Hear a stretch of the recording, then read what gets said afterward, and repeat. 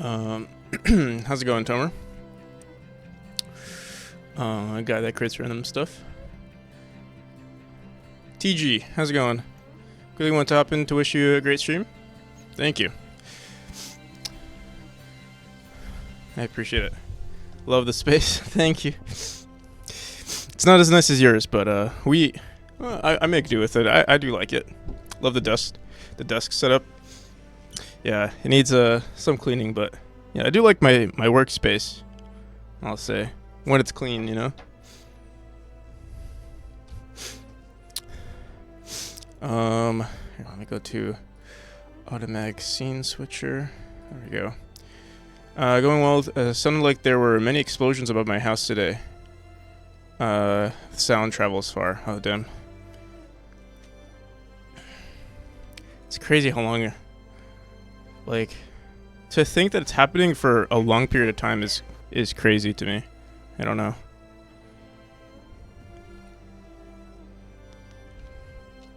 I am abusing a goofy android as goofy goober. Welcome, Pagorli. Genuine priority with passions. Nothing wrong with that at all. Thank you. Are you heading to bed soon, TG? What is it? Oh, by the way, speaking of, I know, like, I mean, I was talking about, I mentioned Mathrim, another Belgian, another streamer from Belgium, and, I think he was actually currently streaming. He's a pretty quiet dude, but he also has a cat. Fun fact, and it's always on his stream too. Here, there he is.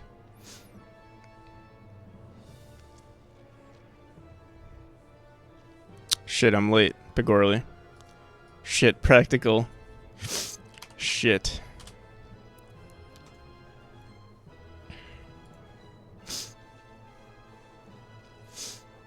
How's it going, Irad? Have him. Oh, quickly gonna dip by him. Send your regards. All right. Peace. Yeah, he's a really intelligent dude, and he's also very passionate about programming. So it's awesome. Gotta run. All right. Peace.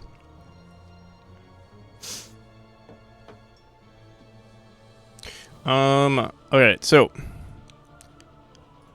So we've come to the realization that to finish this game by January, we have a lot to do. One, we have to do at least 2.3 rooms per day. So do I have like a I need like I think I need a new file specifically for like game plan till January.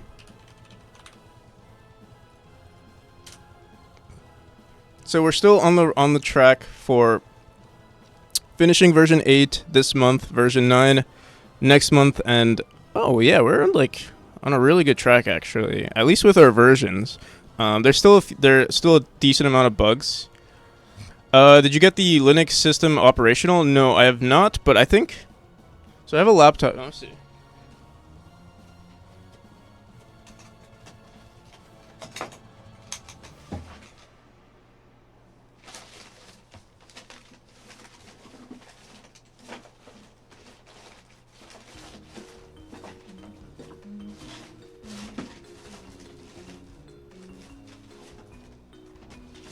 It might be in my closet, actually.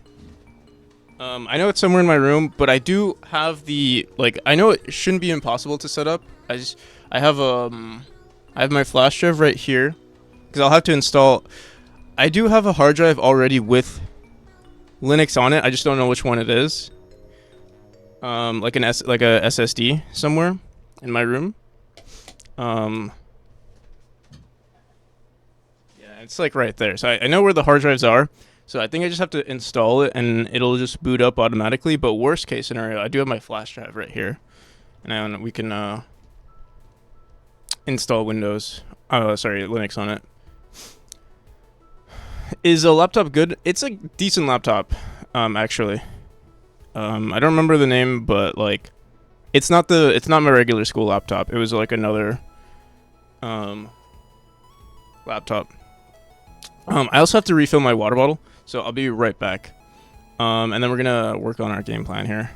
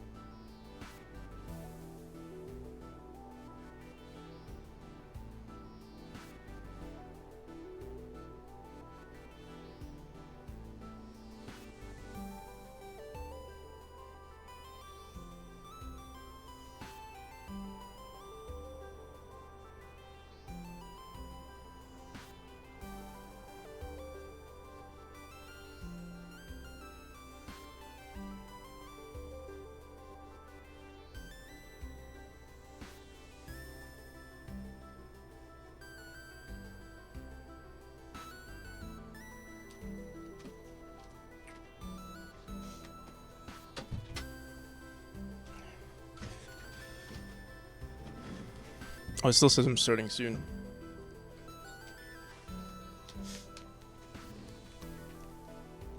Should we already send links so you can set things up? Yeah, if you wanna, if you post them, yeah, just post them on the Spotlight Saturday. Oh, someone posted. How about you throw eggs here? Cause I want to grow an egg business. Okay. Good luck with that, Juho.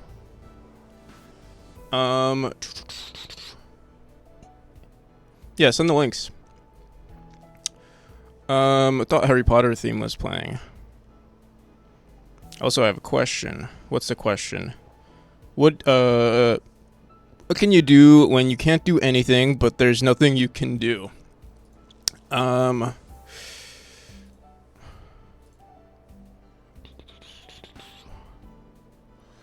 Is this is this related to game dev? Like you want to do game dev and you feel like you can't do game dev? Install Debian Linux. It's kind of good since you don't really need any updates. Isn't Ubuntu is Debian, isn't it? Right?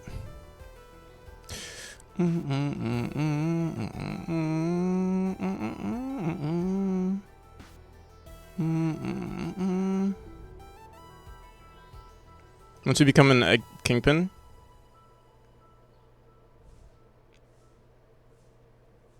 This guy gets it. Alright, game plan till January. We have to do 2.3 rooms per day. So, I guess content we'll do.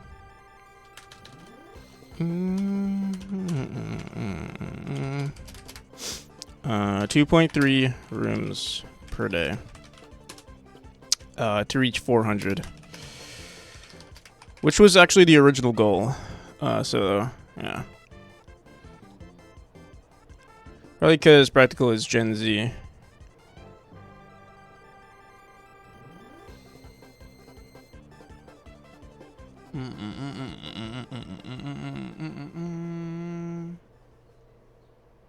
How the fuck do you dot room?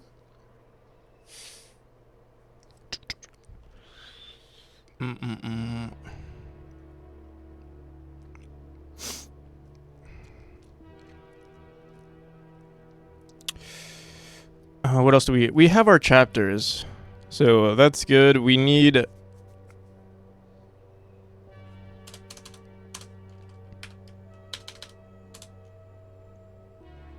what the hell do we need?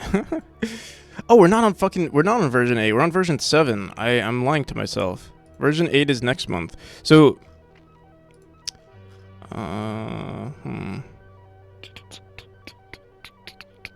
we do need to update our GDD game plan.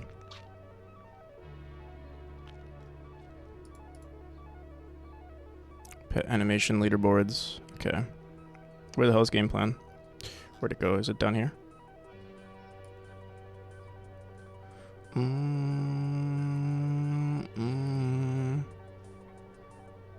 Never mind, everything's okay.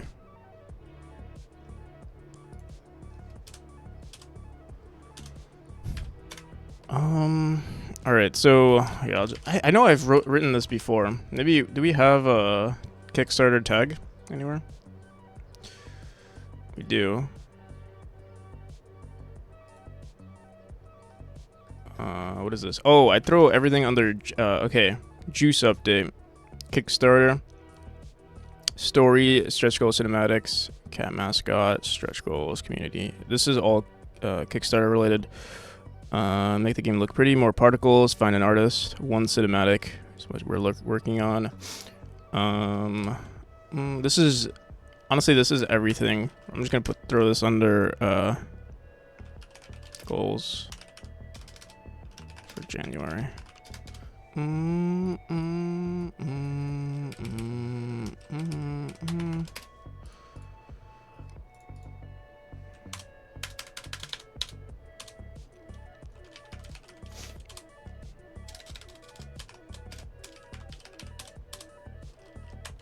Hello there.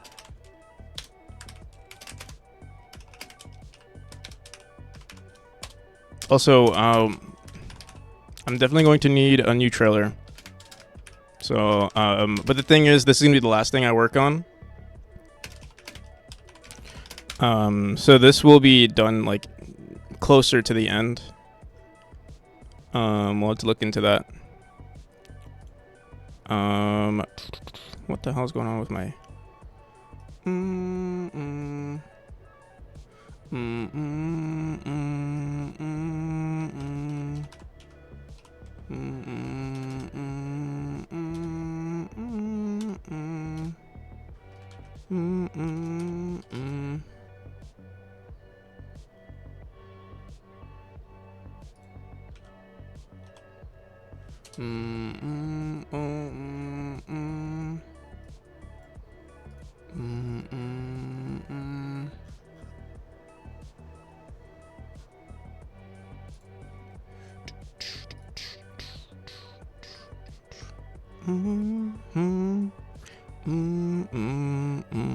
All right.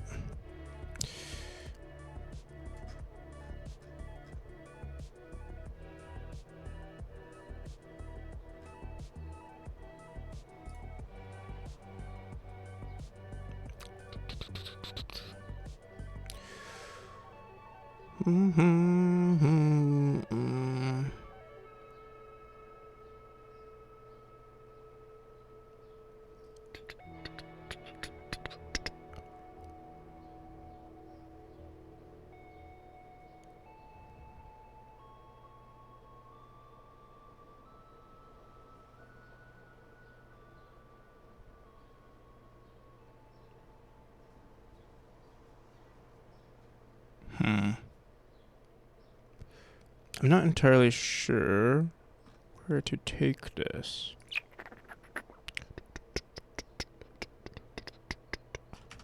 All right, let's just go. Let's just work on what we want to do today. I'll figure out more of this stuff later. Heaven decoration tiles. Still haven't figured that. Also, it's not heaven decoration. It's like supernatural or like time-based decoration tiles. We need cogs as well. Background auto tile.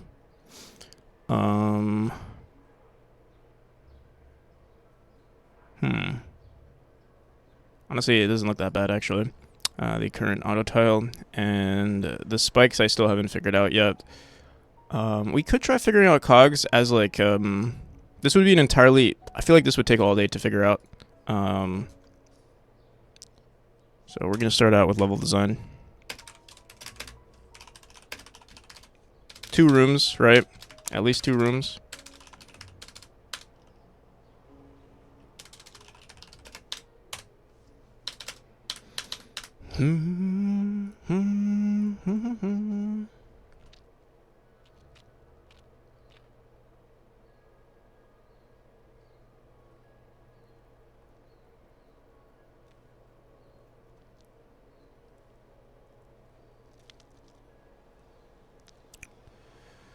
Mm-mm-mm-mm.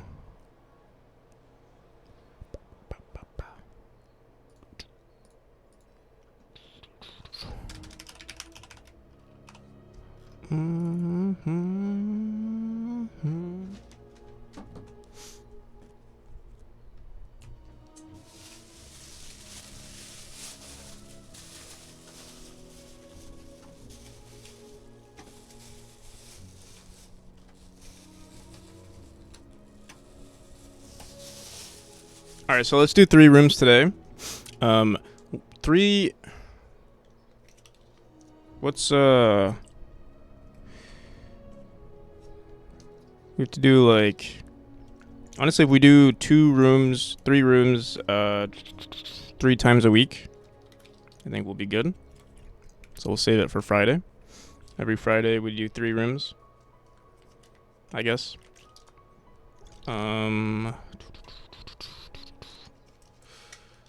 And yeah, should be good. And I'm gonna start trying. Okay, actually, I wanted to get into the habit of streaming twice per day again. But today that might not happen because we were doing this thing. I'm doing this thing with some buddies where we're doing a drinking game again for our, Halloween to celebrate spooky season.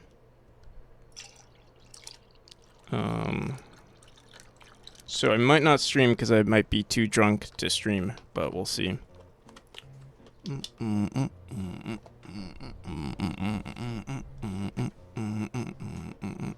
Alright.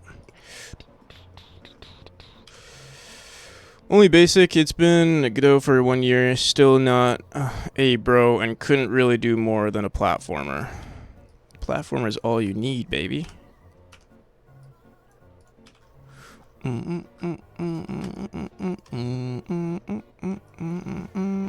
What room is this? 2. We never finished this room.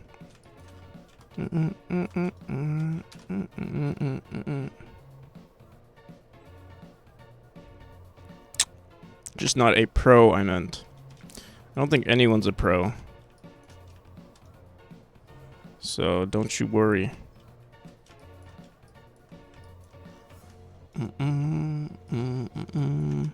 I don't know too many. Out of like all the game devs I know, I think I only know like 2 that are actually, or at least because like to say that they're a pro, that means they've succeeded at game dev professionally. So I know a lot of I know a lot of good game devs, but to say you're a pro means you're professional, right? And it's kind of rare actually. The only people I know who have released games, like personally that I know that have released things successfully is, I'm trying to think. I know Zendra has released a few things. And Jotson, at least with Godot. Obviously there. Oh, and also Red Cabin Games.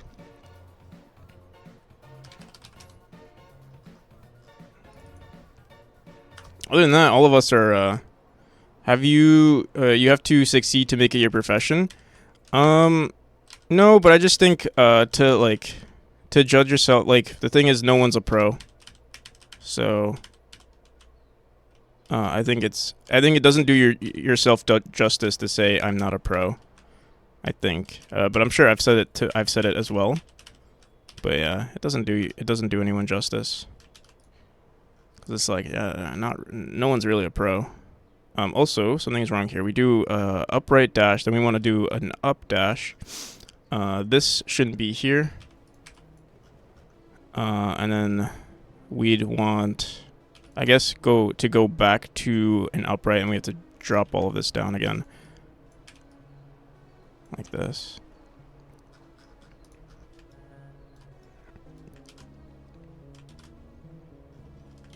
Those particles look mad spicy. Thank you. I bought them.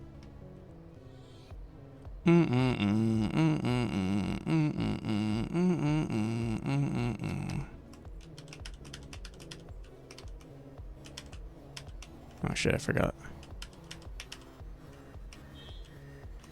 All right, cool. Beans. All right. Honestly, it's not too bad to leave this room the way it is.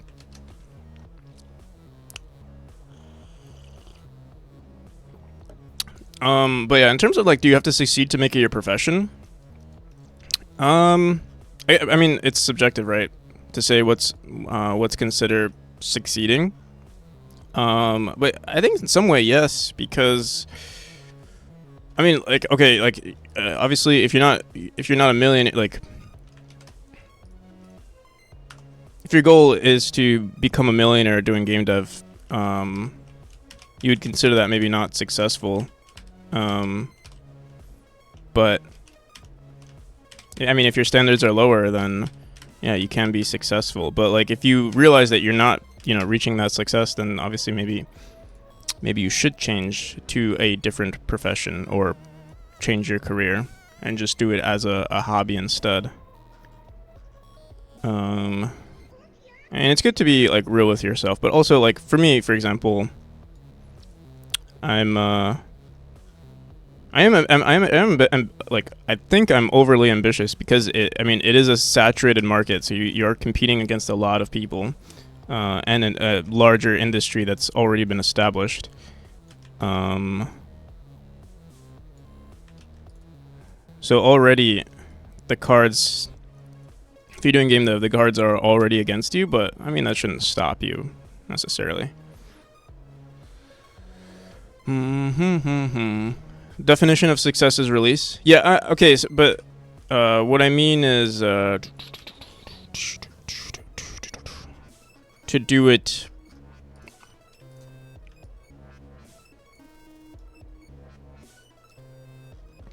I mean, if that's your definition of success, then that's good. Like, that's a good approach. You also have a job, like something that can pay the bills, which is good.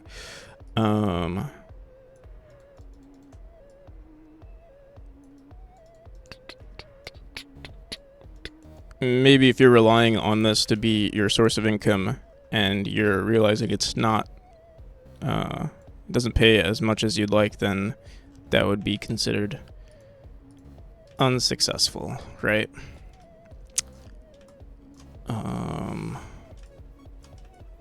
But yeah, it's subjective, really.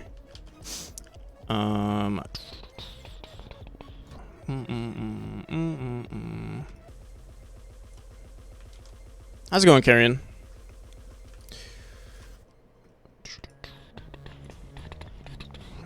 All right. This room looks pretty decent.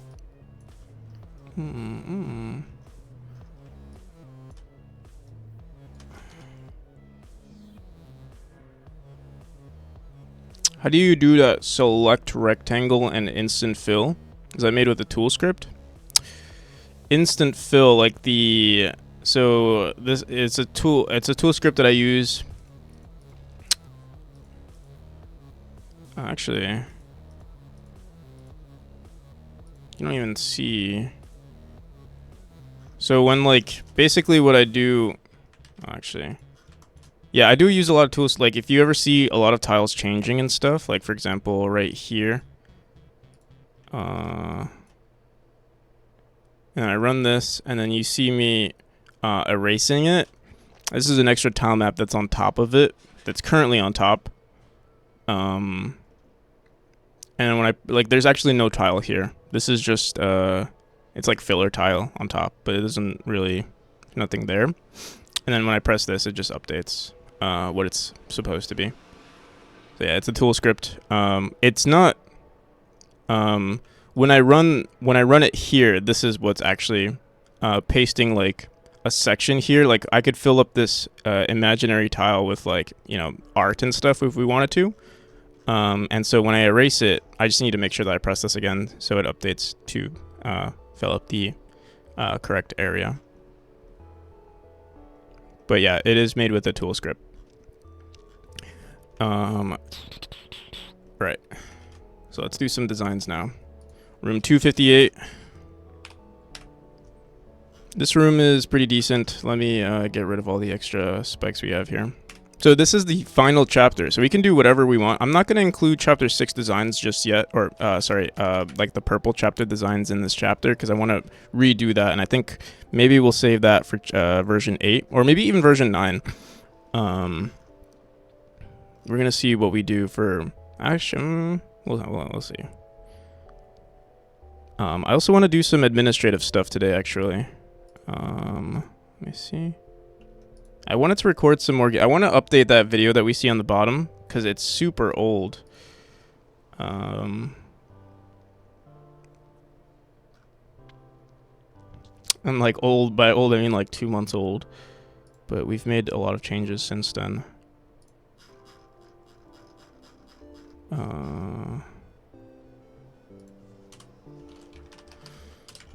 Record new gameplay video for stream. I also wanted to update my stream quality just a bit. Like, I forgot who I saw. I think it was Adam C. Eunice. I saw like, he has like, well, one, he doesn't use a green screen. He has like the full camera, but he like cuts it out. Like, you know, some people have like a little section for their face, or like you know where my face is. They have like a box in there, and they'll show kind of like their room. What I was thinking of doing was like showing my room, but like, oh, kind of like, what's his name does it? Shiny Games. But I would put a shader behind me, like a freaking space shader, because we're in love with space nowadays. That's the new thing. That's my new thing, space.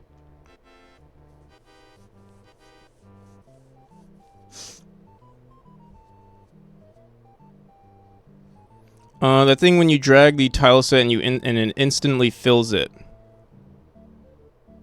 Oh, that's wait. Drag a tile set, like, you mean like this?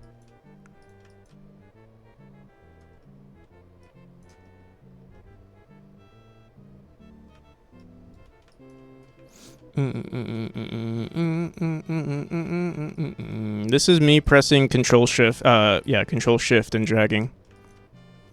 Do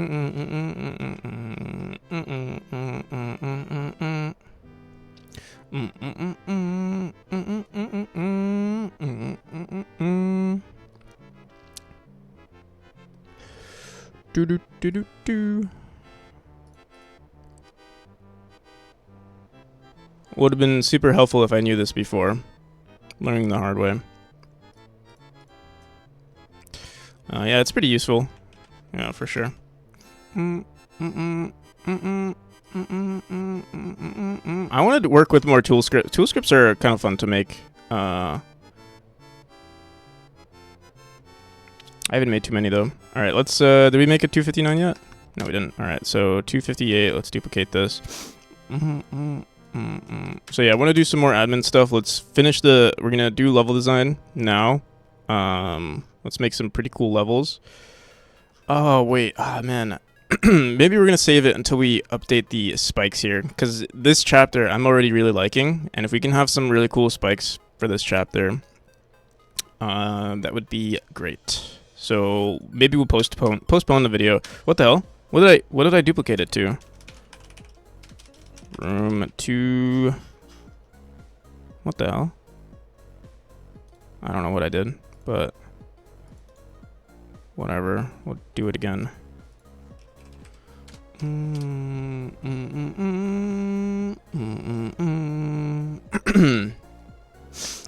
add an optional hard mode in the end, like Path of Pain. So I do plan on adding additional content, and like, honestly, it's pretty open-ended. I want to add I want to add so much. I don't see myself wanting to finish once the base game is released. I want to keep working on it, so it won't be like if we have something similar to the Path of Pain. There'll be something, but I just don't know what it will be.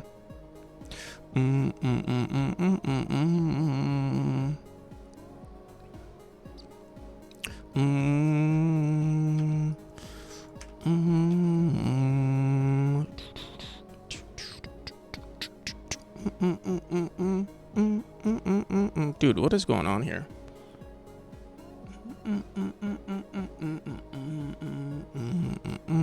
Give me 1 second. Might not be able to make all the base levels before release. Also, NPC, I'd like to add additional content. The base levels... The thing is, give me 1 second.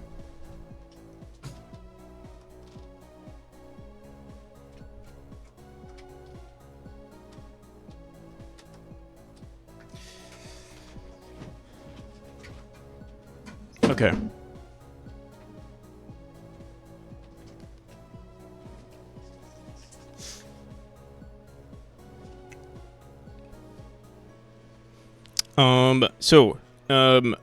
You kind of have to be, it's so weird, like, with game dev, you have to be I feel like you have to be a little contradictory, but also, like, there is an overscope, like, you kind of have to, I feel like you have to kind of shoot for the stars, and then you get, like, 70% of that, but also you still have to be kind of real with yourself, so, like, I know, like, when we realized, oh, like 500 levels is probably not possible, I was like, okay, fine. 400 levels is still, like, it's kind of a stretch, because, like, to do 2.3 rooms per day, and additionally with all the level design, that all the, like, just content we have to do, and, like, polishing, it's a lot to expect. But then, yeah, you kind of push it, like, I really want to do two streams per day, so if I do 2 streams per day, then I mean, that'll just double the amount of work that goes into the game per day. Which would mean that a lot of the things that we did want to do can be achieved. If I said, oh, let's only do 300 rooms 300 rooms total, that's only 40 more rooms, and then I wouldn't have to stream twice, and then there would be much less content. But I know, like for example, having the Path of Pain is probably not something that's, or like an end game content, or adding additional content for the 5% of people that are going to beat the game and continue playing the game. It's difficult to say, oh, let me focus on that, rather than the base game. But yeah.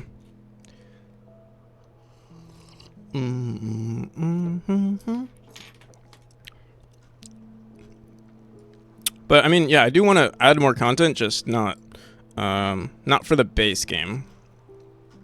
Not for when I release, 1.0. But that was the same thing that Celeste did. Like they made their base game and then they just kept adding content, which I think is a good approach.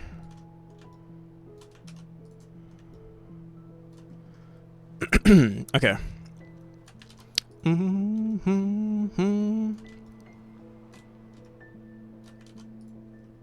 Boom, boom, boom, boom. All right, what should we do with this room?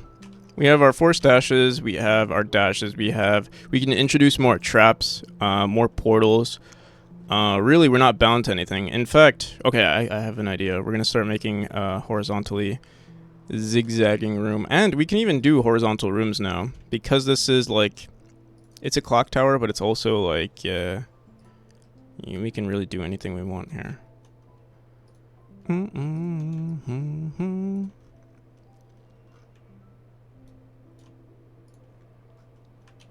Boom, boom, boom, boom, boom. All right. Started off here, or here, or here.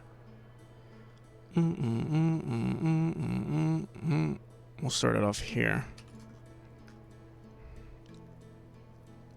Dash distance away. Actually, that makes sense.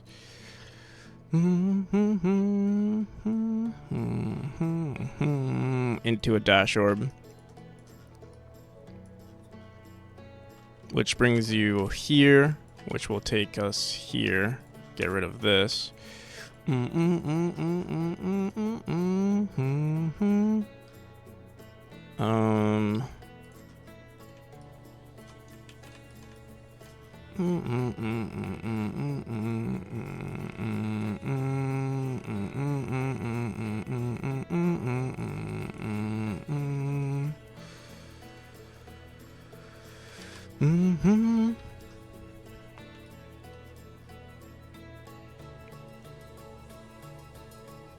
Someone have a modern console that can run a browser like PS4 or PS5?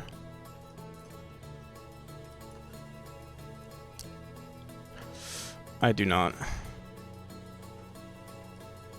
The last time I owned a console, or actually, I mean, I guess I technically have a Switch, but it's not even in my possession at the moment.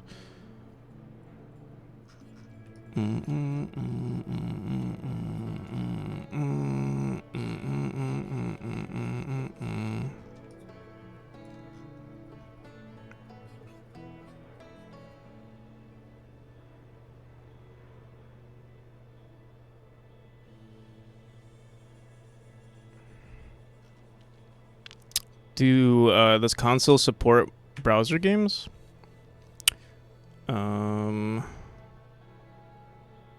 So I'm gonna throw this one.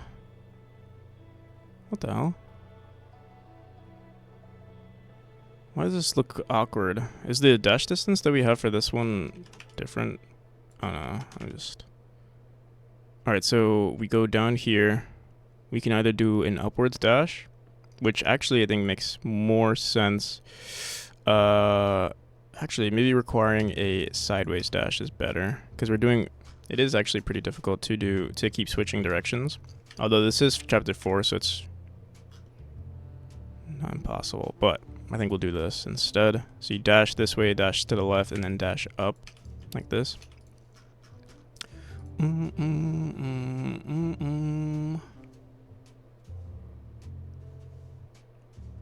Unofficial memory release on console.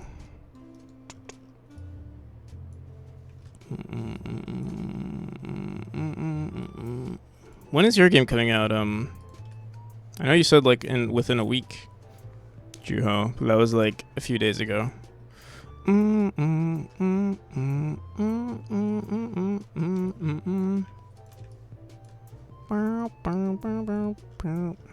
Alright, so boom boom.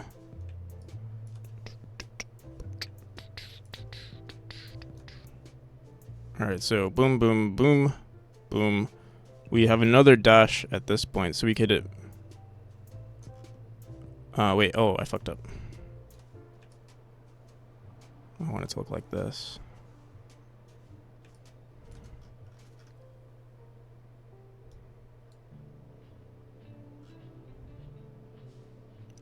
How's Memory doing? Memory is doing... It's doing well. Better than that. I think Memory's doing better than I'm feeling, which I think that's a good thing. I think, I've noticed this with like some... I don't know, I've noticed this with like some streamers who are like working on some really good... Not every streamer, but I've noticed some streamers who are like working on a really big game. When they stream, they look so depressed and sad and like dead on the inside.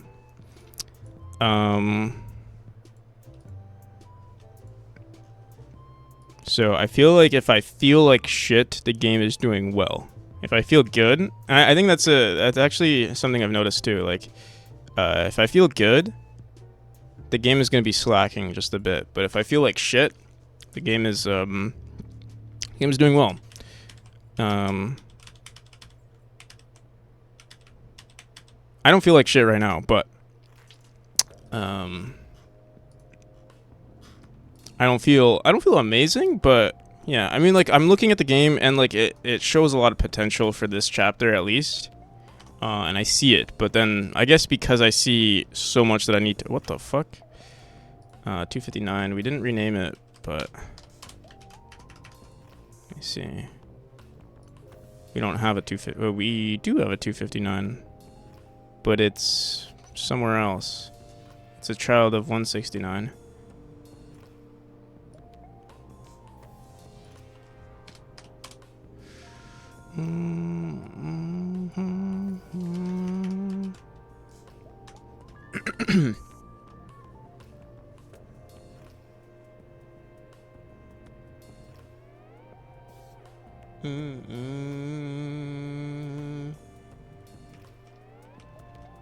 Unfortunately, you're making it sound like I'm the bad guy for wanting Linux builds as someone who is installing random files from the interwebs.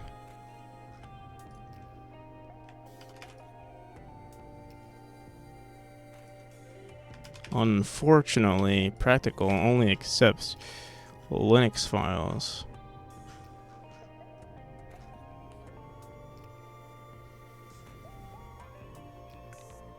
Will memory support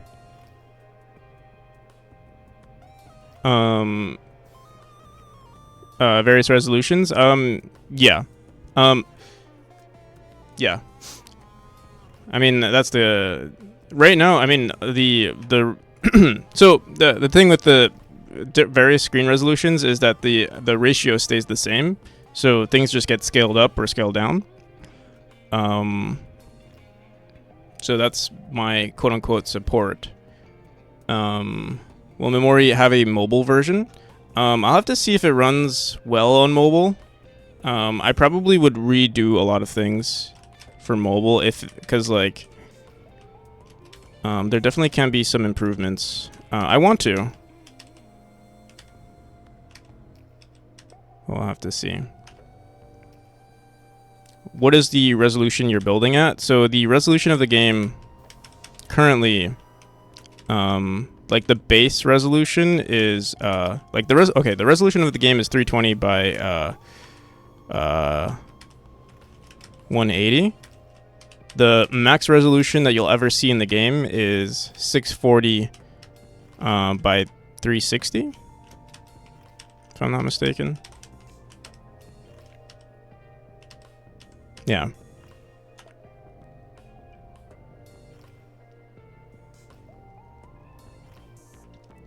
You're very poor. Mine is always 300 by 300. Interesting.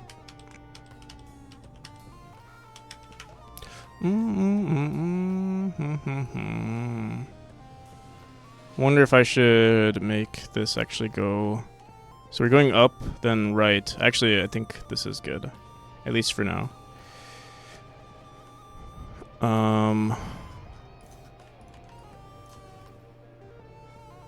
Looks funky on your phone. You have to do like one of those designs on your game where it's like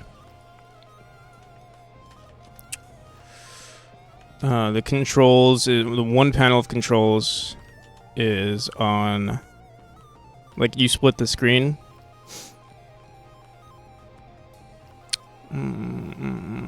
There's some games that do that.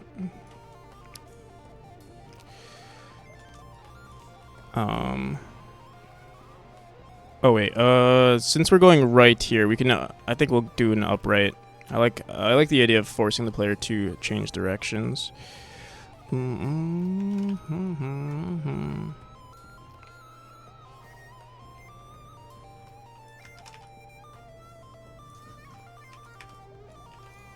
Alright, something like that.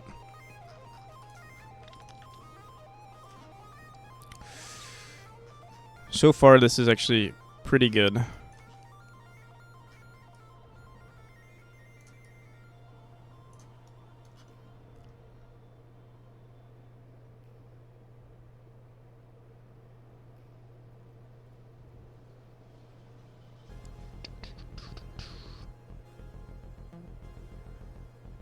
Am I missing anyone's message?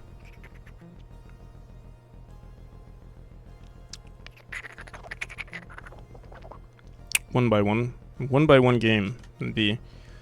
That's possible. By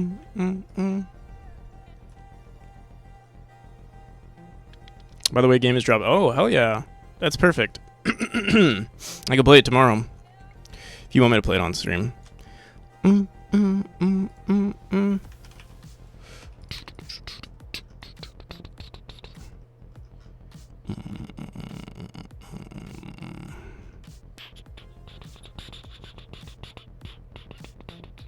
Alright, so left dash to here. Well, left dash up. I'm kind of repeating what we did down there, but I might just do it. We'll see how it plays. We'll have to change something though. Once you hit this point, maybe.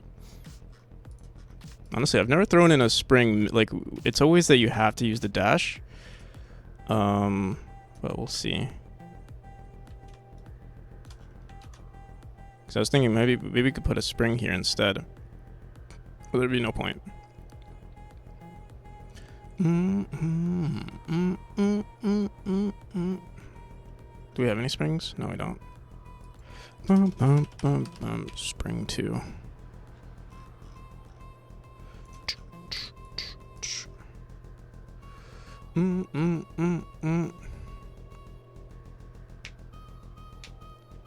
At a game conventions, it's a 1x100 game. It's basically just one line, and you press the single button to avoid the red spike of enemies that flicker, and you gotta time your jumps to get on top. It has tons of levels.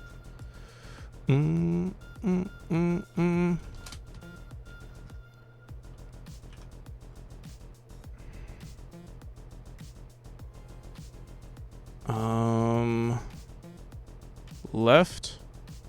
Maybe I do left. Cause yeah, this is repeating, but here, let's see what it's like.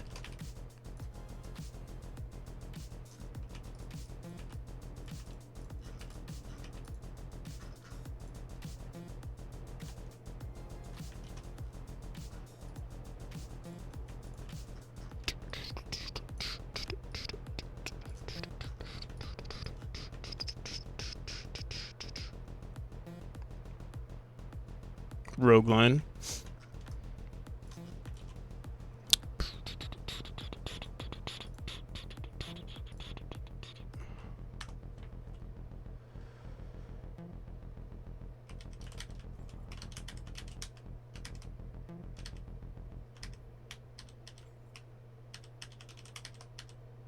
Honestly, it's not too bad.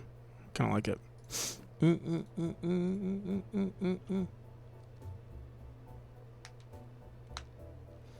Boom, boom, boom, boom, boom, boom.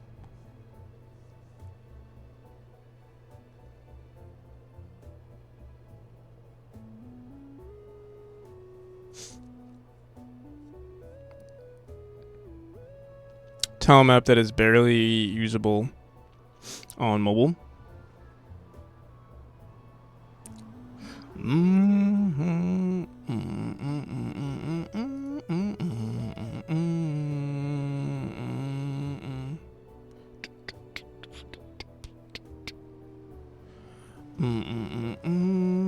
Honestly, this room is looking pretty good.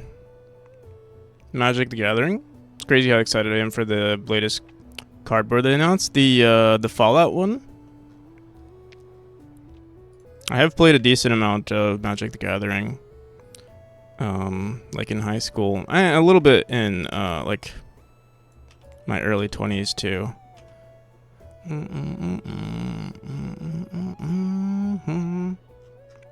But yeah, it's cool that they're making a Fallout. What is it, like a Fallout Commander deck?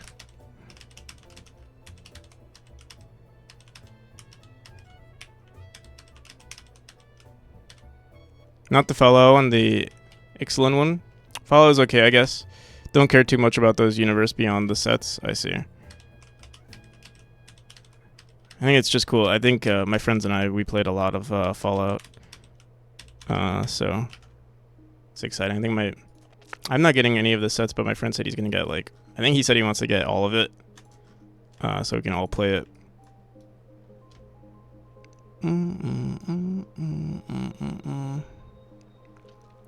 MTG is just the cash grabbing hyped franchise. It's kind of sad to see as I think MTG will be getting stale. As I think MTG will be getting stale soon. Yeah, I mean, it is kind of it is pretty wet. The whole thing is based on, yeah, you have to, it's kind of, I mean, it's basically pay to win.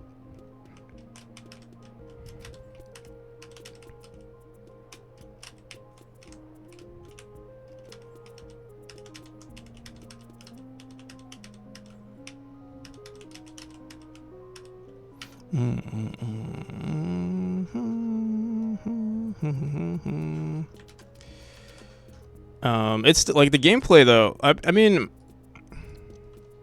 it's always been fun, but it's a really fun. Yeah, it's always been a lot of fun. It is a pay to win, but for example, we've done Even like slightly, like not necessarily competitively. I mean, it is like competitive because like I'll do, or like we've done custom drafts with friends, like an in-house draft, and that's always fun. Like it's a whole night, or it's usually like 2 days, like, but usually we start kind of late, and we just we do a tournament, and it's usually a lot of fun. And then after we do the tournament, we usually do like, we'll just play casually as well with our new decks, trade cards, stuff like that. Only 20 years, almost 20 years ago. It is a great game. Yeah, but I mean, I understand if you've played it for a long time, and it getting stale.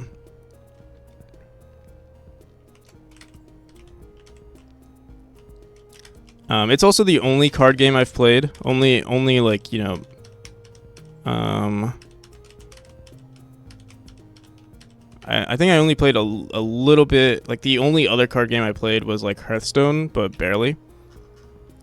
Or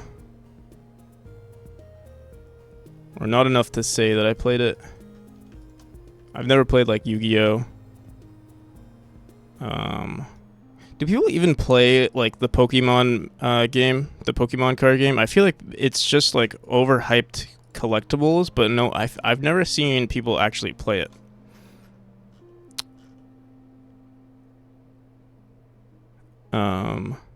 But I know it has a big scene as well. We don't actually need this here.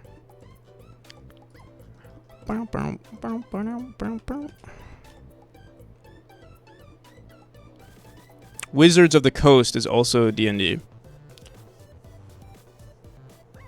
Is this connected to Dungeons and Dragons? Yeah, I mean they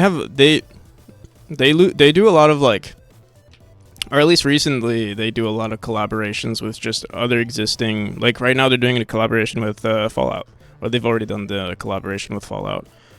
But I think that's relatively newer. Like originally, I think it was a lot of like original stuff made by Magic, or like, you know, produced by Magic the Gathering. Oh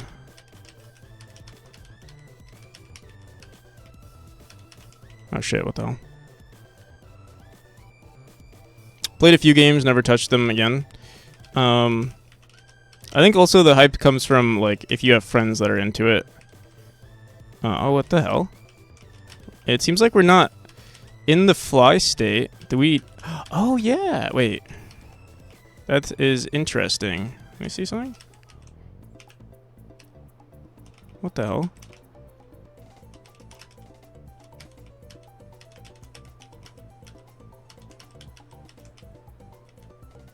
That is weird.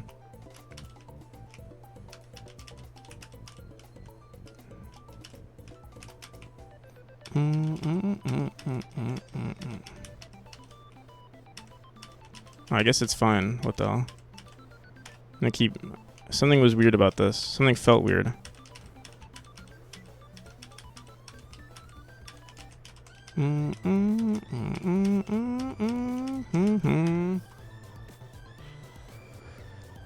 Wonder if magic was real, would there be some system to it, like coding? You can program spells. Magic already exists.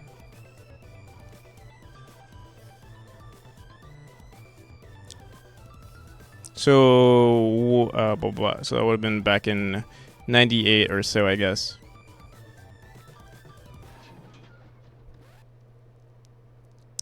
No, there was a huge fuss about Pokemon TCG Championships where someone got disqualified for transphobia. It's funny, how it's always like the niche. No, I don't know if it's niche, but like it's always like there's always this controversy with like these subgroups of like, you know, people that are into like some sort of game, and it's always like like I remember there was like there's a lot of controversy in like the Smash Bros community. I won't even mention the controversy, but you can look it up. It's so interesting.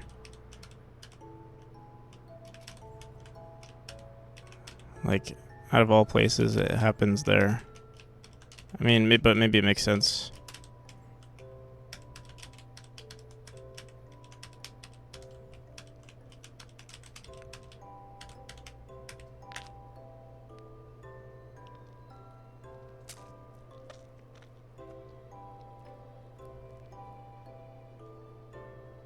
How do you deal with burnout?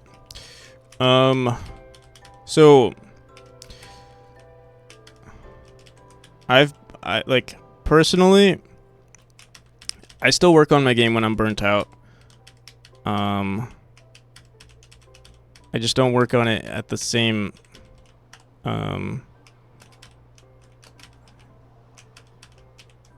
intensity. To help with burnout though, or to help reduce burnout, I tend to just like, if you have variety in the things that you do, it does help a lot.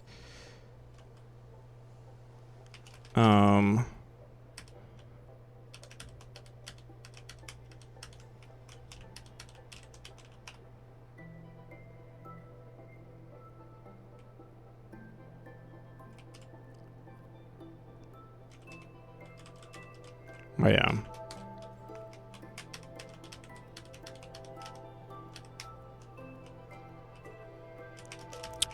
I'm trying to remember, like, at least for me, because I've like I feel like I've ingrained the habit of like working on my game. So like no matter what, even if I feel like shit, I'll work on my game.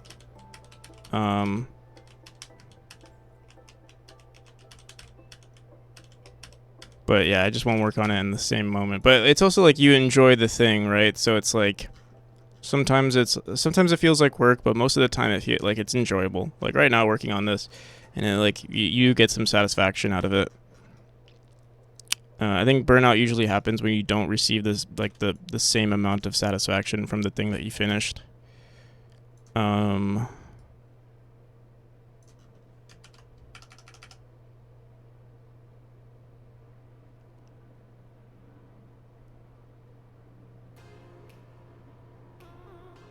am. Alright, I'm gonna go. Alright, see you, Silent. Likes poor Paul.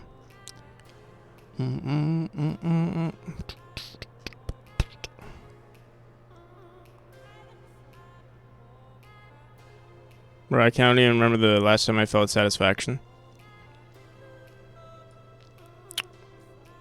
You didn't feel satisfaction from when you made, like, I don't know, like the projectiles in your game, or you made, like, a bunch of enemies.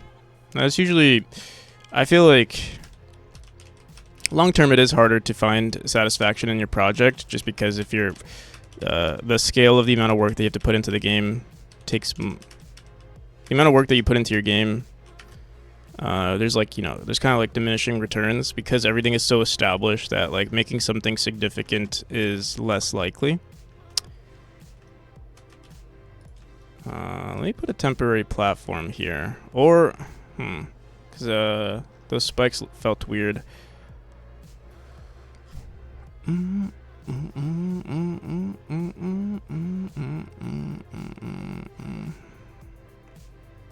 can also force them to do an upright dash and bring this up a bit.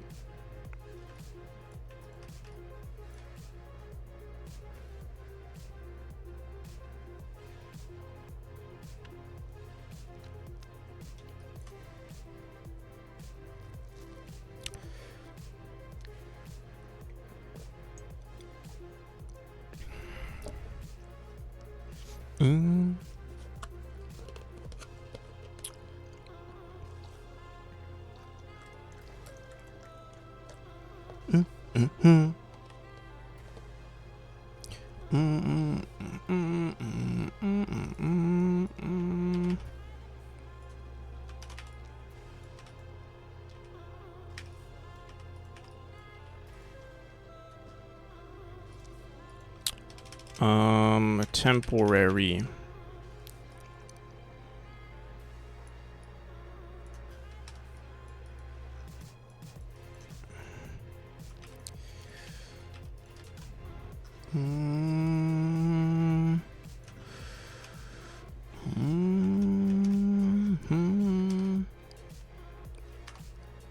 Whoops, it's gonna crash.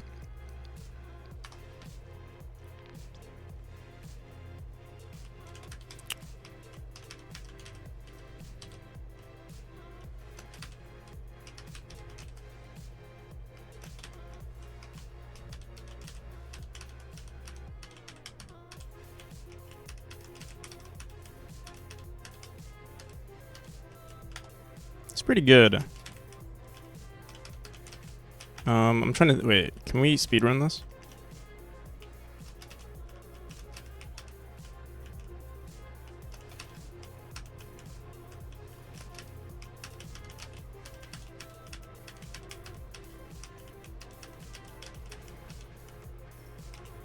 I wonder. This kind of feels weird. We're very close. Maybe I should just bring this out just a bit.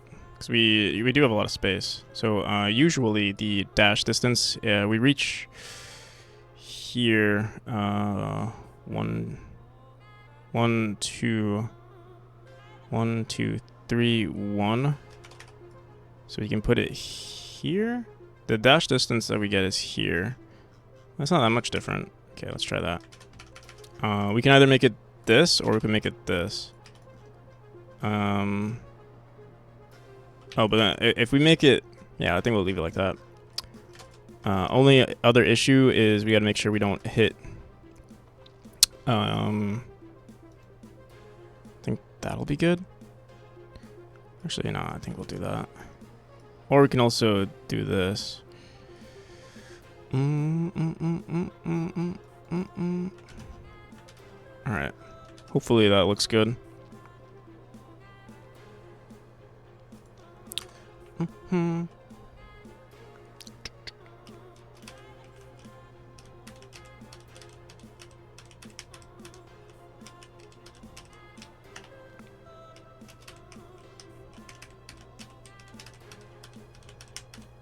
Something that's really helped me lately with working on my game, because like there's a lot of stress as at least with working on a commercial game. If you're working on a game as a hobby, it's way less stressful because you're just doing it for like strictly for the joy of it.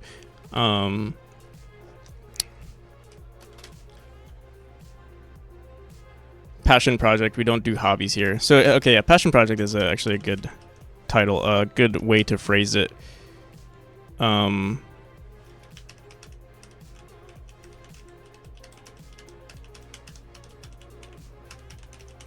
yeah, I would say this is my passion project, but I'm also trying to like, you know, release it, you know, or like release it commercially and somewhat make it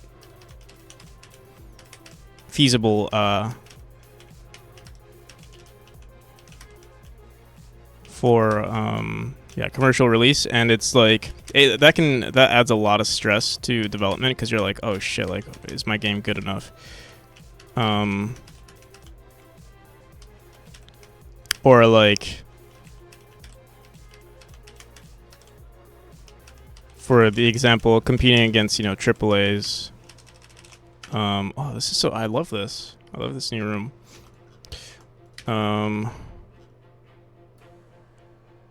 One thing that has helped me, and it might be hard to do this, I don't know, for people, but one thing that has helped me a lot was like taking a step back and like, you know, thinking, you know, we're all just like freaking specks in the universe, and it's like it's so insignificant, like the stress. Yeah, I guess you can apply this to literally anything in life.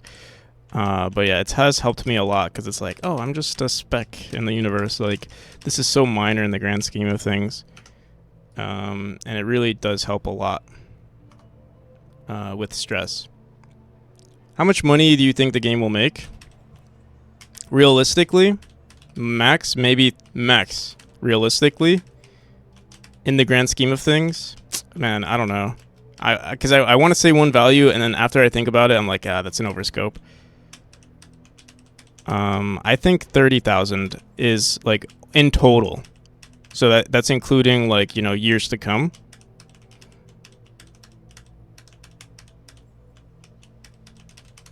If I keep working on it and everything. But I don't know. Even that feels like honestly, like I obviously would like for it to be more so that I can make this self-sustainable. But maybe to make it self-sustainable, I would have to start another title. With better marketing and stuff.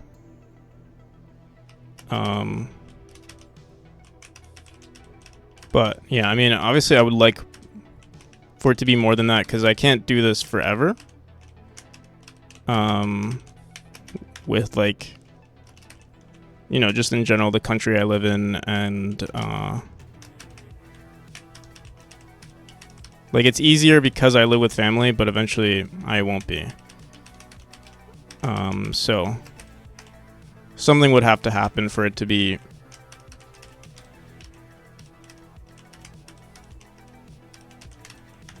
for me to continue doing game dev in the long run.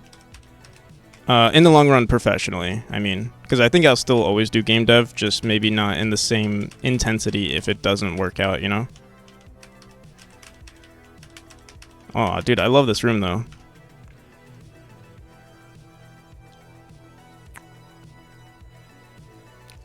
And things will change after the Kickstarter. Yeah, so I'm hoping the Kickstarter does, like, put a lot of recognition into the game.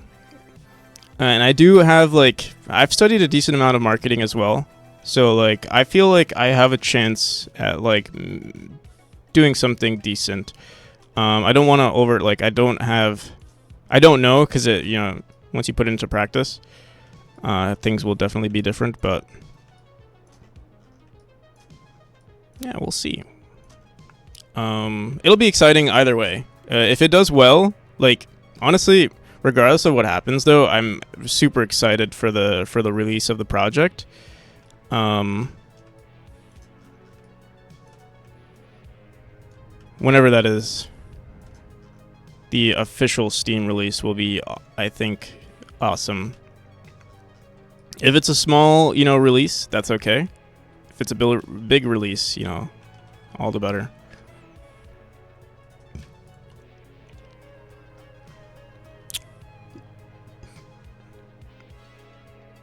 Is that after royalties? So I mean, honestly, the money doesn't even matter to me. The money is really just like any money that, like, if I make it, like, for example, like, if I do a Kickstarter, none of the money is, like, actually going to me. It's not like, oh, I need bills to pay to continue working on this game. I want stuff to put into the game even more. And same with the profit. Like right now, I still don't need any money for survival, for instance.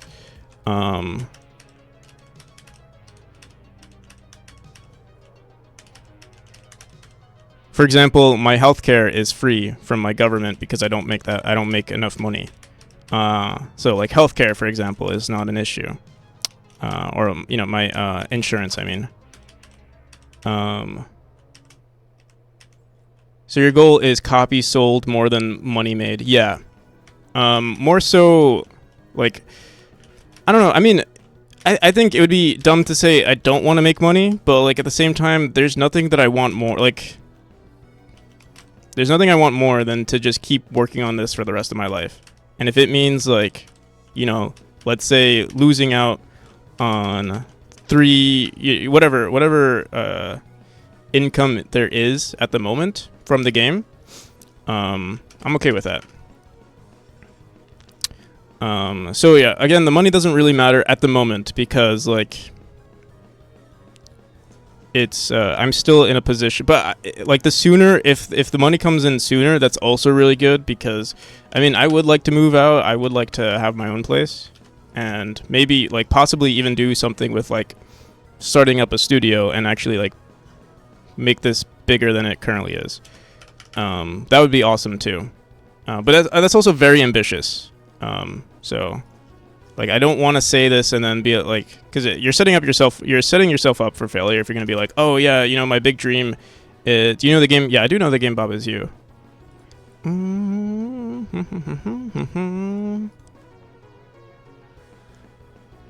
We will party either way. Yeah. So, yeah, I mean, regardless of the money, like, let's say regardless if I make 10K or 100K on release, how I celebrate will probably be the same. Or, like, if I splurge that weekend or whatever, you know?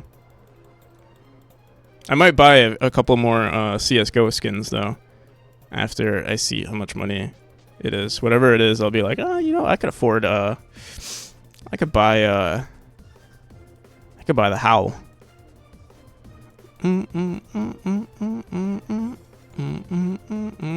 Not actually.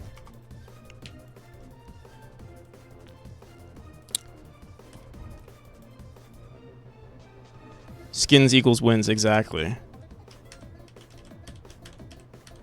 It's so, you know, it's so funny. Like, sometimes I see, like, I'll play with someone and I see that they have like really good skins, and I see that they're bad. Like, I want to say something, but I'm like, I see that they have all these skins. I'm like, how do you have these skins and you're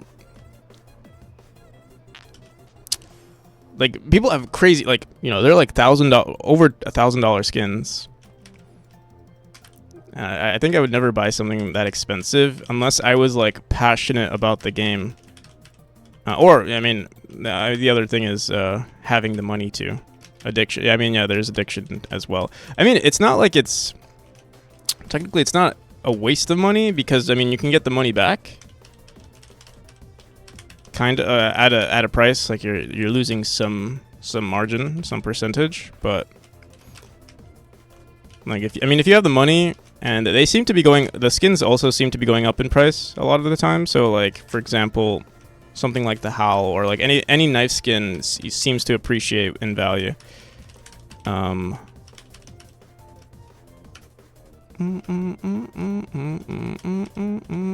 But I still see some people who are just like bad, or like they talk a lot and they have these skins, and I'm like, huh, how could you? How are you so passionate about a game that you're not good at?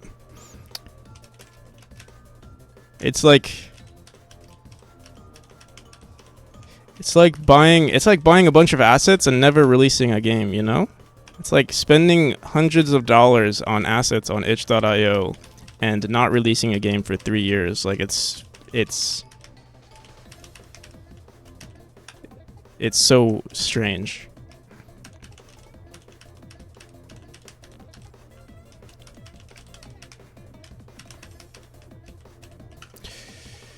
All right, I keep playing this room. I love this. I don't know what hits it. Like, hits my neurons in some way that like says this is good.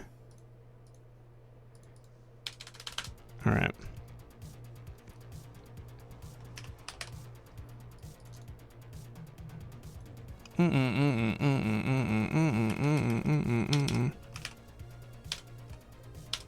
Did I write 269? Is that why it's Let me see. What room do we have? No, I didn't. I made it like a random room, and I don't know where it went. Yeah, we're on room 260 now.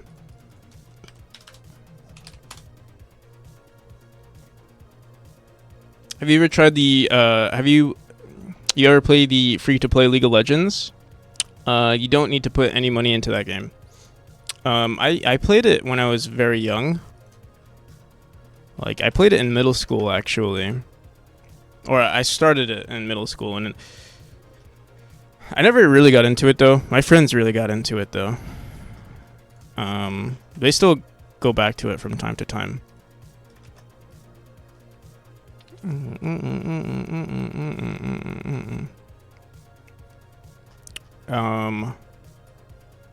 Yeah, like, I never played like ranked or anything in League of Legends.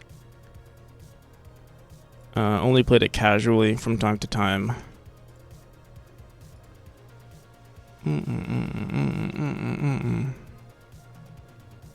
Played it in college and put way too much money into it. Game was fun, but I doubt I'll ever go back into it. Yeah. I do play their FPS though, Valorant. Although honestly, I've been getting low key kind of tired of Valorant. I don't know. I've been playing CS:GO lately. Or CS2, the OG Valorant.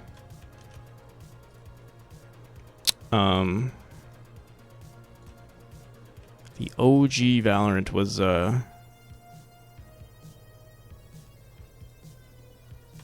mean, it was fun during its time too.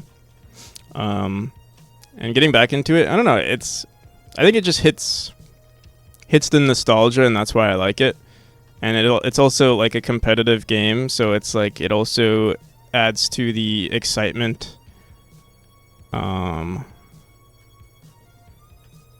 know, it hits that dopamine. Ugh, Reddit. Reddit has a decrease in quality for sure. Especially with all the controversies. Honestly, I wish they handled that stuff differently.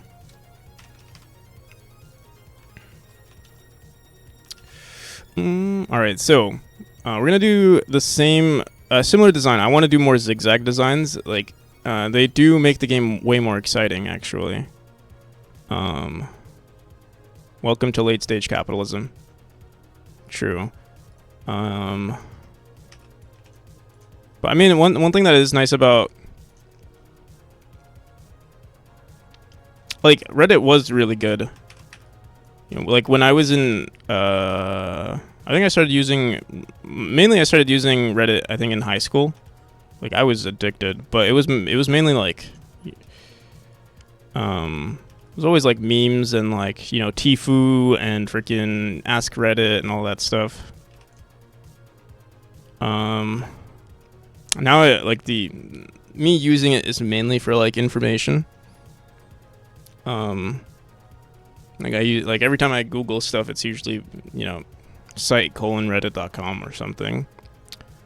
I think it's still a good resource, but like it's so, yeah, I mean, the practices of the company are kind of scummy.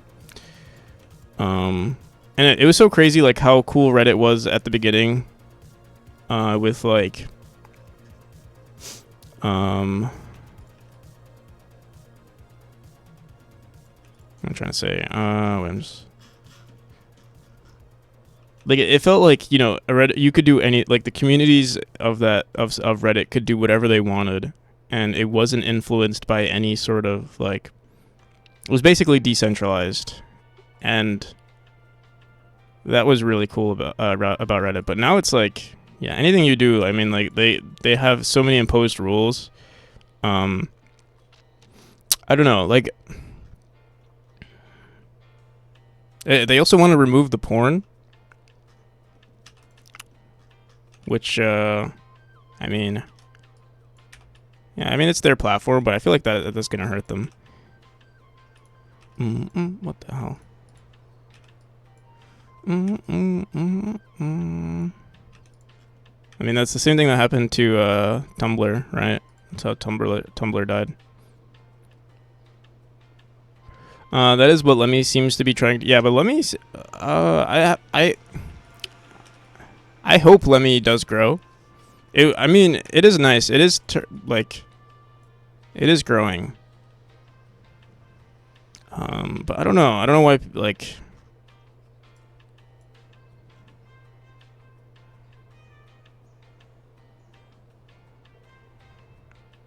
it was terrible. Oh yeah, AI generated images in porn.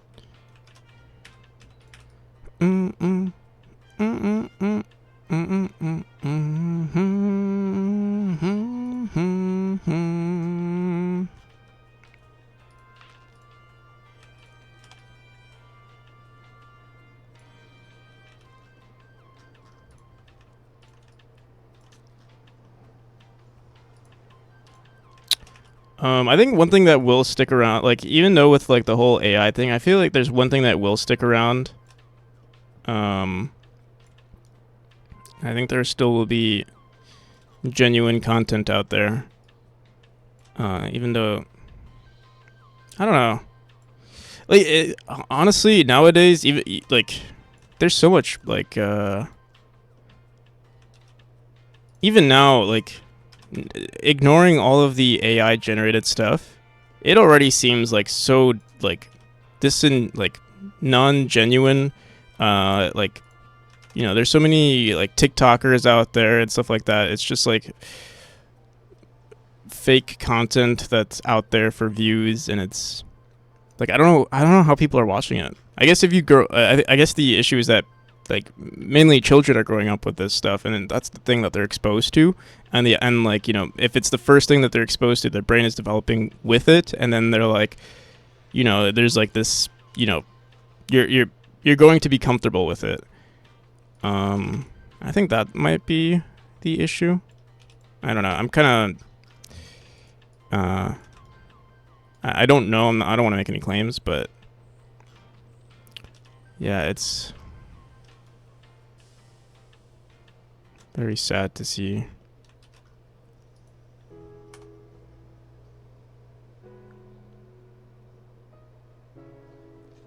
Oh, I didn't know too much. Like, I just recently heard about the AI pornography thing. I didn't know how, like, I guess I could assume that it does get pretty nasty. I guess as an NPC, I'm pretty as an NPC, I'm pretty vanilla, I guess. So I'm not exposed to the things. I don't even know what they're generating with AI, and I don't want to know. But yeah, I can imagine it's bad.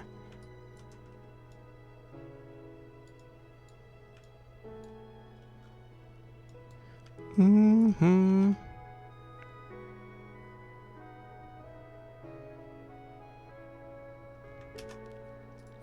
But personally, I mean, it's like this with everything. I don't know. Personally, I like, for example, me streaming, and I kind of got distracted. I wanted to say, like, I think there will still be corners of the internet where they're like, where things are genuine, where like you'll enjoy the company of others.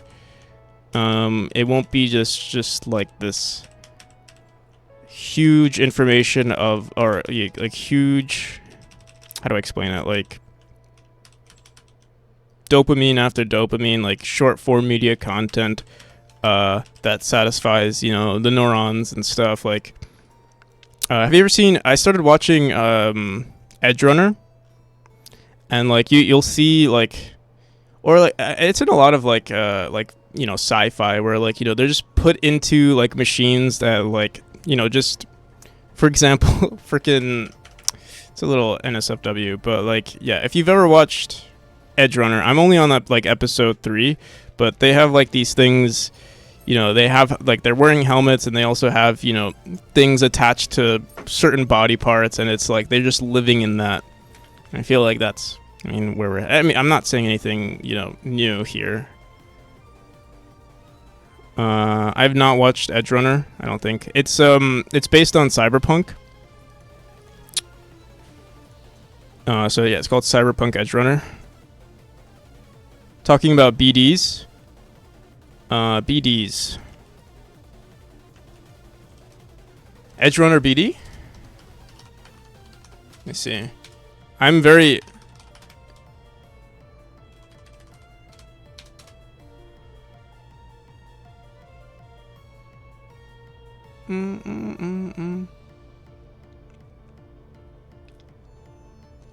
Seems like that's what it is. What is BD? Cyberpunk in general, I see. Yeah.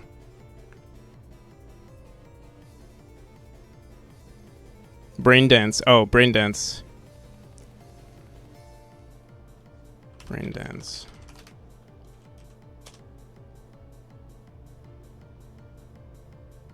Playback someone's experience, including physical sensations. Yeah, I mean, like stuff like this. Yeah. Feels like, I'm even surprised it's not happening more often nowadays with like the amount of, I guess like the only thing that we use, it's way more subtle. Um I'm surprised, I guess, because it would have a huge negative impact. It's very similar to drugs, right? Um I mean, I guess that's the same reason why, like, for example, the US might want to, or is trying to ban, or I don't know what they're trying to do nowadays, but like, for example, I actually don't even know why they're trying to do it, for like, banning TikTok, but like stuff like that, like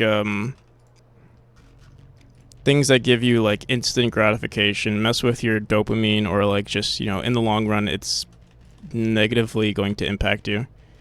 And I don't want to sound like, also, I mean, I'm a victim of, I don't want to say I'm a victim, but like, I've been exposed to it too, right? Like YouTube Shorts, for example. I mean, even Reddit does it now, where it's like you open up the app and sometimes the first thing you see is like Shorts, and if you click on one, it just starts automatically. Like if you click on a post, the next post that you see is another short, or reposts made from TikTok, and stuff like that. I feel like it's not brain dance, but it's like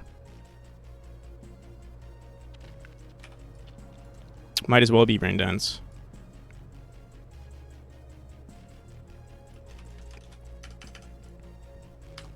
Like if there was if there was a pill, and I mean there are already drugs, but like if it was easy accessible to people, to take a drug, that just gives you, instant serotonin for the rest of your life, or you just keep upping your serotonin dosage or dopamine dosage. Like, would you take it? If it was just right in front of you, or like it was mass produced, where you go into a freaking grocery store and it's just in the aisle. I feel like a lot of people would take it. Honestly, I wouldn't even be surprised like if I took it,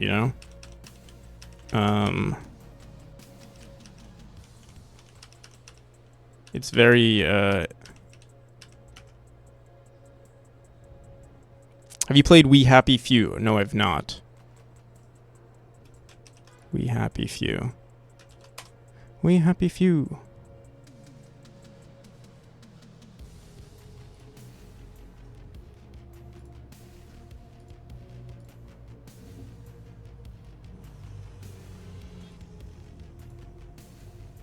Reminds me of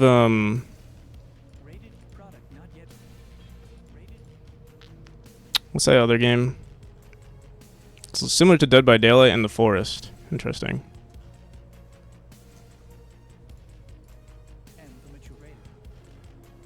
Watch the trailer. Watch the trailer.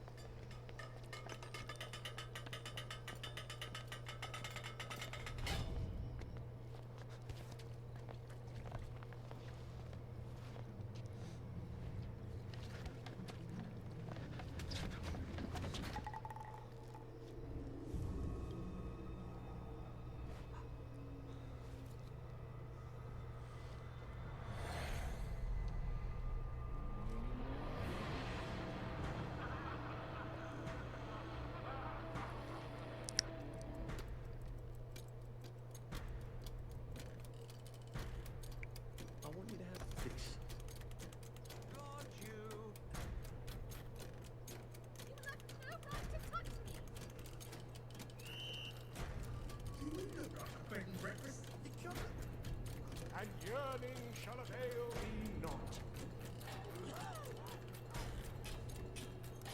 Are you sure it's safe to get that close? Lift you!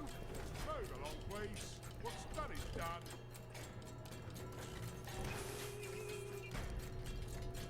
Get yourself back to the garden.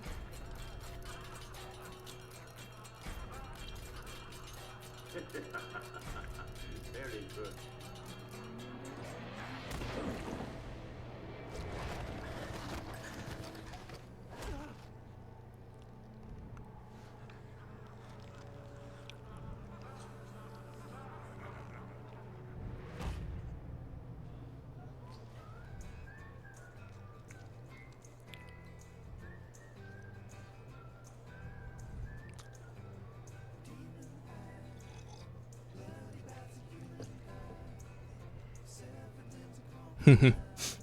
We happy few.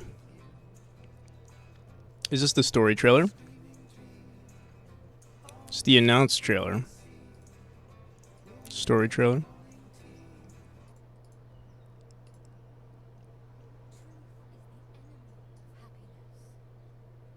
Isn't that the decision we all make? Oh. But you know the truth, don't you? There's not a thing I can tell you that you don't already know. Is there? Have you had your joy, Ollie? People in town are getting a tad bit skinny. I think they're starving to death. And they're painting the streets in fucking rainbows. Have you not noticed? Oh, Ollie. Why are you all wearing those ridiculous new You masks? should get one. They shape your face into a smile. And when you smile, you can't help being happy. We have to tell people. They need to know the truth. No. It's better not to know.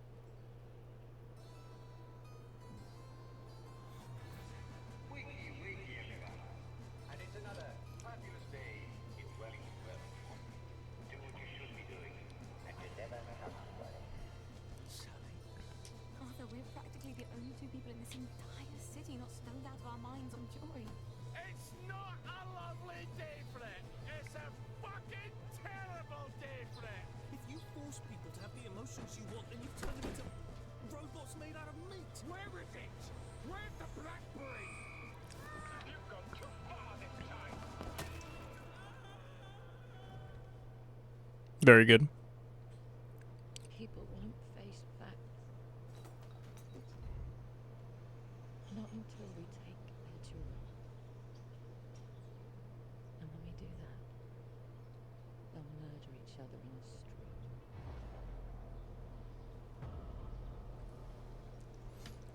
It's interesting. I don't know what the story is, but like, I wonder, like, if you were given, if everyone was given the pill,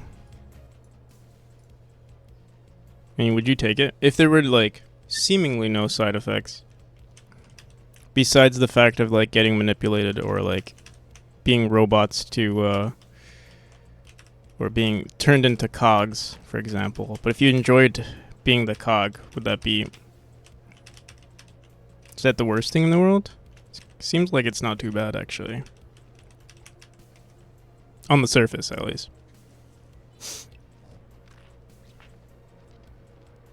The world you see is entirely based on whether or not you take your joy, right? And I mean, if you feel like you have no control over it anyway, like if things have already been established. Arizona is so flippin' hot. I would think it's the hottest state, isn't it? How's it going, Hugo?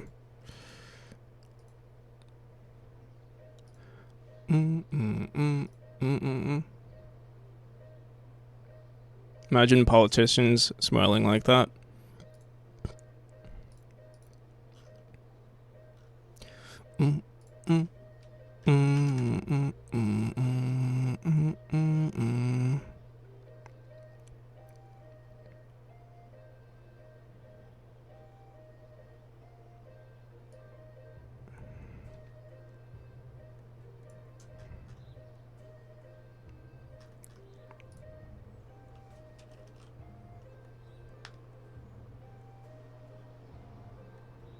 As you attend a coworker's office party, and whether you take the joy determines how you see the piñata.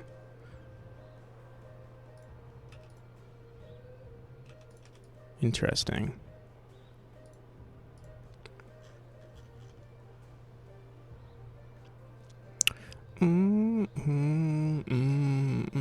It's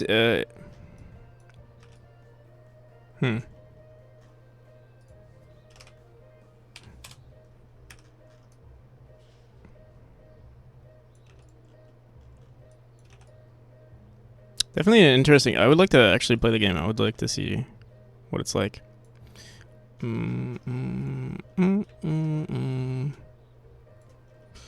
What YouTuber do you recommend to learn Godot?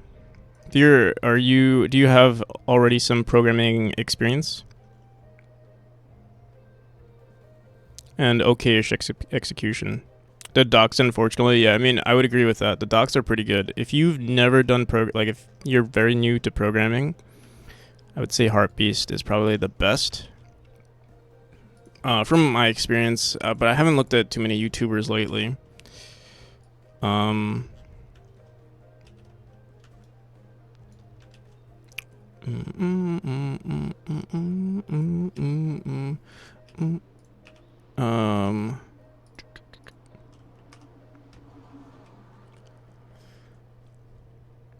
Would you take the pill?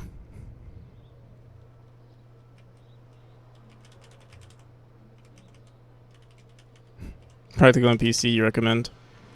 I wish I did more YouTube. Definitely wish I did more YouTube. Also, you know what? You know how we have trails from our debug mode here?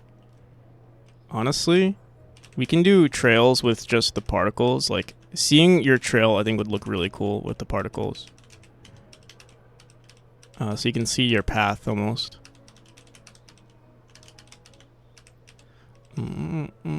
If you dash a lot, you'll see a line for a little while. So we'll do some updates there.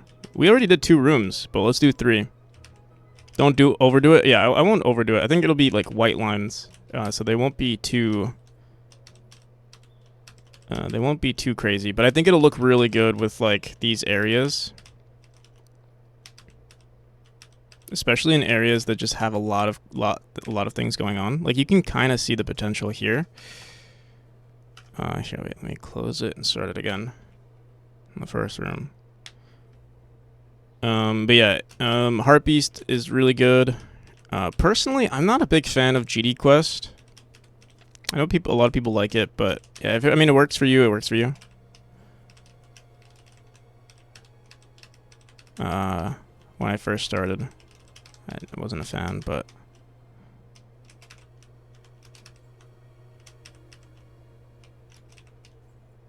I also haven't looked at too many. I'm sure there are more YouTubers out there that are making high quality content, high quality tutorials. I just haven't seen them lately. I'm barely even on YouTube myself. Honestly, I've never, if I'm being honest, I'm not even on YouTube in general.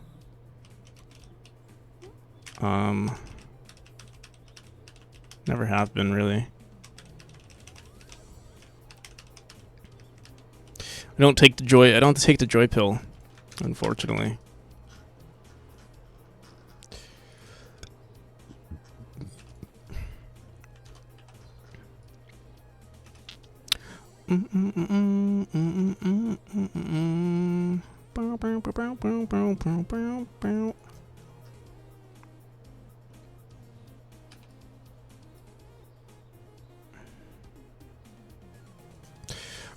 But I'm trying to think if, like, I feel like, is it?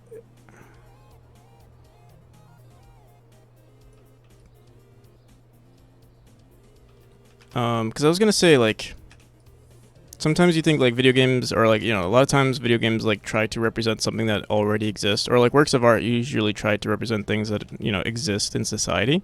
And I feel like the joy pill isn't really a thing. Like, there are things, like, it's not necessarily a pill. For example, I mean, like, just the content that we watch, the short form media content, for example. But I feel like we're not addicted to joy. We're addicted to, like, information that's maybe not that useful. Like, for example, news media outlets aren't really news media anymore. It's more so entertainment. and like living as like we're more so concerned with like just the next form of information that's either good or bad. Usually it's bad because bad gets more feedback, right? Why watch YouTube when there's almost constant stream of average content right here? True. But honestly, that's the reason why I don't really like YouTube, because it's like it feels so like this. It doesn't feel genuine a lot of the time. I remember talking about. I was talking to Styx the other day, and it's like, yeah, one thing that's really nice about streams is like you can't hide who you are. I mean, I guess you can put on a face, sort of, like you are talking. You are like trying to entertain a little bit, but even then, like your real personality will come out at some point. Ooh, a secret right here would be so good. Since we're traversing this way, but like having to go back this way.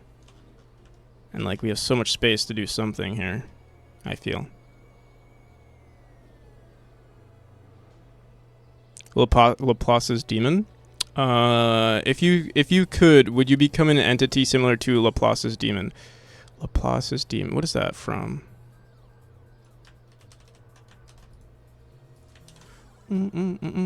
Is that the concerns of idea determination, namely belief that past completely determines the future?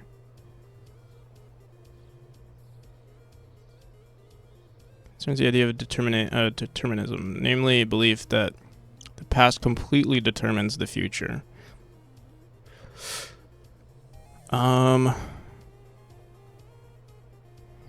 Determinism. Humans are ultimately determined by causes of external by cause external to someone's will, taken to imply that individual human beings have no free will and cannot be held morally.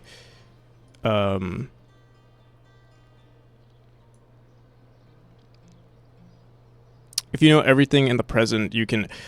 I mean, yeah. I mean, I guess that's the question. Like, do we have free will? I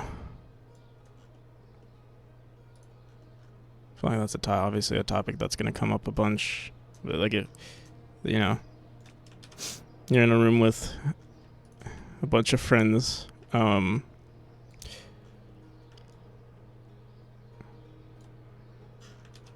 don't know. It seems like we do have free will, but also like the thing is, okay, like for example, like I don't hold like, okay, so there might be personal events in my life where like I get mad at someone, and then it's easy. It's actually part of the reason why I kind of like when I called myself it, like when I started the whole NPC, it kind of is like, oh, I don't really have free will, like I am an NPC. That was the point, sort of.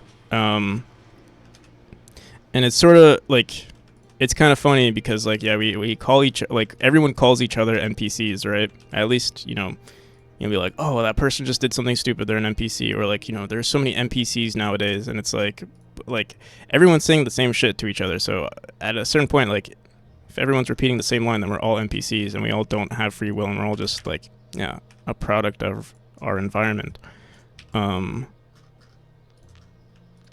And I wouldn't be surprised. I mean, for them, like a lot of it, like let's say we do have free will at some point. Like if you aren't exposed to the idea of like, for example, if you're not educated enough to think on your own, like if you've only been exposed, if you've, you know, if you were born in poverty, how the hell would you be able to act on your free will? Like you're just going to, you're basically just the primal being at that point. Or, you know, if you were born in the jungle, how the hell are you going to take a stop, you know, a second and think like, wait, is this the right thing to do?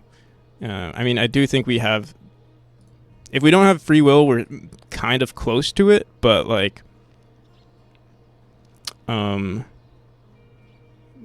really depends on what you've been exposed to too as well. For example, like, yeah, I know people who, it's easy, sometimes if I do, like, let's say I get mad at someone, it's very easy for me to just be like, oh, this person just, you know, maybe they had a rough childhood or something, and it's like, okay, yeah, they're just, they haven't been exposed to the same amount of knowledge that I've been exposed to. And so I can't blame them. They're just, you know, unfortunate turn of events. If everyone was smart, maybe it would be different. Does it matter if we have free will? I mean, nothing matters really.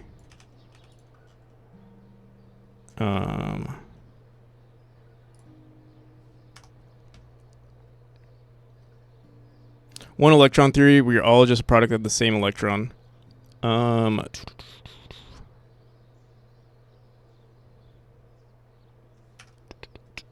Man, I was dumb in that life.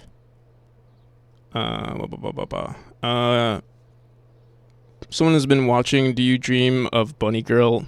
So, what's going on? If you know everything in the present, you can estimate the future. You can't know for sure the future, but we're getting closer to just sharing everything everywhere. I can look at them and think I was dumb in that life. I've learned about it from Veritasium. But I won't deny your claim. One electron theory, product of the same electron. There's no free will. Doesn't matter. Everything is matter unless it's antimatter. If nothing matters, abandon memory and donate your corpse to feed some generator. So I mean, okay, so like, yeah, I mean, nothing does. I feel like it doesn't matter, but you can still, like, that's the thing that makes it exciting for me, at least, is like knowing that, at least for me, like knowing that nothing matters, it makes it so much more fun to like make something. It's like, I mean, it's a freaking sandbox, right? And so you can do whatever the hell you want and have fun with it. And like, I mean, it's the same reason, like, why the hell do you play Minecraft, right? It's like, you know, at the end of the day, that server, or like that, if you're real with yourself, eventually that server is going to go away, but you still enjoy it at the moment, right? Or like playing anything really, it's like the current moment that becomes fun. So for me to abandon memory would be like me, you know,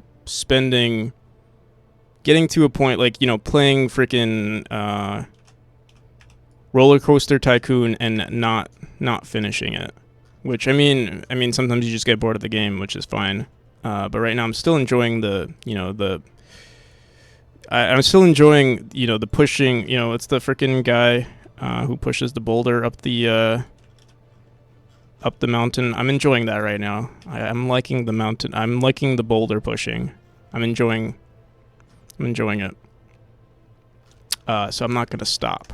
But for any reason, if I didn't, Achilles, Achilles definitely the boulder pusher.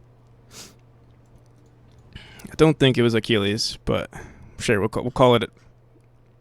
Is it Sisyphus? I don't know if I can know. Boulder pusher. Boulder pusher guy. Yeah, Sisyphus.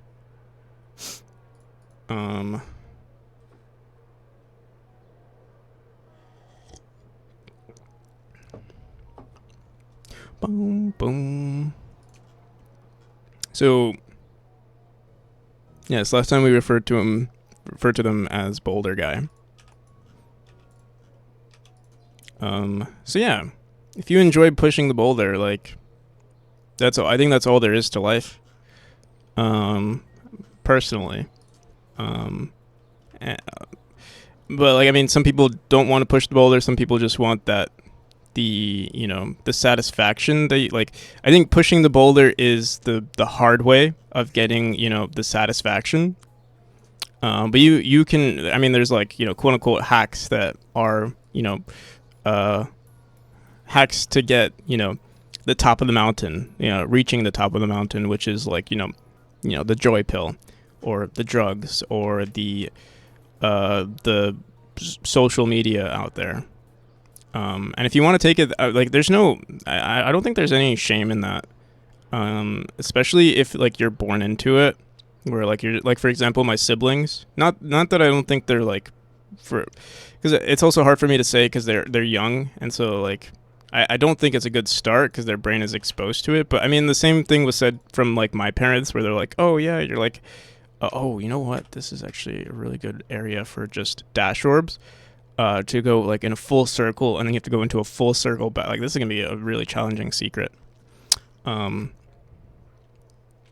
did I want to say? But yeah, like if you're exposed to it as a kid, like that's, or if you want that instant gratification, like no one's gonna stop you. Like, yeah, we are all individuals here. But I would hope, like, I mean, I feel like it's nicer to, you know, we're using the boulder analogy. I feel like it's nice to push the boulder. Like, why not? How's it going, Lloyd? There'll always be another boulder. Yeah, true. It's not a boulder. It's a rock. For those of you who have watched SpongeBob.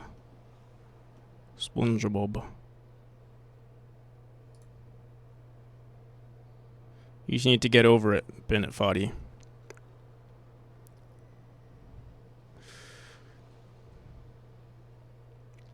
Babies. Puppies. Mehori Minori. Where the hell are my... I guess I don't have any dash orbs here. Let's grab some.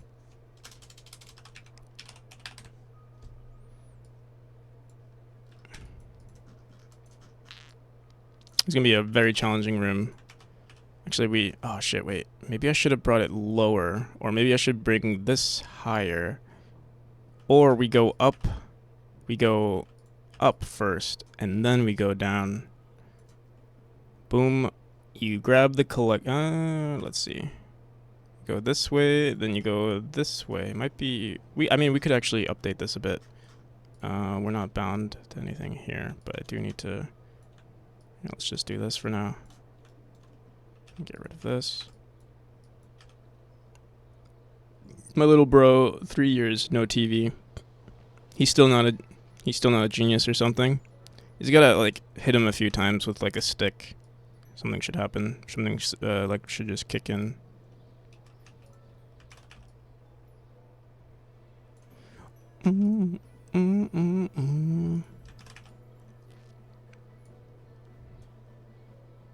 It's like, you know, those old the antenna, the bunny antenna TVs. Just gotta hit it a few times before it starts working.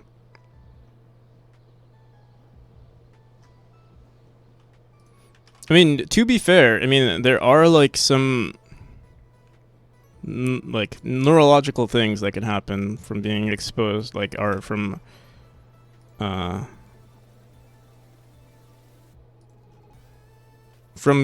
some sort of traumatic experience. I wouldn't recommend them though. You know, it's like freaking, yeah. Smacking it a few times and hoping for the best. Not necessarily going to happen, but something could happen.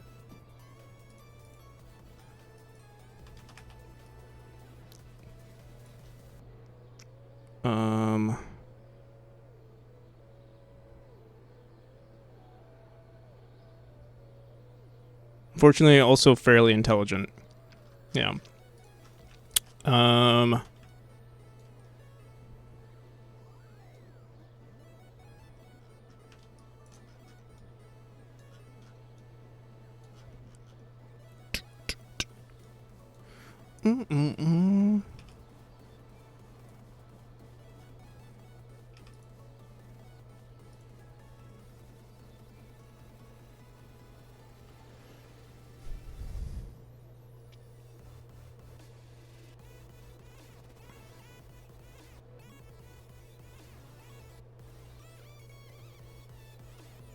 So I'm trying to make a secret here.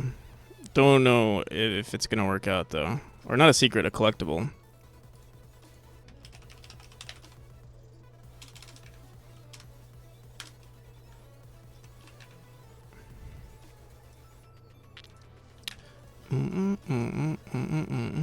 So you grab this collectible. You don't need this dash orb. Maybe we'll put a spring instead.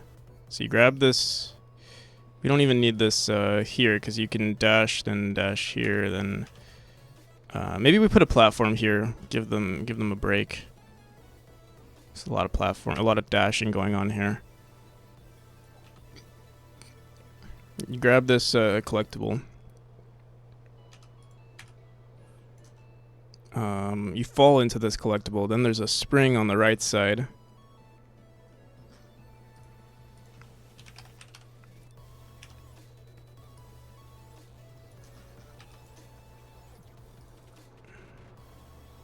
You're too entertaining. I'm seriously considering leaving stream so I can get some work done. Today's Friday though. You gotta have fun. Dude, I can't wait for I really hope this goes well so I can like I mean, I feel like we're chill, right? I guess the grass is always greener cuz I always thought like, oh, if this like I'm going to miss these times of like working on my game where like nothing like obviously you can dream where it's like, oh yeah, like I'm gonna make a game, hopefully it does well, but like let's say it does do well and then like your standard only increases over time and it's 1 a.m. Sorry, 12:40. So Saturday over here.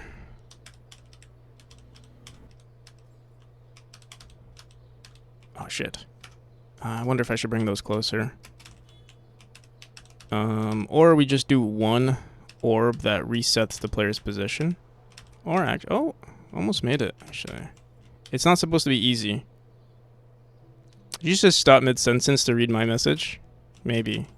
I think I don't know what it is about my brain, but I know sometimes I like stop speaking. Like I know a lot of, I wonder if it's frustrating for anyone. Cause I remember I had a teacher who did the same thing. Who would like, I remember I had a teacher who would speak out loud what they were like writing. And then mid-sentence they would stop. Like I would listen to them. And like I wouldn't have to look at the board.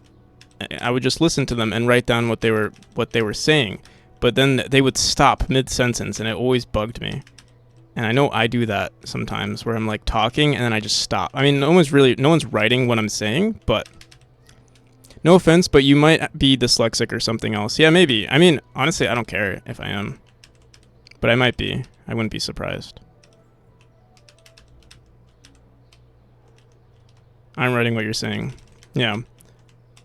So Lloyd might be frustrated when I like say something and then I like sometimes I'll just be like, oh, all right, I'm just not talking anymore. Or yeah, I just I like right now, like I just like lose track of what I'm saying and I just stop and I just go into something else. Maybe because I know I'm like not really saying anything significant. Or like I focus. It's hard to multitask too. With your reading skills, that seems unlikely that I'm dyslexic, or that I am dyslexic. I feel like my reading skills would make me dyslexic. No. You know, actually, I do. I've never been diagnosed with dyslexia or anything like that, but I wouldn't be surprised actually. That doesn't know. I think I might actually be dyslexic. There it is. There it is.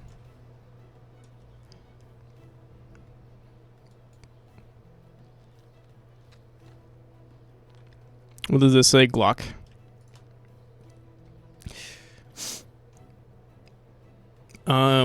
Actually, yeah, it would make sense because like I do misread a lot of things, or like sometimes I'll be reading something and like I lose track of where I am. But for me, the words don't like I don't think the words get mixed up for me. It's just I lose track of what I'm looking at sometimes.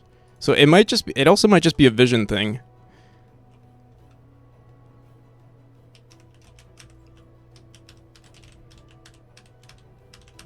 But that'd be crazy if I am dyslexic. Freaking 25 years into life and just finding out I'm dyslexic. Too focused on your game. And also, to be fair, not to flex, but I respond to questions a lot not to like compare myself to other streamers, because there are a lot of great streamers out there, but I feel like I respond fairly quickly to people's comments if it's not like a huge amount of people chatting. Like, I'm literally working on my game and like holding a conversation. Not to say it's impossible, or that it's that like maybe I'm used to it, but I don't see like a lot of people like focus very hard and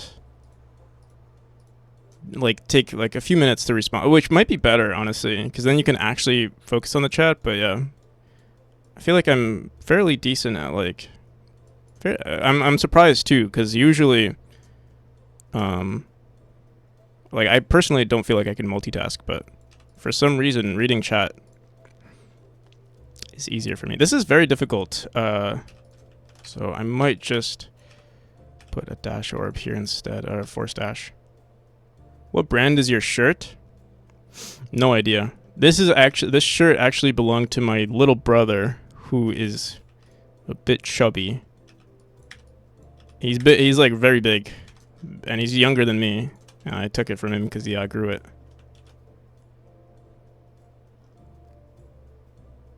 We need official NPC merch. That'd be funny, actually. I wonder if there is a... I was thinking of actually doing merch. I was wondering if, like... The thing is, I don't really need the money. I was thinking of just, like, making it free. Or not free, like, you know...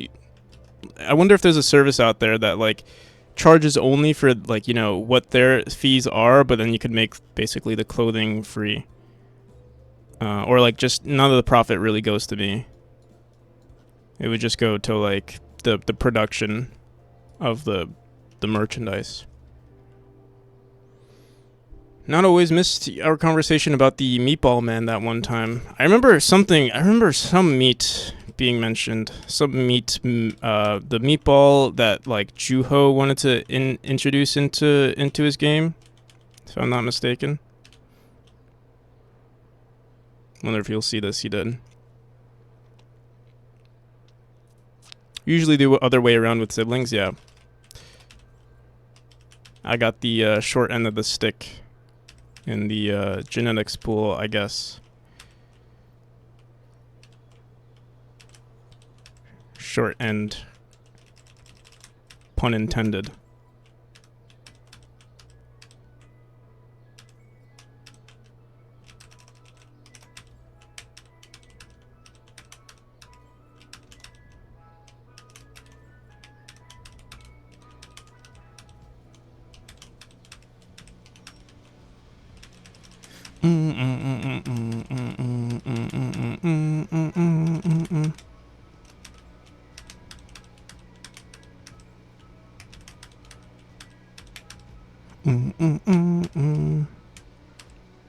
That's it, I'm leaving. I'll be back in 15 minutes. All right. So yeah, this collectible area is pretty nice. Like, I don't think we need two of these though. Let me see. Boom, and then, cause we already have one. Let me see if I can remove all of them.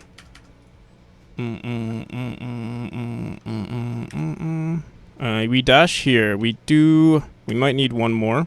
So wait, the dash distance you get is here, and then you can do this. But then you have one, boom, boom. So we could put a dash, or we do have a lot of space to work with, so I could just bring this down, put this right here. The collectible we could throw right here, and then we do need to make sure that the player can't just dash into this orb, but I don't think they can. We'll see. Actually, it doesn't even matter, because even if you hit this, it's not like you can reach that collectible anyway. Boom, boom, boom, boom. Yeah, me and Tomer are going for a quick minute. You know, Loki would actually be happy if I had dyslexia, because it would be like, I feel like it would be kind of Loki a flex. be like, yeah, I've been undiagnosed and still, I mean, I think a lot of people are functional with like, even like, you know, for example, ADHD or any sort of what's considered a mental disorder is still, that would be quirky. Yeah, exactly. But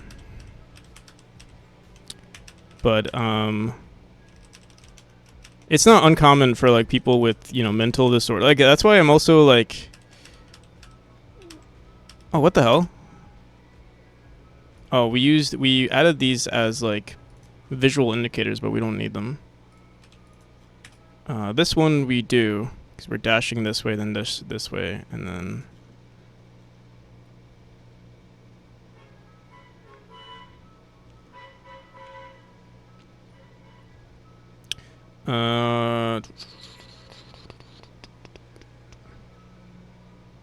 There was one of those who could look like a person and tell their color. The person sees colors inside of someone.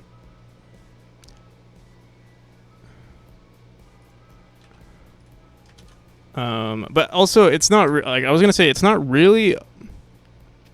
Okay, like to say, because a lot of these things are considered disorders.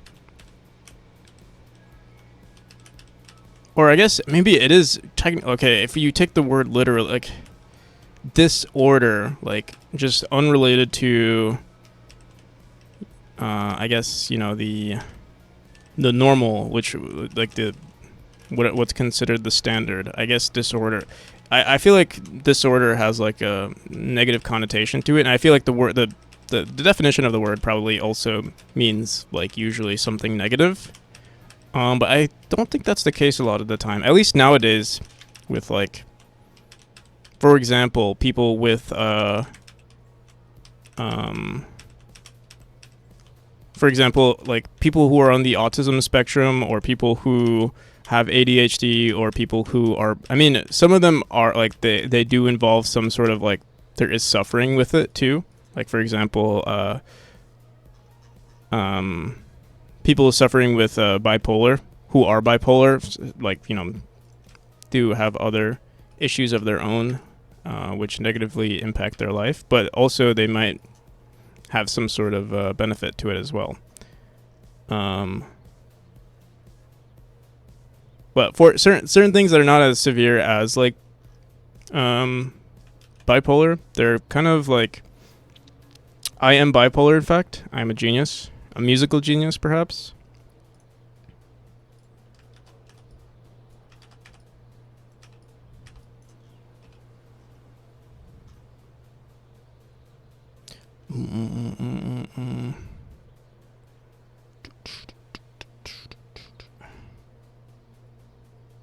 Depends on how much I eat. My mood switches up. I mean, technically, the serotonin in your body, depending on what you eat, also, can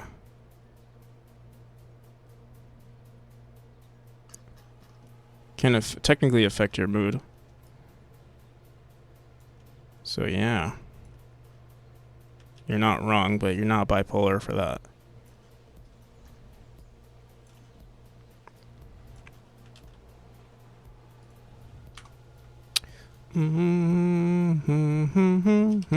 But yeah, the thing with disorders, right? So like, if you are, let's say, if you have ADHD, like I actually read something. There was like this really cool. I forgot where I watched it. It might have been. It was actually a really cool. Here, let me see if I can find it. I think it was a Microsoft, or was it Google? It's very old actually at this point. Like, it was like, what makes someone successful? What makes someone successful? Microsoft? There was like this talk a long time ago. Let me see. This guy right here, yeah. Outliers. I remember watching this, and I think this was why some, was it this one? This was a good talk either way. But I remember watching this one. But it might have been someone else. I might be misremembering something. I mean, if anyone is interested, I think there's a YouTube video on it.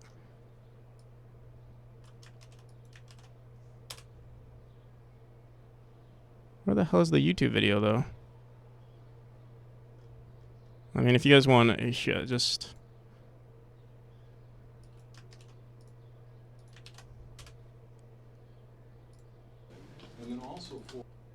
It was a pretty cool talk, but it doesn't really have anything to do with, like, I don't remember if it had anything to do with mental disorders. It's more so, like, the efficiency of, like, how to explain it? It's, it doesn't have anything to do with, like, IQ, intelligence or anything like that. It's just literally just, how you were raised, the product, your environment. For example, like, you know, being a genius in Africa, you have a less chance of, you know, quote unquote being successful or making a difference in, you know, society because you're just not exposed to like the proper amount of education, or, you know, you just don't have the resources to make a difference. Whereas you can be, you know, you can be not a genius, but, you know, turned into be considered a genius or be considered, like, you know, one of the most influential people just because you were exposed, you know, to the, you know, right amount of education, or just right place, right time. Just gotta get on the Sigma grind set. Well, the thing that is nice nowadays, and that's it's one thing that I remember looking at that.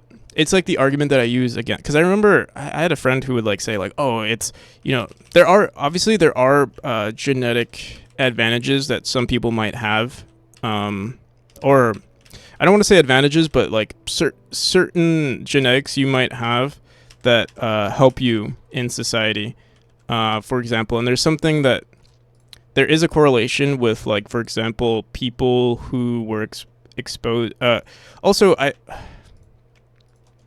I'm not a scientist and I don't study this stuff. So, like, I guess take whatever, like, do your own due diligence and study it yourself. I'll say stuff, but, like, yeah, don't like take anything I say. Hate genetic talk. So then maybe I won't mention it. But there, it's not like I'm not gonna say I'm not gonna say anything bad. It's more so, I didn't even know that was a thing. Black-pilled people, is that people who are like prioritizing their genetics and saying that they're the superior, like, freaking what's the like, I forgot what it was. It's super depressing. It makes me sad that people think that way. So what I did want to say is that, like, you know, there's like this huge, and it could be also a cultural thing too. For example, like, you know, you always see like, oh, Asian people are super smart, but it's not really like it's not like they're smart. It's just that there's, like, for a long period of time, they've been like hard workers. Because of like the environment that they're in. So like that same hard work that's applicable to their life is applied to things like math. And that's why they're considered to be very good at math. It's because they just study it more. So yeah, maybe genetics is not the right word. Culture would probably be a better one, because I don't know if it's a long enough period of time to be exposed to their to have an influence on their genetics, but it definitely is enough to like establish something in their society.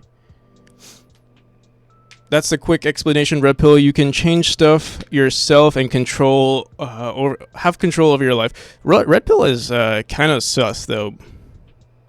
I didn't know there were like a bunch of these pill conversations that people have. I've heard of red pill. I've never heard of black pill. I've never heard of I mean, I guess blue pill kind of makes sense if there's a red pill. It's alright, just be yourself, take it easy. Black pill it's all genetics. Attractive people have it instantly better. And you have bad genetics, you can just give up.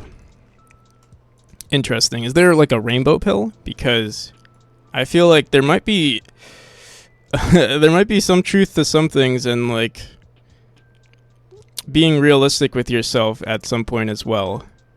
And I feel like there's no clear-cut answer, and to say like, oh, like one thing is false, one thing is right, and it's like, you know, choose your thing. Because like, one, if you're saying, oh, like because there's more, one, there's way more to red pill than what you're just saying, because red, like, at least on, like, you know, for example, the subreddits, it's very, like, for example, very misogynistic, and to say like, oh, like those are the these are the facts of life can be hurtful, I would say, hurtful to individuals. To say it's all genetics is also hurtful, and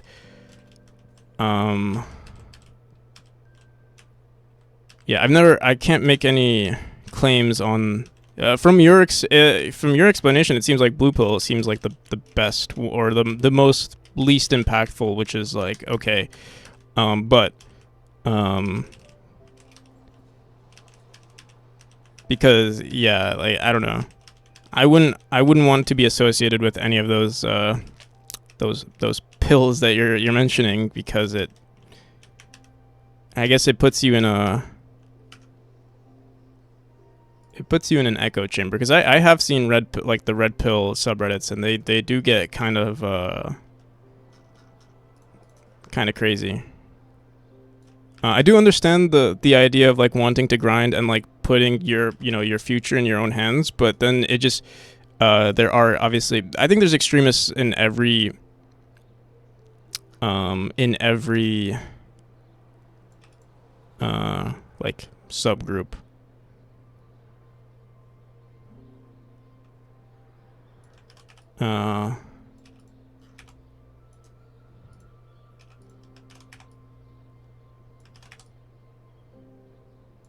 But yeah, I think do your due diligence, I guess. This might be too how difficult is this area? I'm gonna make this area slightly easier. If you have bid genetics, you can just give up.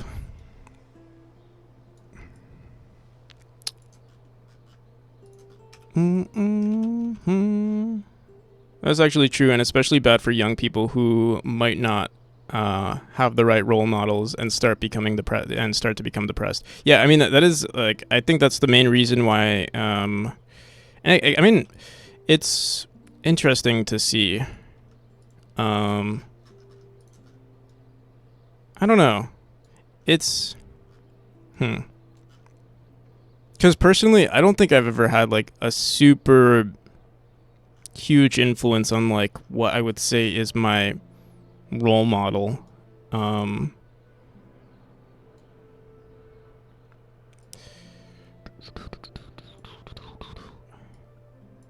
Personally.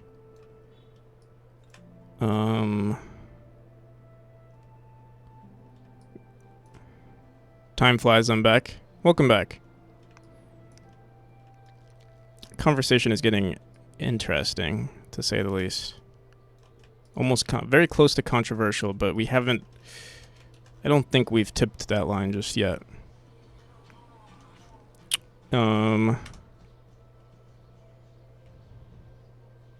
We are back, but not finished.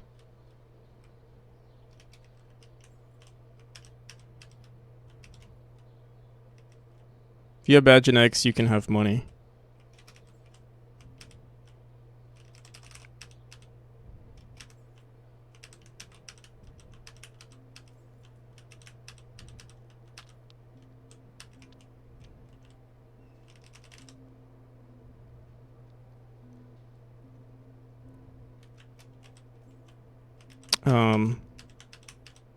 Yeah, I don't know, like, I don't know, we're kind of just rambling, or I'm just rambling.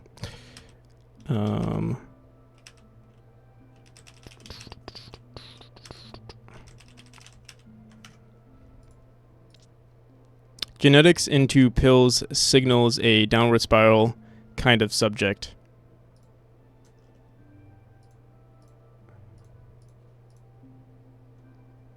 How's it going, Enough?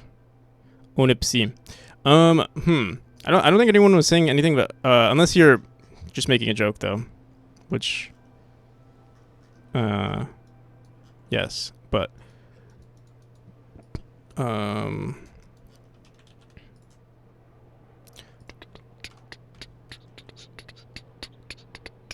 yeah, honestly, I don't like any of the echo chambers, like any of the pill conversations. Even like, because like I am an advocate of like, oh yeah, I want to work hard and like, you know, determine my future, so to speak, you know. But like at the same time, I still don't like the conversations of like, I don't like the like if that's very closely associated with the whole red pill talk, it turns me off just a bit because I've seen so much hatred or like there's so much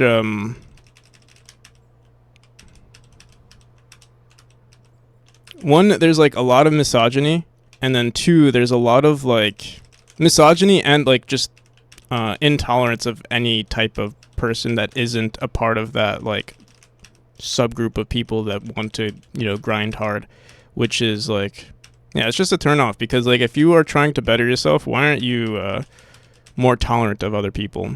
And like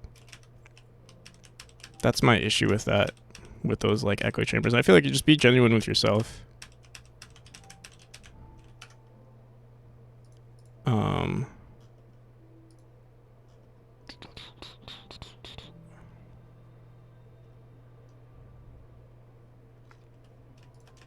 I don't think you have to you don't have to put yourself in this category, and that applies for all of them. Like, this is the first time I'm hearing about pills. I've heard red pill, but like the other ones, to put everything into a pill, into like a category of like, hey, I'm red pilled, I'm white, black pilled, white pilled, whatever. Sounds very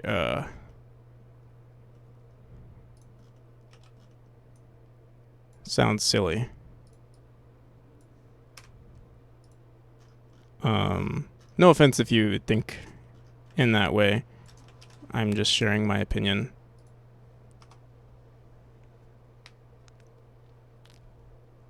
Orange pilled people are alright though.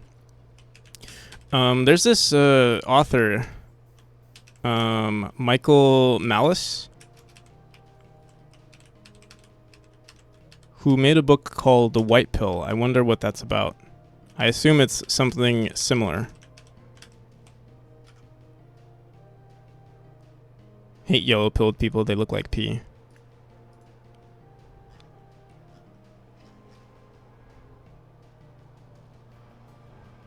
I love people, I just hate myself.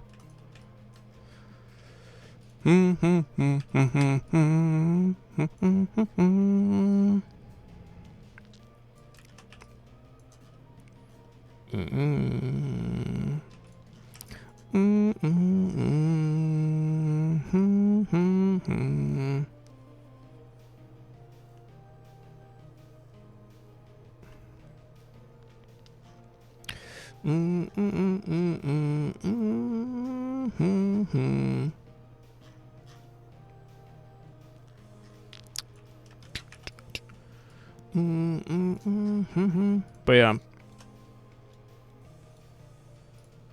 I wonder if I'm like, I wonder with all the conversations that I'm having, like, again, take whatever I say with a grain of salt. I don't want to, like, I am sharing my opinion, but I'm the only voice at the moment.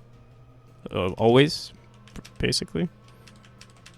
Besides you guys that have to communicate via text, and it might be frustrating because one, things can be misinterpreted very easily. I wonder if I ever trigger people with what I say. But I mean, I try to be like, I'm always down to be corrected for something.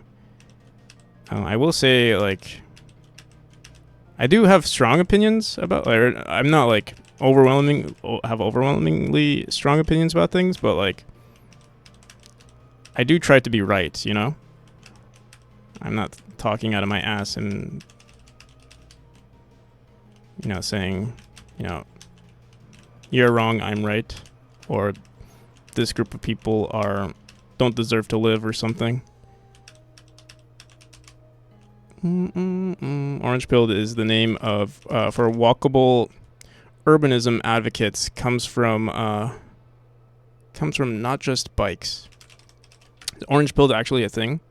what is right and wrong? Who decides what is right slash wrong? Whoever wins decides what's right and wrong. Whoever creates the history books decides.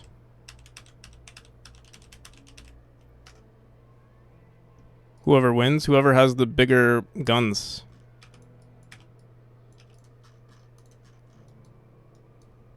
Whether that's the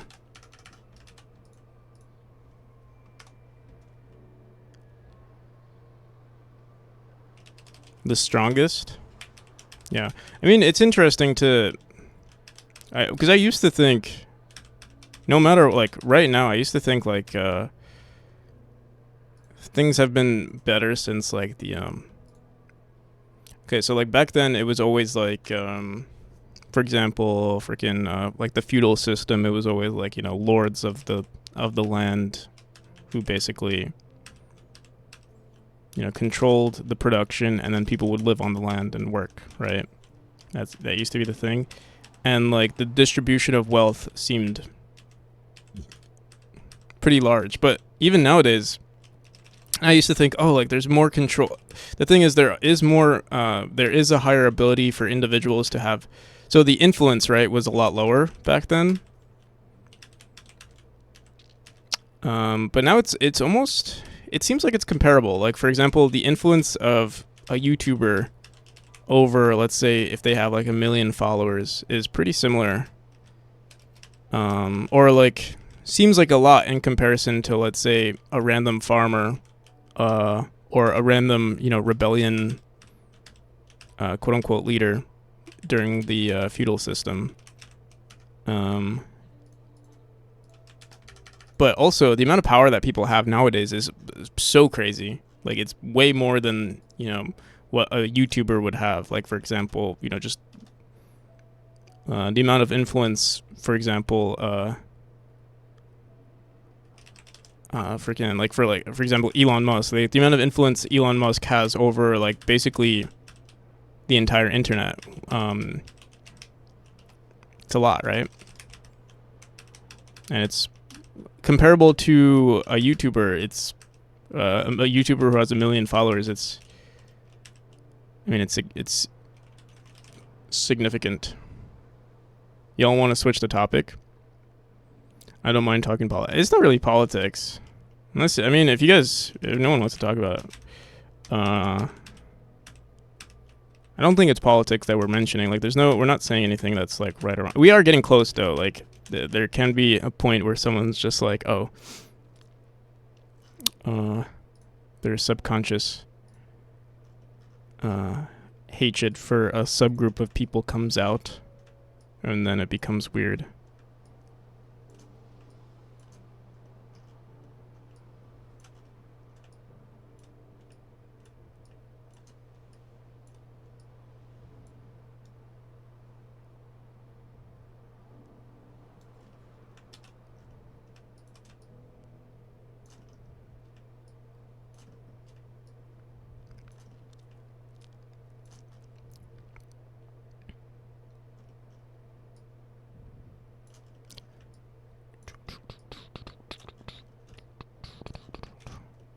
But I think we all mean, I think everyone means their best. I don't think anyone really has any hatred for people. I think, I don't know, I might be an optimist, but I feel like we always mean to be good. Or people try to be good, for the most part.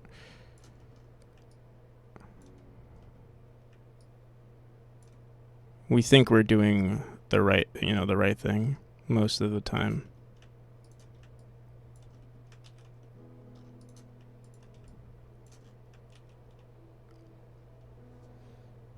Motion punk. Don't think there's a term that is known, but basically it's the idea of having more place to move your body and free. It's focused on architecture that lets humans move freely and lets our bodies move in a natural way. So there will be places to jump from place to platform, use ladders, slides, and crawl. Motion punk. That is known, but it's basically the idea of having it.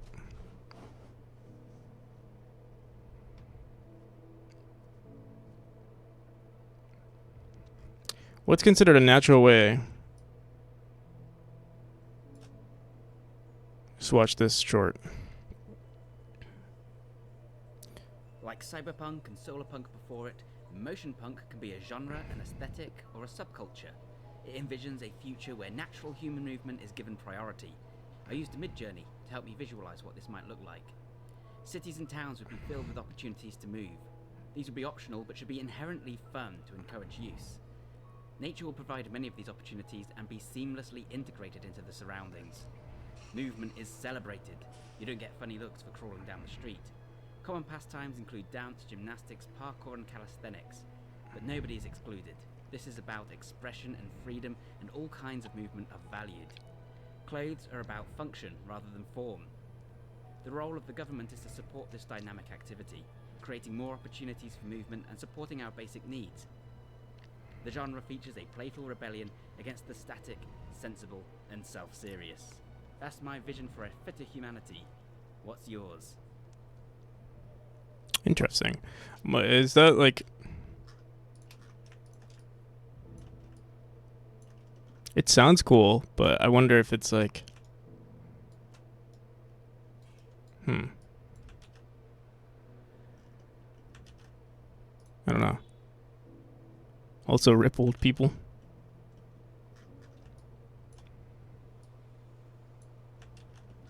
I'm wondering like the so it looks like a playground, right? I wonder if that's like it looks very fun.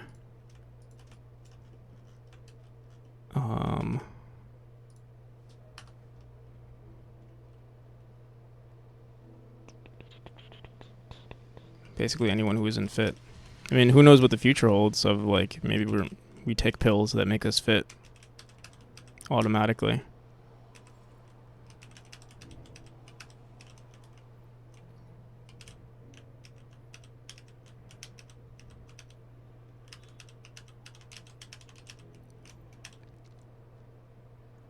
Our future is Wall-E.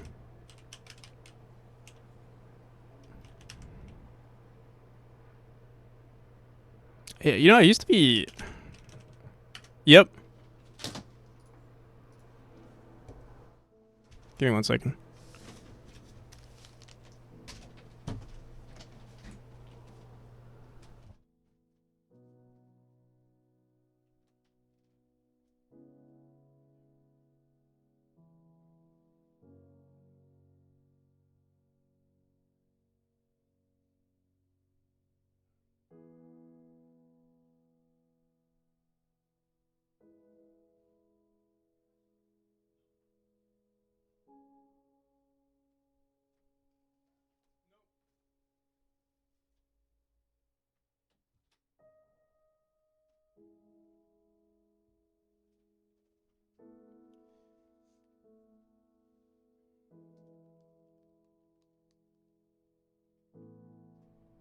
Okay.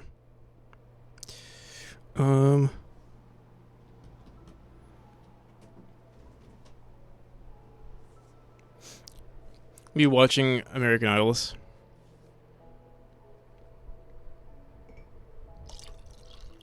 I always have this like weird also my grandma made me coffee, that's why that's where I went. I told her she didn't have to, but she did it anyway.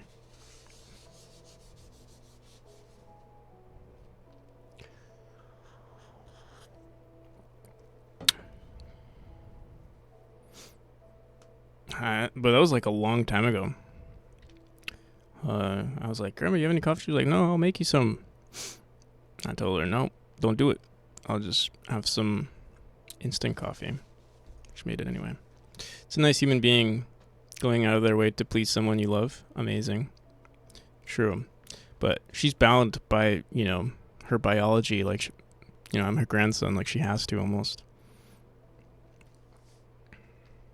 She's an NPC. How's it going, Solus? We're all NPCs. Black pilled energy.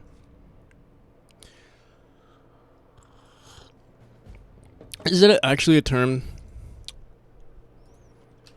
Let me incognito this. I don't want this in my history.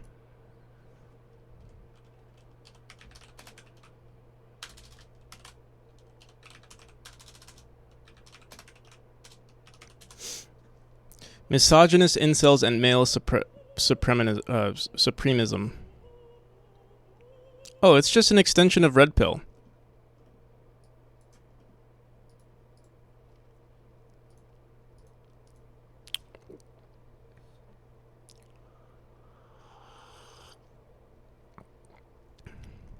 If you keep talking like that, you won't get more coffee. I mean, I don't want more coffee. But I will take it every time. No, I greatly appreciate her. You know what's weird here? Wait, let me see something. The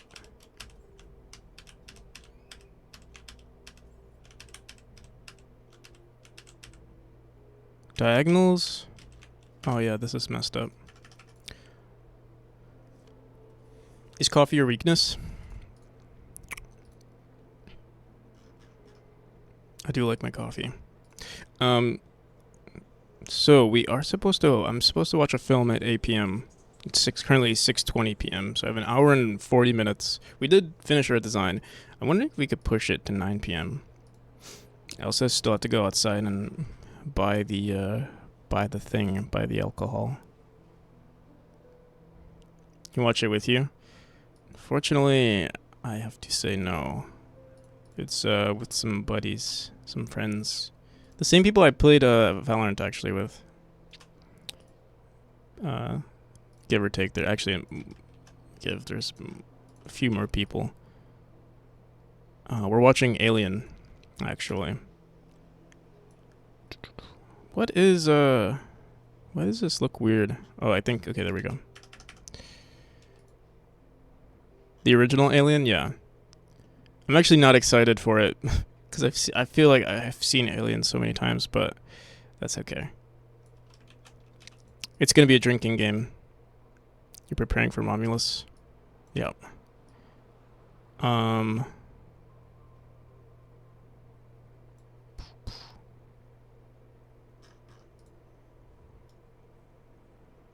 But it hasn't been a hot minute since I've seen it, so maybe it'll be fine. And it's a drinking game, so it'll be more fun.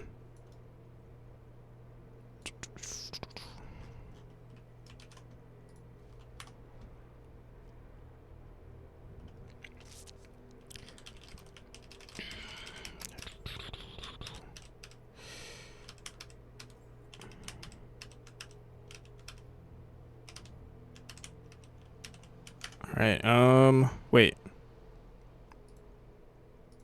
Something's wrong here. If we have this dash orb that we don't need, we go boom, boom, then we might want to raise this just a bit.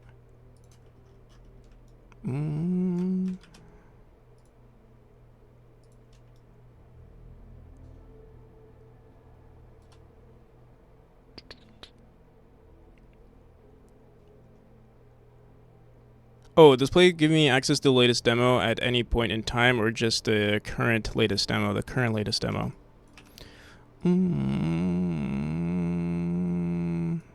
Currently gives you nothing though, actually.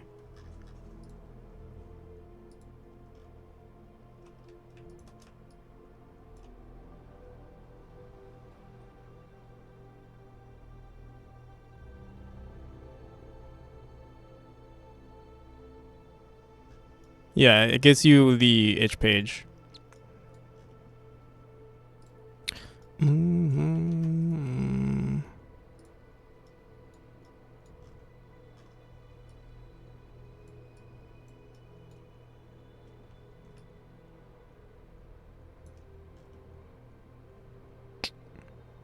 don't like diagonal. I don't like two.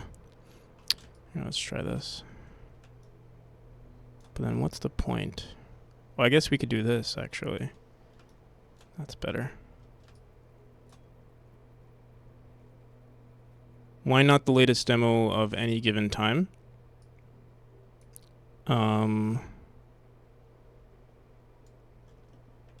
would you want the demo of any given time versus the most latest one?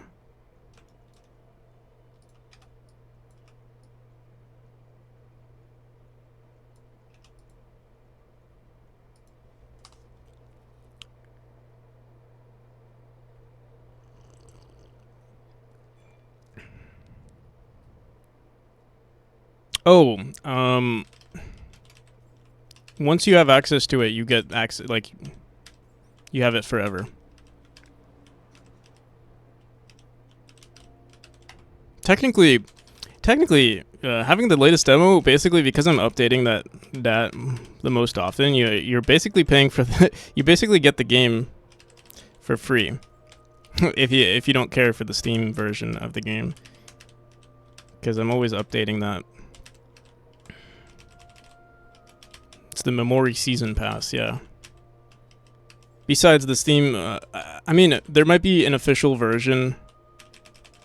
Like by the time 1.0 hits, it might not be necessary to make a beta branch on Steam. I do want to do that, actually. The beta branch. Actually, I want to do that for the next release. The next release might just be only on Steam versus having that private page on itch. I just want to try it. I think that'd be cool.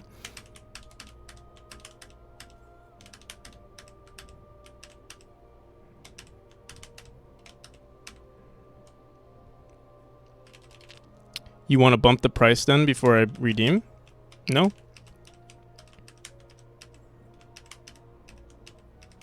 It's whatever. Whether or not you pay for, whether or not you want to buy the game, that's up to you. Like, it doesn't matter. Here, I'll send you the password. Send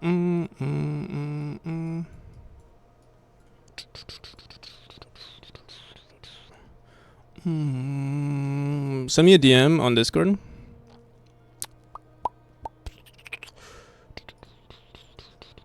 If you want the password.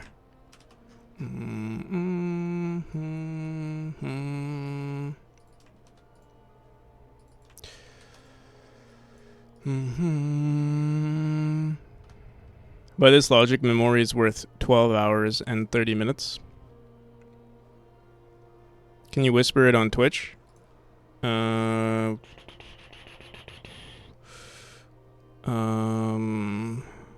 you DM me on Twitch?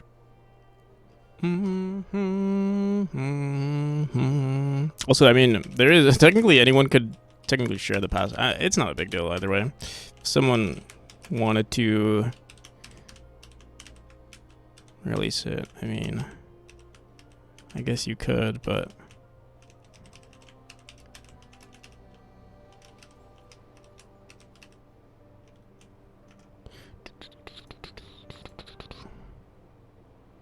you can make the keys work one at a time. I could, actually. I could change the password. Boom, boom, boom, boom, boom, boom. Yeah, actually, every time I open up, look for the password, I look at my first message sent to Tomer as DM. I don't have it. I don't know where I record. I probably recorded it on my password manager somewhere. So yeah, you use that password, and then you want to go. Oh well, you don't have. If you don't have Discord open, you want to go. Here you go. Yeah, there it is. That's the link. I could make keys that only work once, but then I would have to keep making keys, or passwords, or like redoing the passwords, and it will work. If I do it via Steam, it'll be easier because then I can just give people actual playtest keys. How do you protect your game from decompiling? You can encrypt it. There are guides online on how to encrypt. I mean, technically, if someone wants to decompile your game, yeah, it's not impossible to decompile, but you can, like, you can put a, you know, quote unquote padlock on it.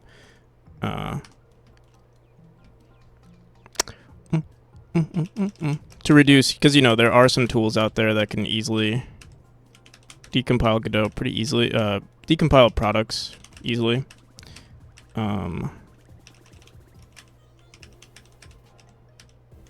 Or decompile executables easily.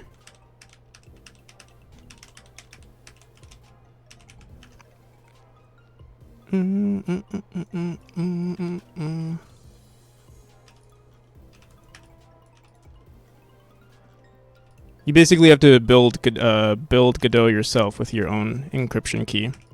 That's how you do it.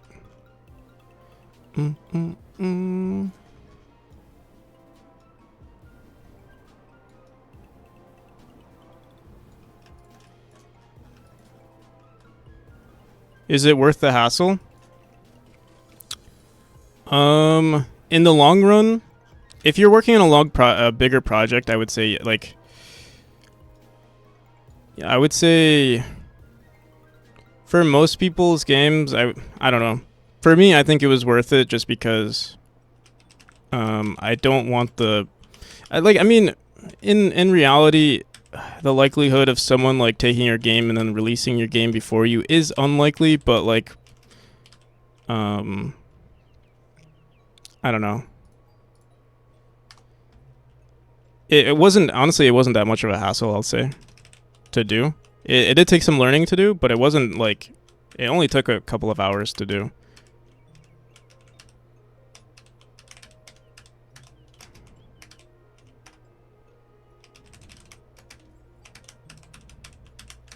And that's just involving learning it. At this point, like, if I wanted to encrypt other things, it wouldn't be.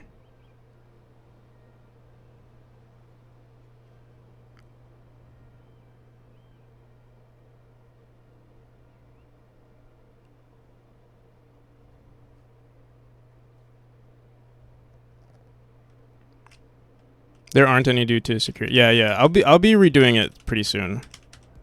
I just, like, I started updating the game as, like, I removed it, and I was like, you know what, let's just wait for this demo to be finished.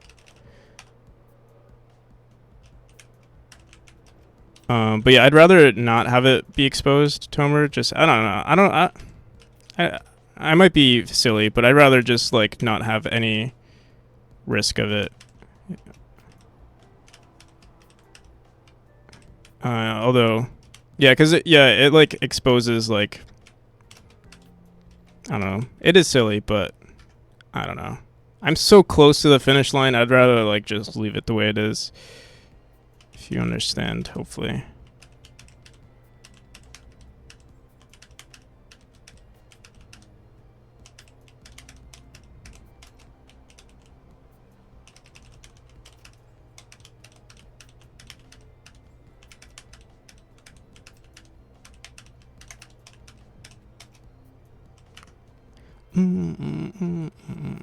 Alright, I think this room is good. The ending here is slightly weird. This part right here feels like a cop-out. It's all the rooms and finish all the content, which is a lot. And I also, before release, I would like to add something for data, like some sort of data, like analytics. So I have to do some research on that, which will take me a hot minute.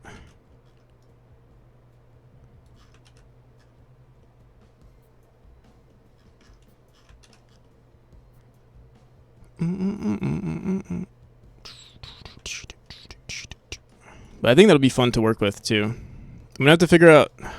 Actually, I don't know if we'll, like, I think the first version will just be saving it into a file, and if people want to share that file, they can. And then I'll have to try to figure out how to communicate that with Steam, if it's even possible. Or I can do like a custom server. Like I could run it on like, could technically have it communicate with like my Raspberry Pi and just have everything be sent to the Raspberry Pi.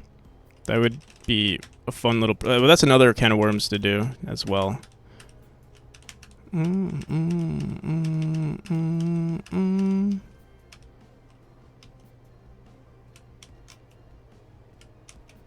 I feel like there might be security issues with that, like having it sent to a server that's on my network as well. I don't know. I don't know all the intricacies with that. So we did 2 rooms, right?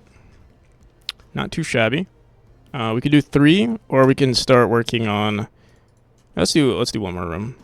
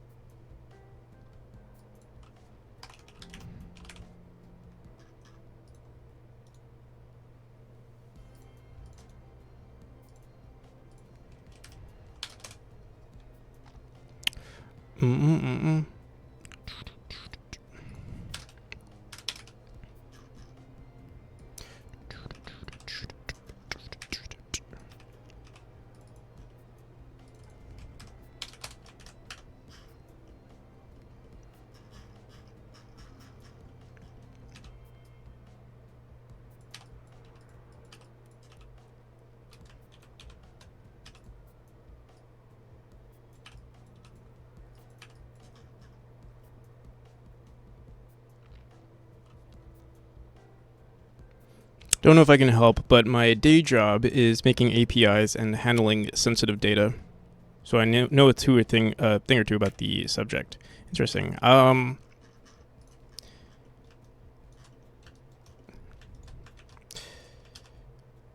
That would be interesting to figure out. Again, so like with people helping me on the project, I would love like for this to be like a bigger thing, but I also don't want to like ask anyone for, usually like I do appreciate when people help me, but I also don't want to like ask anything from anyone, at least not right now, until like I can like at least pay someone to do it. I don't know, it might be like I don't know if it's not really pride, it's more so like integrity of like how I feel about that sort of thing. It's funny because I'm not making any money from this game or anything, but I also feel like it would be my responsibility either way. And I remember actually, it was one of the reasons why I had a falling out with another artist. I think that's what made me want to do it this way. I had an interaction with an artist one time where they were helping me with assets for like, you know, for free. And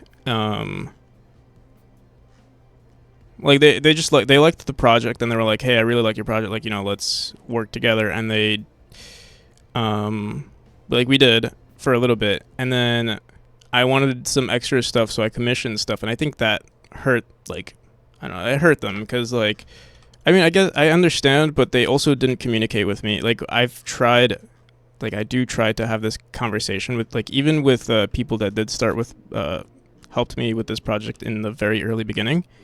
One,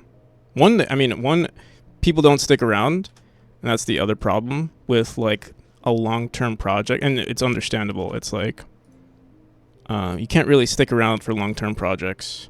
For you to be, for example, for someone to let's say the first artist that helped me with the game, to be there since day one, you know, early 20 or late 2020, or actually early 2021, and like just to be, you know, on the side, like not doing anything, and then no contract involved or anything, and it's like, oh yeah, trust me, bro, you know, like I'll just give you rev share in the future. Like if it's weird, if it sounds weird to me, as the person offering it, I'm sure it sounds very weird to the person receiving the offer. So that's the first issue. And then it's also like, if I'm also paying someone else, like, then I'm also paying for example, that artist was making assets, and then I paid someone else to make something else for me. For example, I pay an artist to make the player or something. Then it's like, then it becomes really weird, and I think that's what offended that person. And we ended off on a very weird note. Like, honestly, it was like, it actually made me slightly depressed when I spoke to them, because it made me feel like I was a scummy person. But they also didn't they didn't communicate with me at all. They they were on a it felt like they abandoned the project because they didn't speak at all for a long time, and then when they did come back, they were like, hey, they didn't even say it, but I assume it was because I was paying someone, that they got, they just said, oh, you can't be trusted. And I was like, bro, you ignored me for 2 months or a month, and then, to be fair, the communication does go both ways, but I think it does become weird. It becomes weird when nothing is said at all about how the business is supposed to work. And it becomes very weird when there's no establishment of money in the first place. It's very easy to create some sort of standard of communication once money is already accounted for. And then I think that's the problem that I have a lot of time. And this happens in every field, where it's why a lot of and I've seen this in other communities. It's why a lot of collaborations, for example, music collaborations, don't work, and it's because, or they don't work if there's no money involved, because people will just give up on the projects. It could be, there could be a number of reasons why, maybe you just don't like the person or whatever. I'm not trying to say that there's a reason, an exact reason, but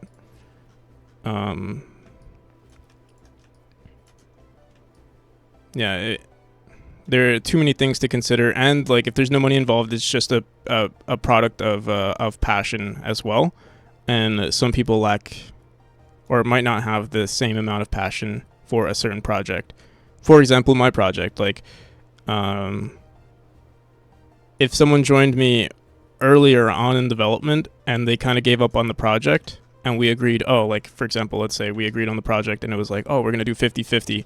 They gave up after 6 months, and here I am, 3 years into the project, and they're like, hey, we agreed 50-50.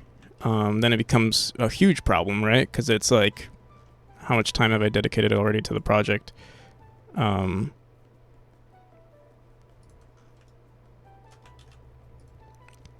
That's why I would rather pay, usually, I mean, I wouldn't mind starting a new project with someone and doing 50-50, but it's also, I've never worked with anyone on a project this large, and it's, it's very close to, a startup, basically, right? You're investing a lot of time into something that isn't producing any money, and to just dedicate, I mean, some studios do this where, they just get an initial funding, however they do it. That is another thing that works out a lot of the time. If you have the initial funding for a company, for example, you can buy it. I know someone who did this in the past, where he wanted to join someone else's company, so you buy into the company for for example 50%. And there are benefits to having partners. That's one way to do it, if people can agree on a price. But yeah, I think money is just the best way to communicate for things business related. It just sets a standard, in my opinion.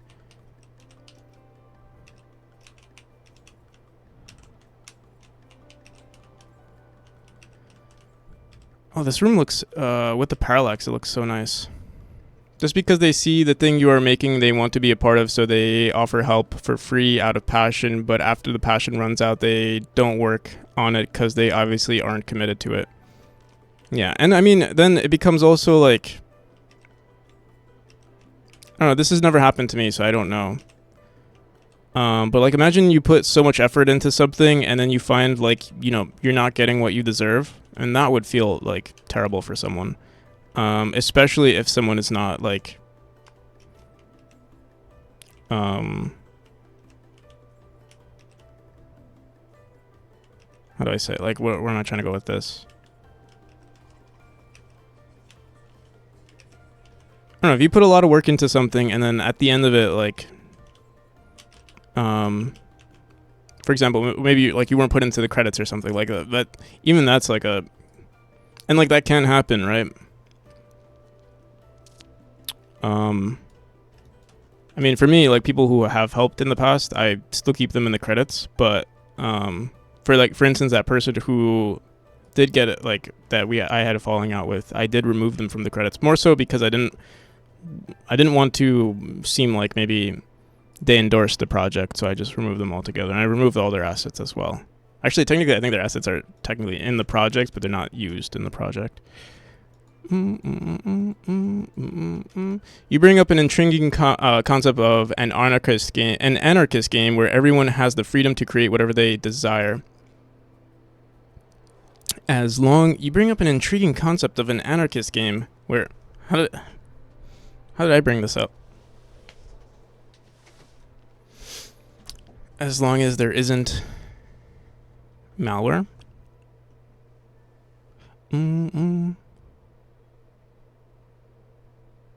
English is difficult this time of this day. So you're saying you're...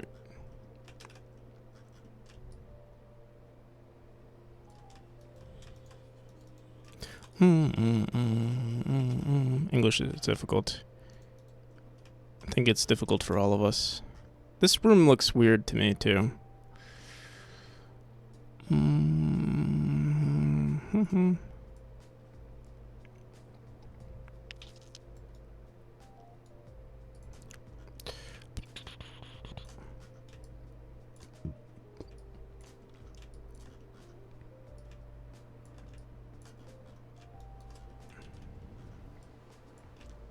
yeah, it makes me wonder also, because I would like to do this professionally at some point too. I think maybe also just working in a studio would be a really good experience. The thing is, there aren't too many studios that are using Godot. Like the only studio that I know of is like Jotson, for example, or I don't know if Jotson is the full develop. Like I know he works on the game with some people, or like at least another developer, but is he? I don't know if he's the full developer of. You can learn new engines, right? Yeah, you can. But I do like Godot, and I feel like so at the same time, I also want to work on. There is something that I like about Godot, and games also made with Godot hit a certain. There's something minimalistic that I like about Godot. Bro, move to C++ with SDL2 using Open GL. The thing is with like, at least with Godot, I like the minimalism with it, and I feel like a lot of games that are made with Godot are very cleverly made. And I'm sure obviously you can do this with Unity or like any engine, but I've noticed it a lot with Godot. And it's that like they're just really well made. They're polished to a certain way that I find it's just super respectable. That doesn't go through text. That was sarcastic. I forget it doesn't. Yeah. It doesn't go through text. I guess maybe the bro part.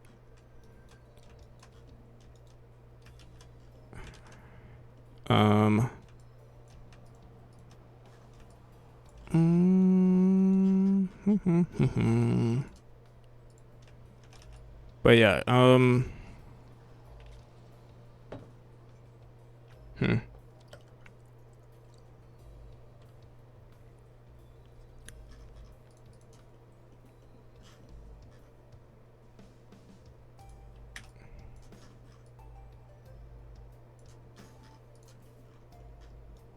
The perfect studio. I'd like. You know what? Actually, you know what studio looks really awesome. Maybe maybe because I'm a freaking, Celeste clone. Okay, extremely okay studios looks pretty cool. Like, I sometimes see their tweets, and like their studio is like super. It's like it's a tiny studio with, or like a tiny office. Not a tiny office. I mean, it's relatively large, but it seems like the perfect little thing to do. The vibes look nice, I'll say.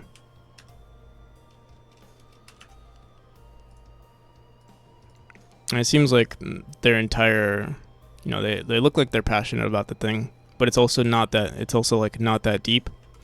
I feel like that feels cool.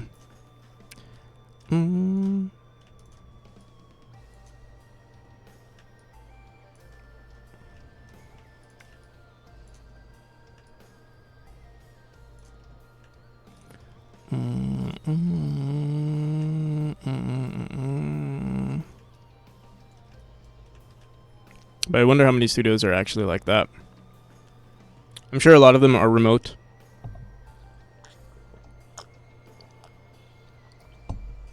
There's definitely a disconnect. Some disconnect over remote. Not the same, like, not to say that it doesn't work, but there's a disconnect there, obviously.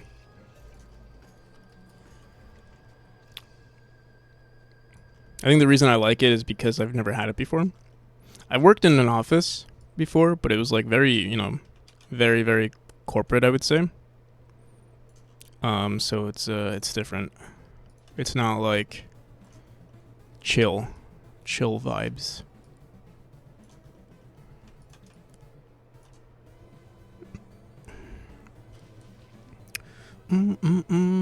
I think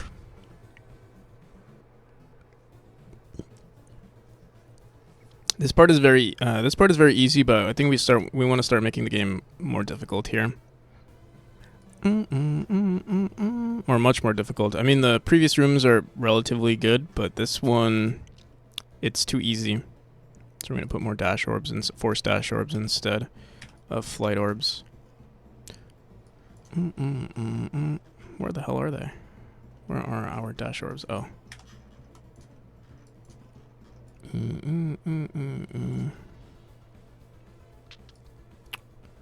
1, 2, 3. 1.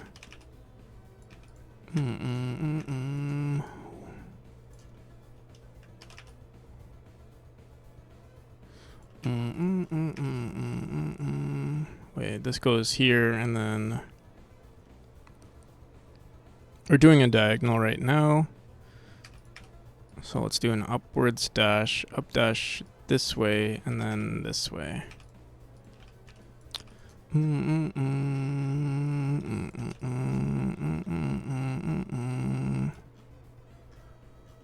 Bow, bow, bow, bow.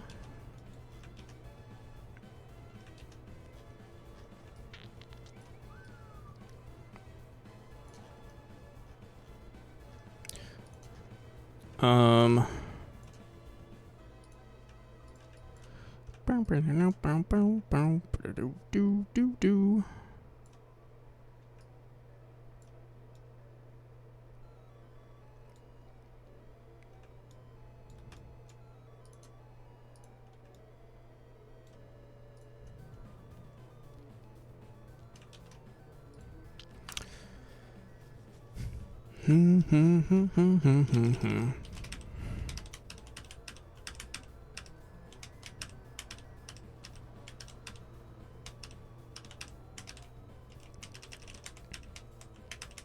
shit, I forgot. I have to message Styx pretty soon.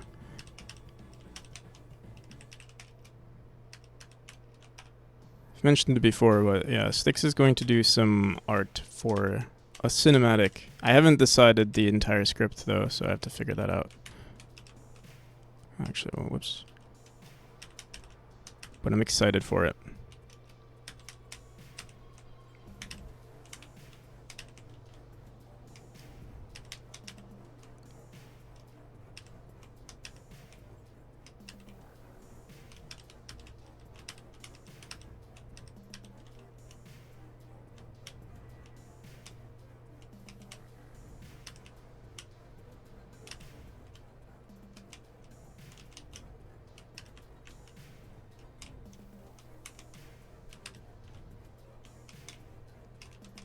What's the size of the player? The size is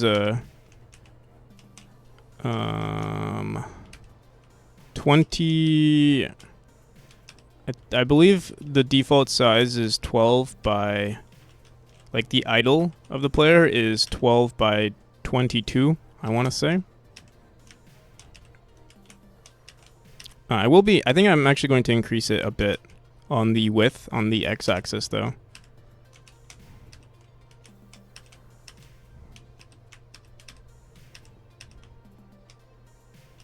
What's the size of the bounding box? The collision is the same as the width of the player. The hitbox, I believe the hitbox is slightly larger than the, almost negligibly bigger than the hitbox, or negligibly bigger than the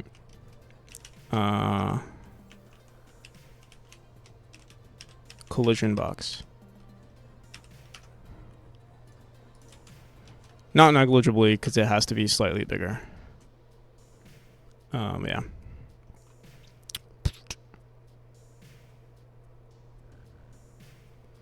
Time to shut myself up. Alright, I'll see you, Tomer. Peace. Have a good night. I might start the stream a little late tomorrow, just so that I can make sure that the PC is, or at least get everything set up. That way, when the stream starts, at least all I have to do maybe is to install Linux. But I'm fairly confident I already have it somewhere. Like, it might even be, honestly, it might even be on that flash. Where did I put? Oh, right here. I actually might even have, like, what's it called? The freaking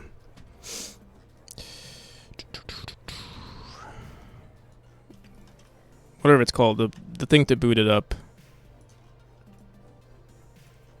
I've got it. Alright, so we go from here to here. Only one stream tomorrow? More than like, maybe if I'm not, like, drunk out of my mind, maybe I'm gonna drink, like, I'm not gonna drink too much, but who knows what the future holds. It's not in my control.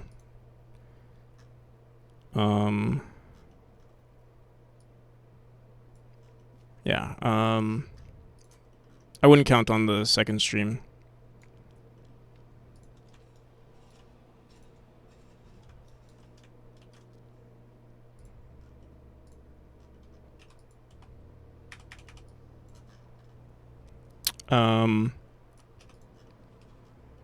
But that next day, probably maybe 2 streams. We'll see. Boom.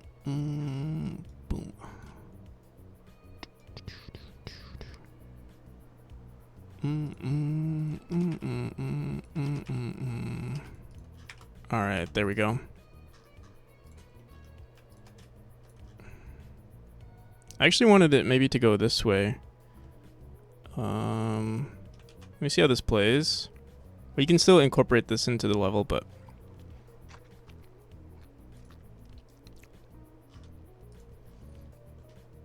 We'll see.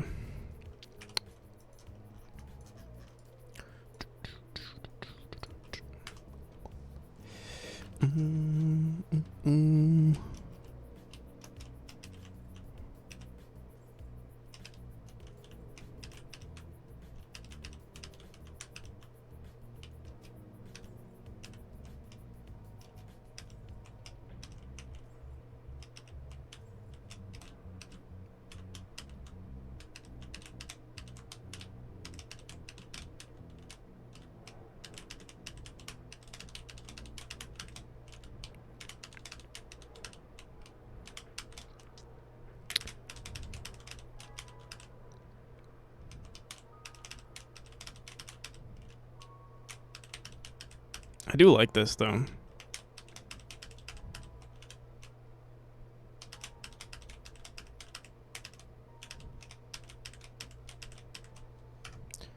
Low-key want to keep it just because I like it, but let me update it. Maybe do something here instead. So we hit this.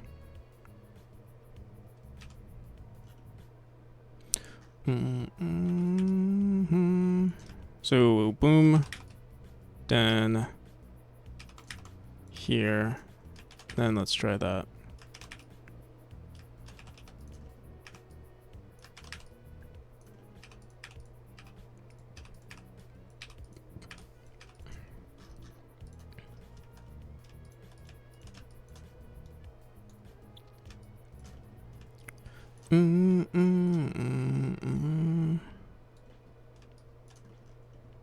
Out for a nap? Alright, I'll see ya.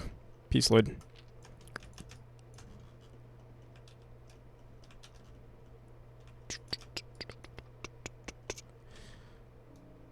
Yeah, today's Friday.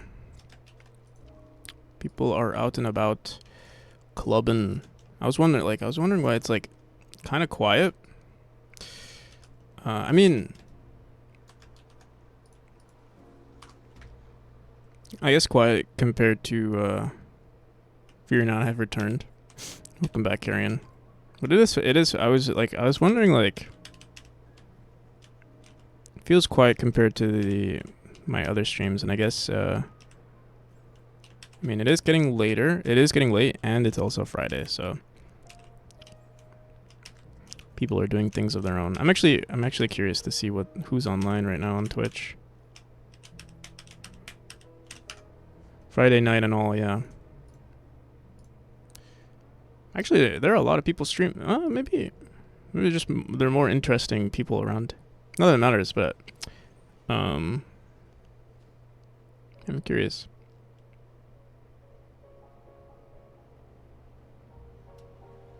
I think okay. Not a lot of people are on. I guess I see a lot of gaming streamers are on. So I guess a lot of people are gaming themselves. And then there's obviously the no life software and game development streamers like Mordecai and Al::Q and CM Griffing and Mathroom, Irad, etc.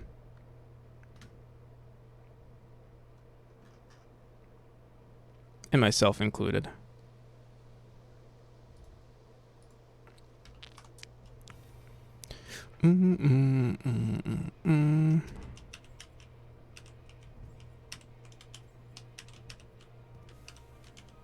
All right, I think we made this. Even though I think this design is or like the structure of this room is better, it's the gameplay is worse.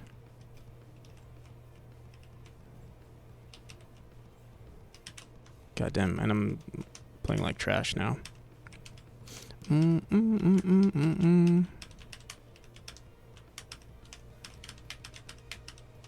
All right. I think the issue is, so there's something interesting about these levels is because they're very linear, like you have to dash within a certain thing. I have to expect the play, like we have to narrow out the, like these little corridors just so that the player knows exactly where to go.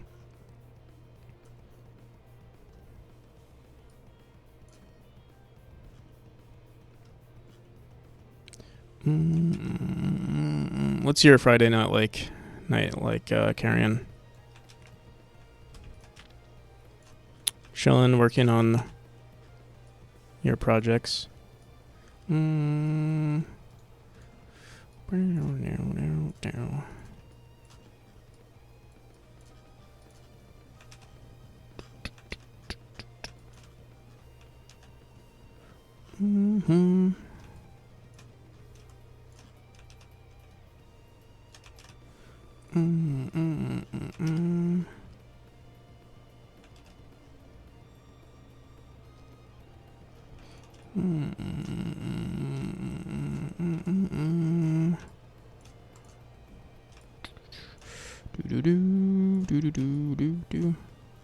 Actually,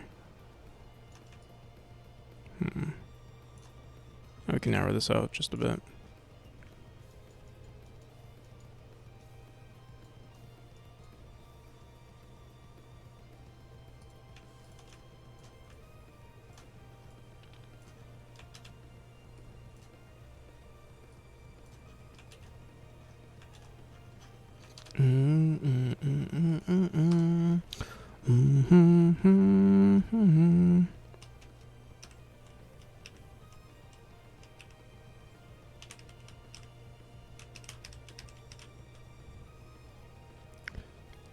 Day nights with the wife. He just got back from a Japanese place, waiting on the grands to bring the kiddo home. I see.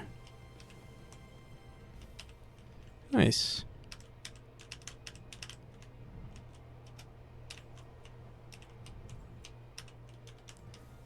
What a...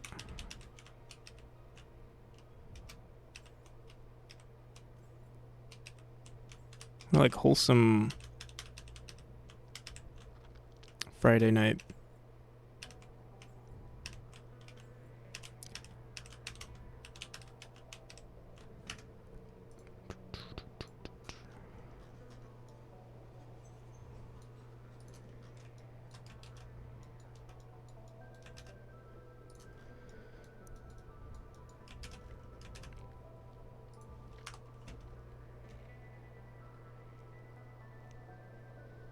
My time goes to work and family. That's I can see that. I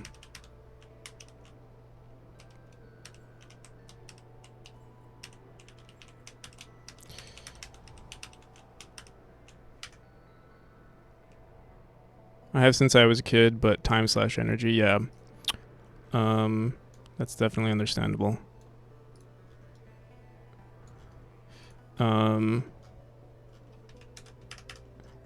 I mean, the longer you wait, I will say, like, I don't want to encourage waiting for too long, but the longer you wait, it does get easier with time too, because like, you know, there's more tools, more resources out there to help you work on it. But I don't want to encourage, you know, taking your time, but also, you know, obviously you have your priorities.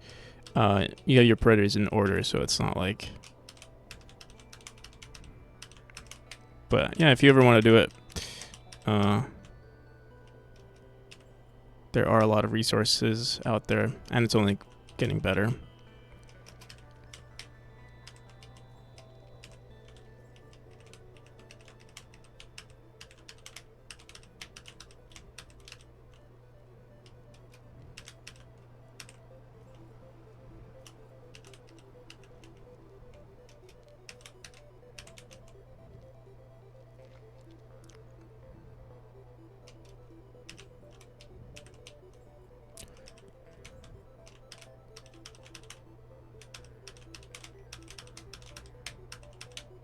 All right, I think that's pretty good.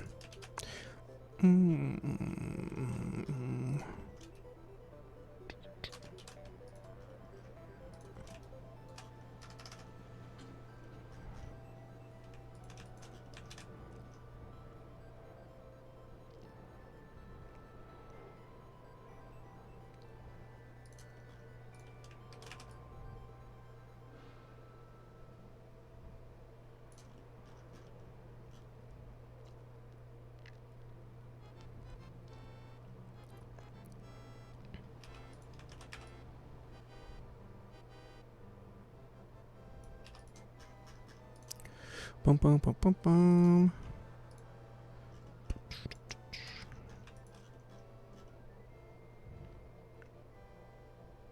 Just over the 10 years of the past 10 years alone. Maybe if I ever actually come up with a story to tell or mechanic to explore, I'll take the plunge. Yeah. That's how I got into it as well. Like, there was a story that I really wanted to explore. It's funny because I don't actually even work on the story that much. But yeah, I think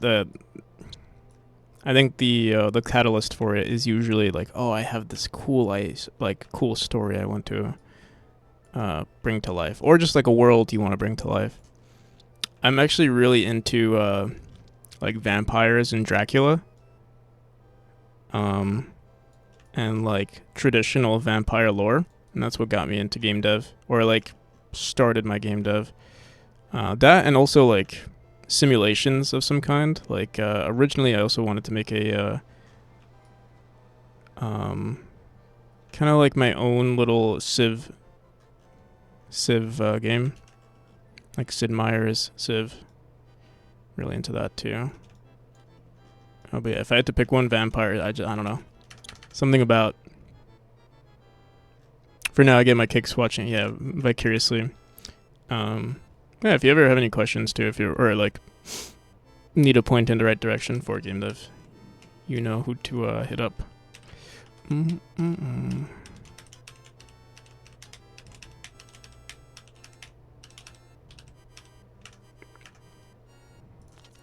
Why did I... Okay, wait, I think we wanted to go this way. So boom, boom, boom.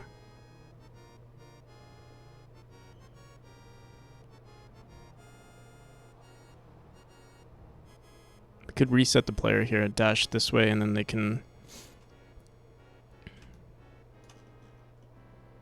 They're forced to use gravity.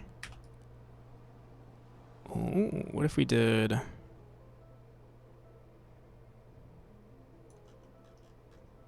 Something like that.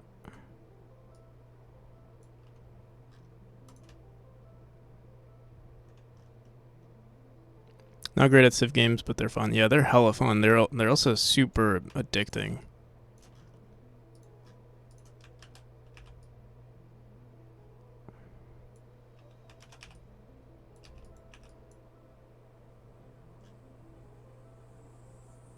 I wouldn't say I'm good at them either, but just playing it and seeing like how things turn out, that's the one thing that I like, is just seeing all the outcomes.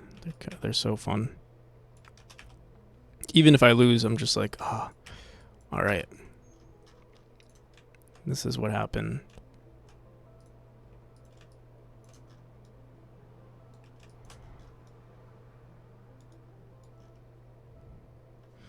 I was big time into Age of Empires 2 and Empire Earth back in the day. That's one game that I was bad at. Yeah, Age of Empires.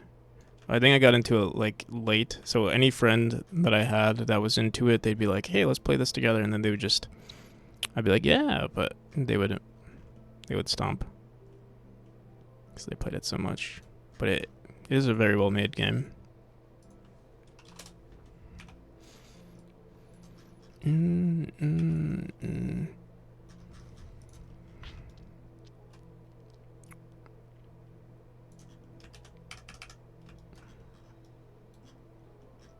Is there any genre of games that you're like into specifically?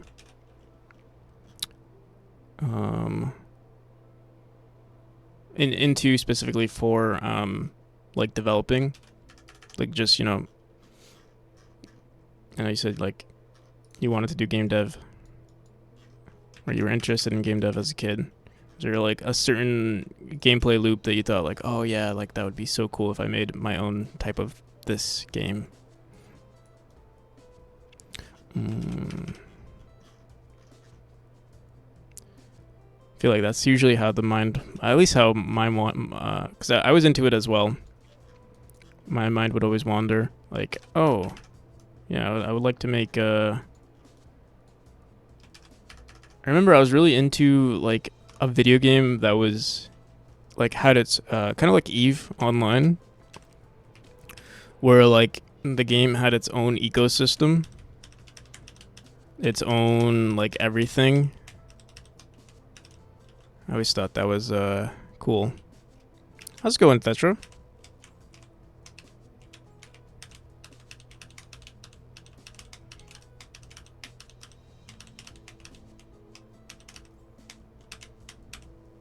Oh, this is looking better and better every time.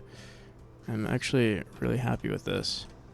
Made 4 projects today and you made 4 projects today and deleted 8. I'm missing something here. Got nerd sniped by the Morrowind back in the day. Played the hell out of it in college. I never played Morrowind. But I can see like it hitting that, like if I was exposed to it when it first came out, I could definitely see it hitting that spot. That's how I feel about same with the like I wish I played what is it called? Freaking dude, how am I misremembering the name right now? The one before Skyrim. Not more,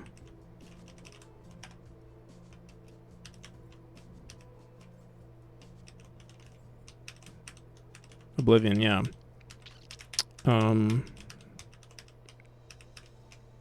I played Oblivion after I played Skyrim, but I actually loved Oblivion. I didn't beat it though, but I put a lot of hours into it, I remember. And I was like, wow, like it was actually, I know a lot of people is like, I can see why a lot of people say Oblivion is better than Skyrim, like if they were exposed to it first. Skyrim was my first Elder Scrolls. But yeah, it was pretty good. I think that's the same reason why, or like even when people say Fallout 3, or sorry, like the older Fallouts were better, I can see it being better. I've just never played them. Oh, but I mean, I like New Vegas as well, but I like I do like 3 a lot. I like the gameplay of 3 a lot. And like it was a lot darker too, which was nice. And as a kid, it was also kind of scary.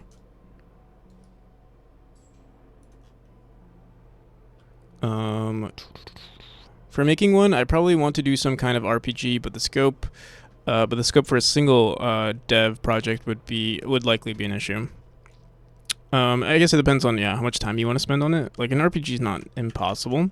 There are a lot of tools, to automate like certain like the combat system if it's turn-based, and then just making the content for like the story would be I think the biggest issue, and balancing, I would also say. So it's not impossible, unless you want to incorporate something unique about the gameplay there. I've given up on game dev for now. I'm looking forward to animation/illustration.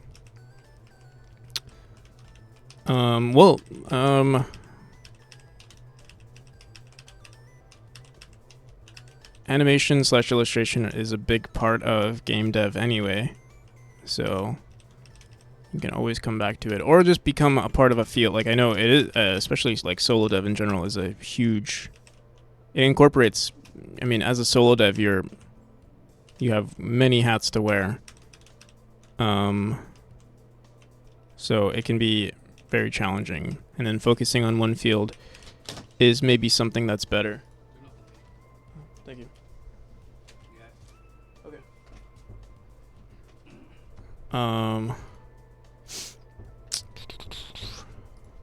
But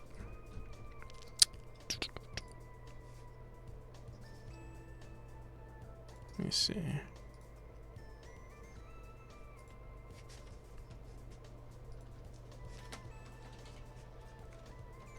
Sorry, my grandpa's like in my room right now. He usually doesn't come into my room. I'm actually surprised they came in.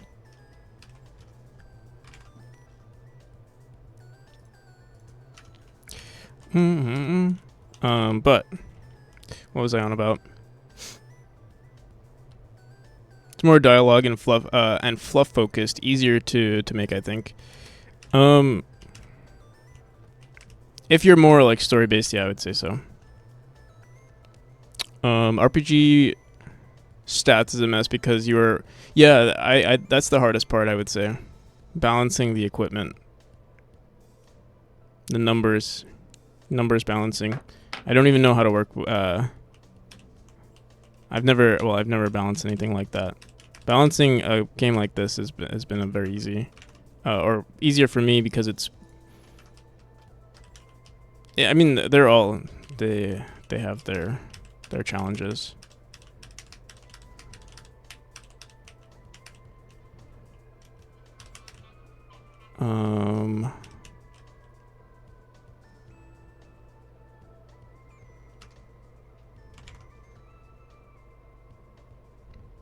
Can turn stats jank into the issue with like stats jank is that it can be, I guess if you're making a game like for example a roguelike game or like an arcade game that allows for like infinite runs, then it's not too bad. But if you're if you're like, let's say, making a roguelike that's beatable, and then like sometimes the game could be too easy and the RNG can hurt the game. That's the problem, I feel. And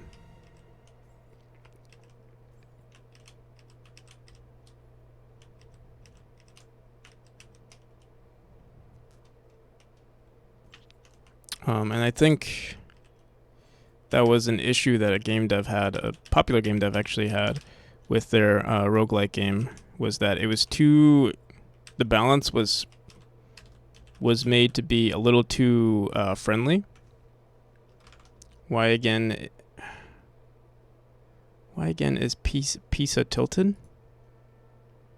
Why? Oh, the tower of Pisa. Why is it tilted? Actually, don't know.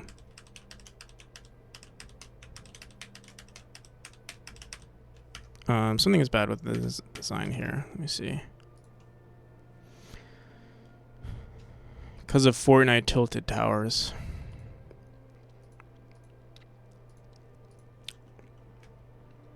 Is that a joke?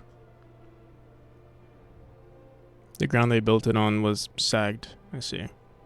And intentionally exploitable systems can be harder to balance than bounded system. A lot of more edge cases.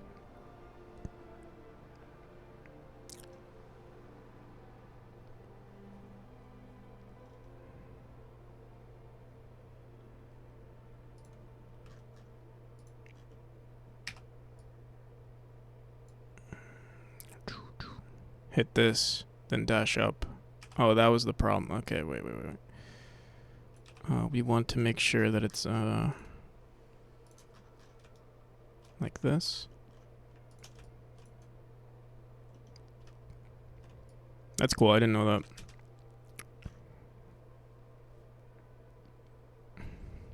Damn, Juho, it's pretty late for you. I think you should go to bed.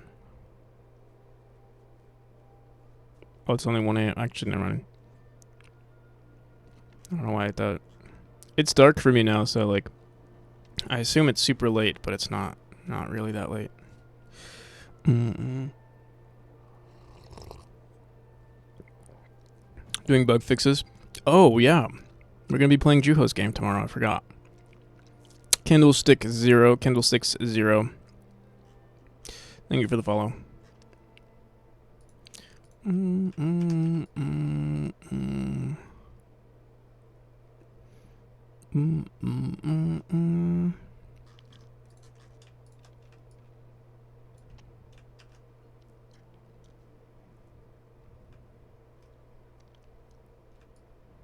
So, Drew, I have a question actually for you.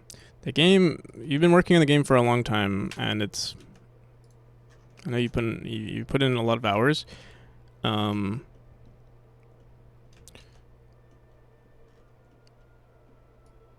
how is it gonna like? Because it's based on. Have you ever spoken to the creator of Little Runmo? Like I know. I mean, if you release the game for free, it's not an issue. But like, I'm curious what your take on that was.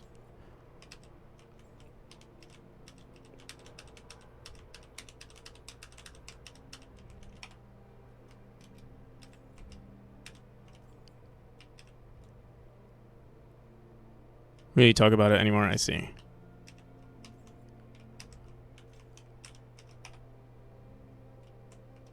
Okay, all good. That's good. I mean, do you plan on adding like at least like you can have donations or like, you know, on at least on itch, if you're releasing it only on itch, people can donate as well. Mm-hmm. Oh, I disabled donations. You don't want donations?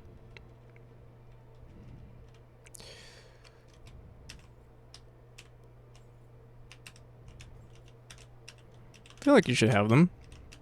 Doesn't hurt to just keep them there. You can even set like by default. I think itch does set the minimum to $2, but I think you can set the minimum to the minimum like automatic number that they put inside is $2, but you can put it as, you know, 0. I think.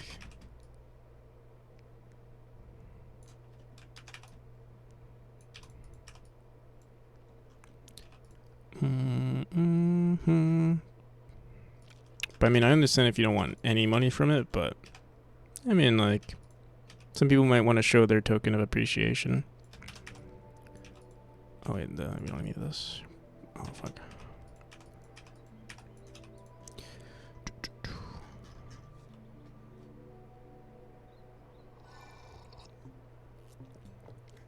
Boom, boom, boom, boom, boom, boom, boom, boom, boom, boom, boom, boom, boom, boom.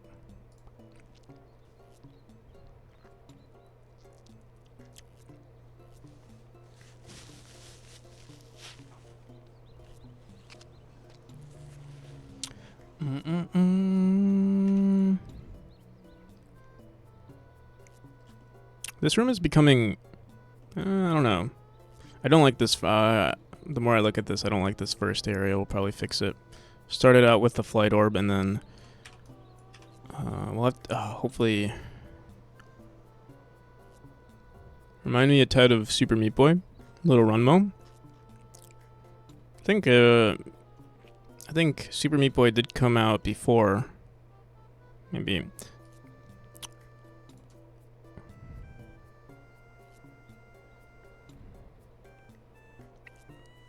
Sorry, kiddo. Returned. Had to get get my hugs, but yeah, I'd like to do some kind of RPG. What was my response? If I did respond, yeah, I feel like nothing's wrong with. I mean, yeah, I think so. Like balancing is going to be an issue, but like there are already a lot of tools out there for making an RPG. Like when. It is definitely like a feasible type of game to make at any point.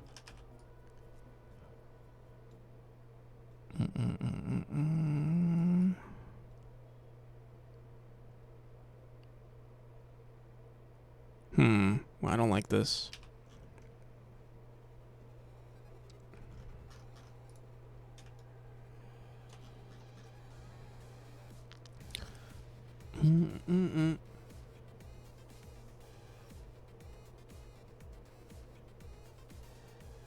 Maybe something like a spiritual successor to Quest 64 or something, but more realistically, at least to get started with stuff, maybe a platformer or a bullet hell. Platformers, I would say, are I think they are the easiest game to.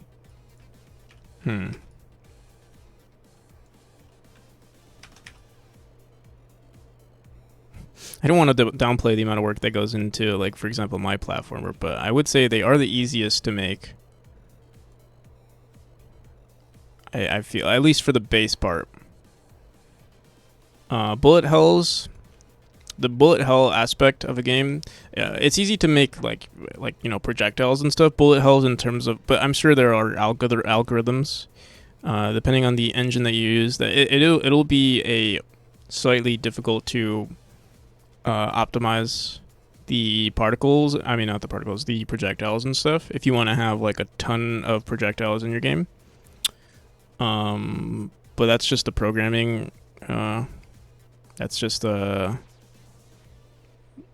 like an obstacle of just programming, which, you know, once you have it, you have it, so it won't be that challenging.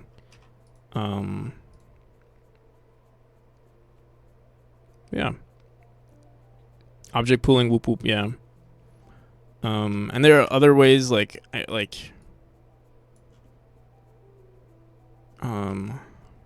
looked into a decent amount of like the best way. Like if you want to have like thousands of simultaneous projectiles, like what are they, like the, I've never messed with them, like the like physics servers and stuff.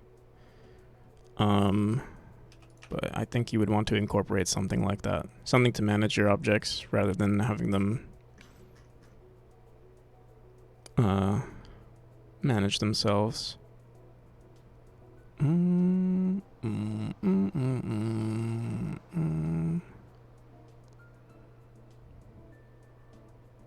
Structive arrays goes burr. Consider 3D, sure. My preference at the moment, but no preference at the moment. But if/when I'd give it a try, I'm sure I'd figure that out. My first game was 3D, or my first like exposure to game dev was a 3D game.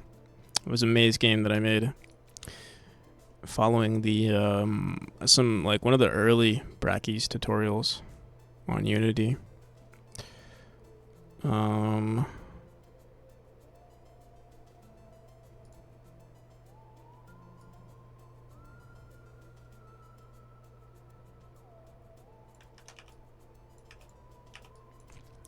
The game was called, it was a maze game, and it was called Amazing. I thought it was so clever.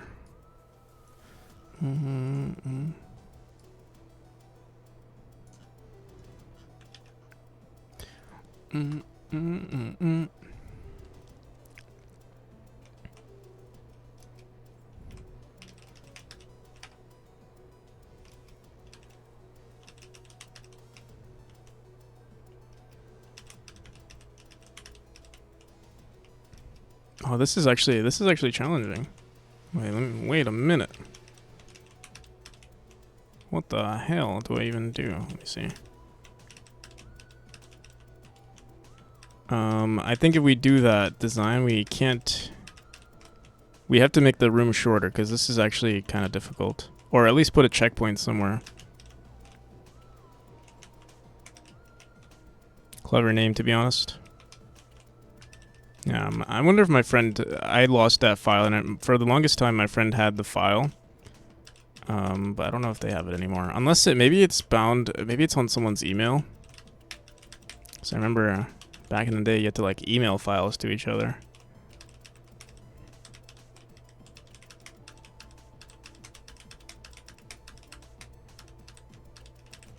Shit. Keep it difficult. I mean, keeping it difficult is okay, like it's okay, but also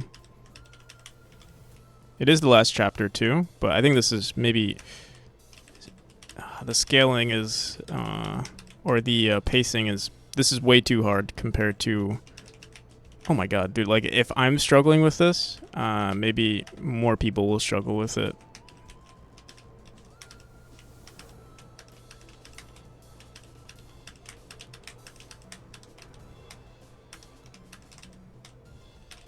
Shit.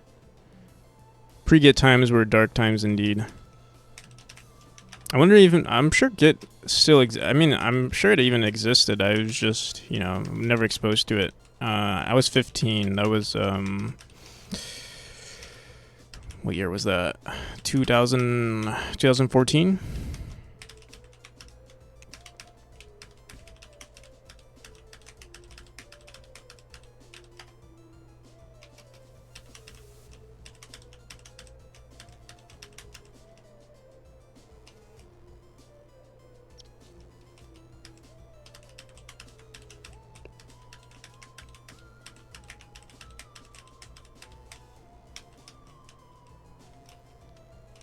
Honestly, this area on the left is very challenging. But the one on the right is not too bad. The thing is, we already made a secret in the previous room, so it's like, maybe I shouldn't. I don't know if I should make another secret. Also, this, let's see. So we go up to here. Maybe I finish the room here, and then we can make this into another area, or I put a checkpoint. I don't really have too many rooms that have checkpoints. So maybe we'll do that.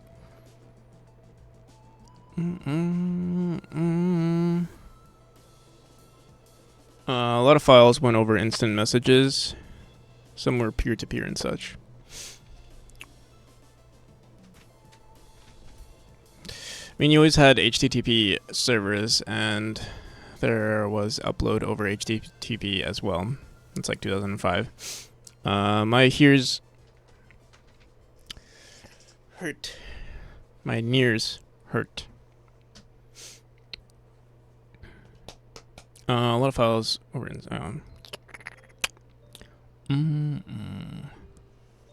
What the hell?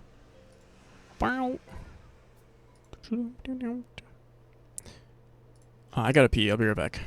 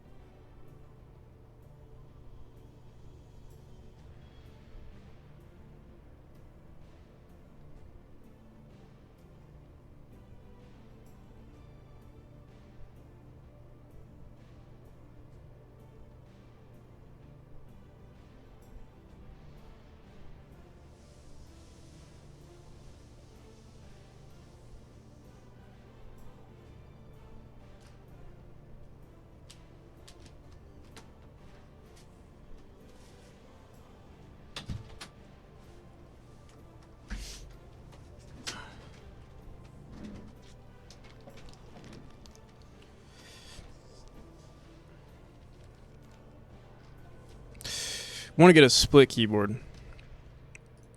I really want to get one of those like 70% keyboards, but I also like I do like numpads. I don't know.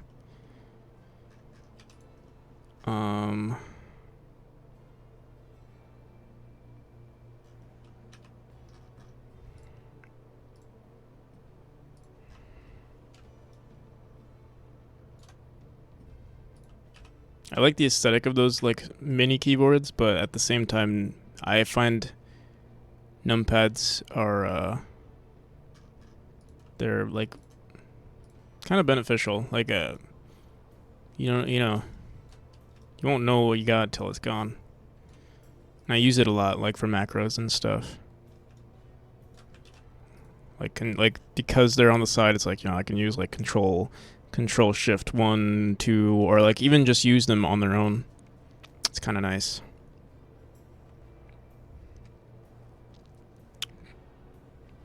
It's better for the hands. Yeah. I'm sure it's nice. I think because I stream, it's a little different. It's kind of like you know how people have like stream decks. My numpad often is my stream deck.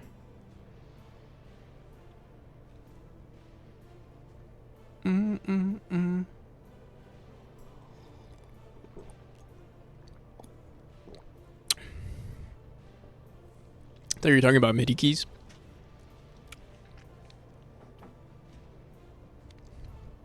Price tag hurts. Couldn't justify it. Yeah. I'm even I mean, my keyboard is relatively cheap. I got it in like 2016. But I think it was I want to say it was like $80 when I bought it. Or $90. It's a Corsair K70.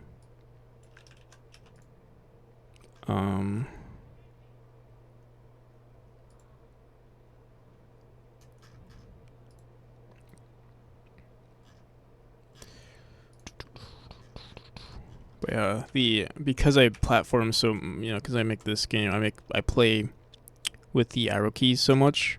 I think I broke one of the keys. So I low key want to get a new keyboard, but they are expensive. But I can't justify buying another one right now.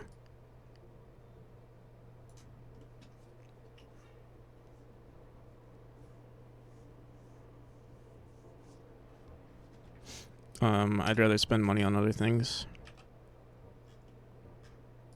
It's more so like obviously like a luxury.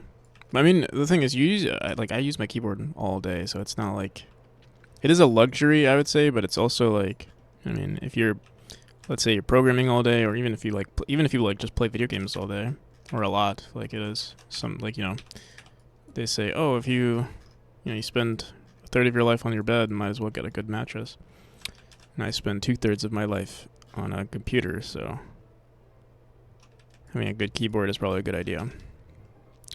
And especially maybe an ergonomic keyboard. I know people get carpal tunnel over time too. I'm actually surprised I don't have carpal tunnel.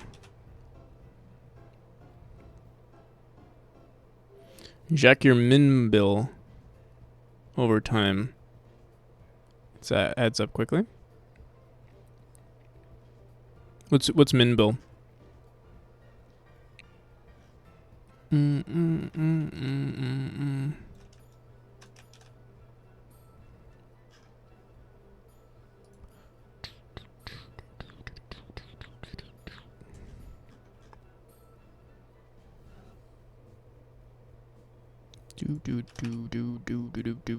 Do.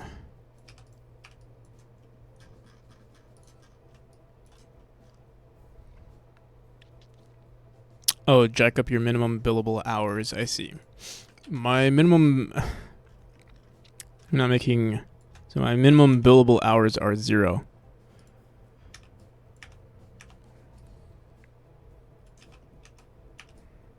Currently. I'm not doing any like freelance work or anything like that.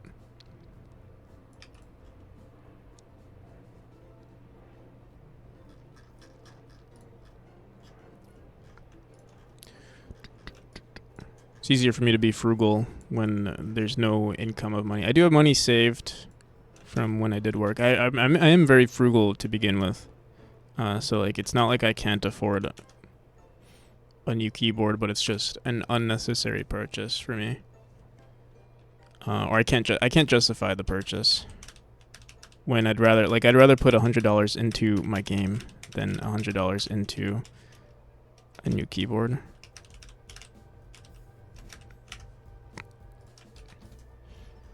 You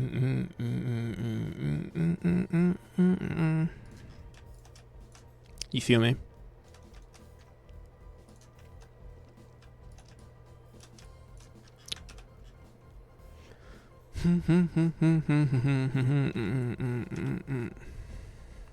Our games are like our babies, exactly. They are babies. By the way, I noticed you were asking questions about music. I know you had an artist someone who wanted to work on the music at some point. What happened with that?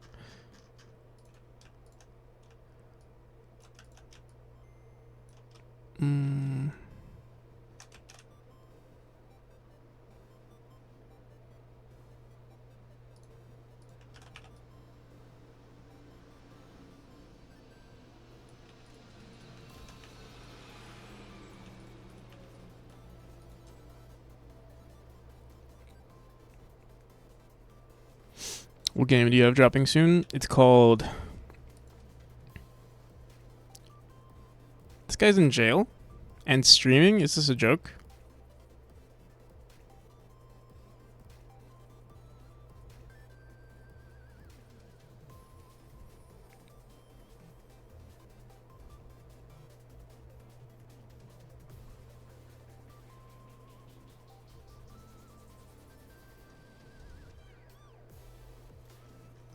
Yeah, I think I know. Yeah, I know. I've seen. He's like the most popular streamer, right? Kai.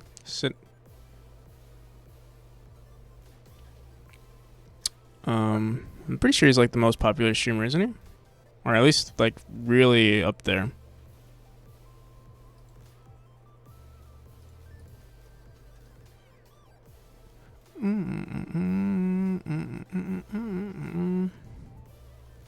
How do you see the like the most popular streamer?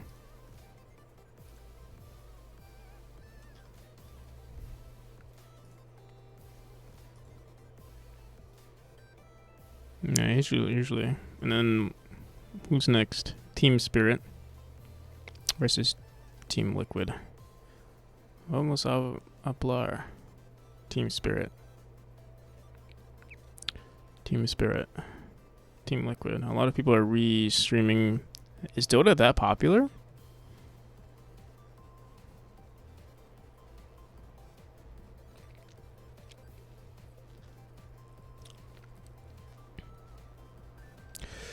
Bum, bum, bum.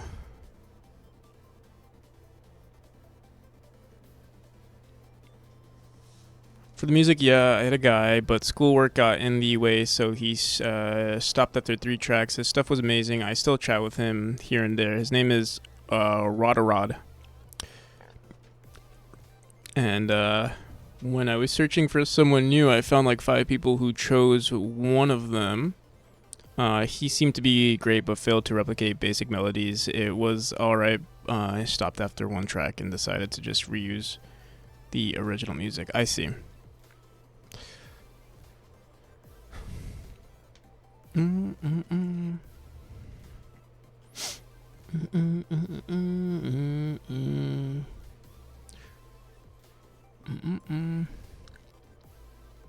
Oh, so yeah, Carrion, Juho's making... I guess you can, it's a fun game, right? Little Runmo. Also made a Celeste clone.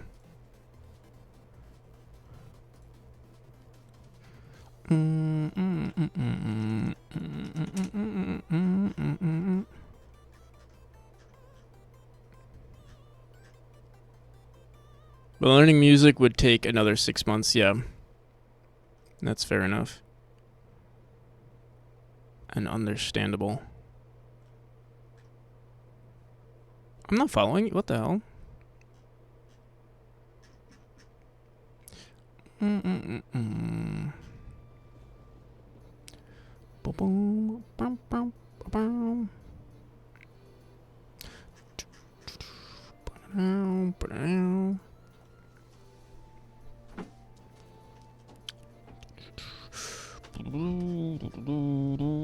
I might make a secret.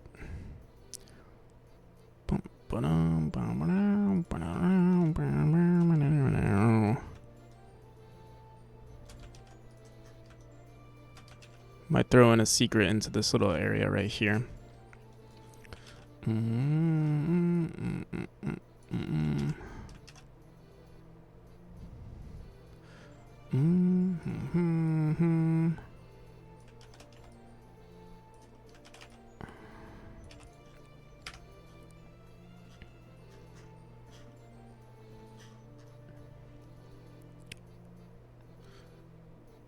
Small tunes with beatbox is a great way to learn game music.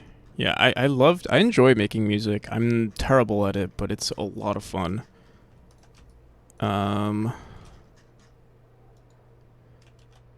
There's a free tool that I used a lot. It's very simple. It's called Bosca SEO.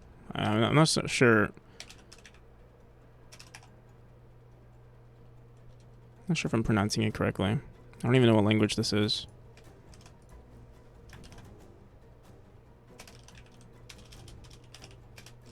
Is it even a word? Like, is it accordion? Okay. Accordion.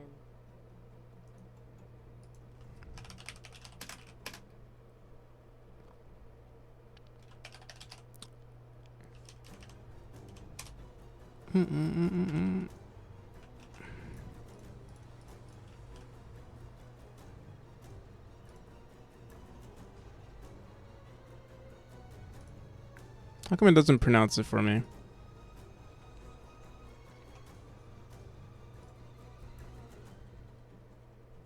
Boom, boom, boom, boom, boom, boom, boom, boom.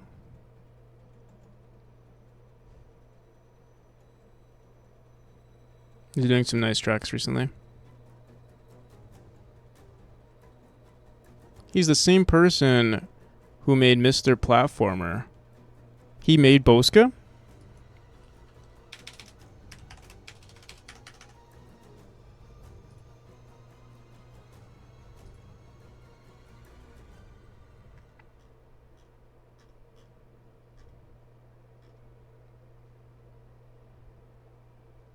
I tried. It still doesn't pronounce it. Accordion.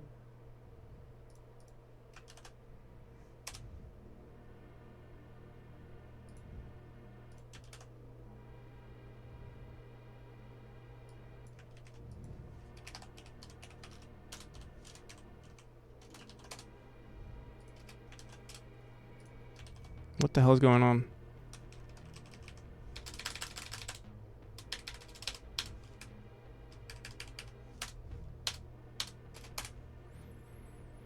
Bosca Kayol. Bosca Kayol. Bosca Kayol.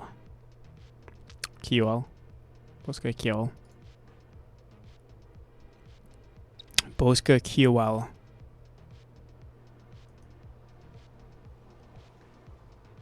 My guy bzz with the color chroma, I love it.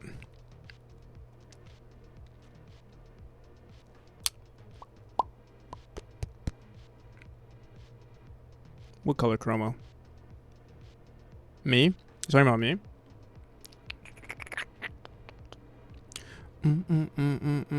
Can do some audio work now, but I'm gonna leave screen open for the algorithm. Oh, thank you. We do have to end the stream soon though, because soon I will have to be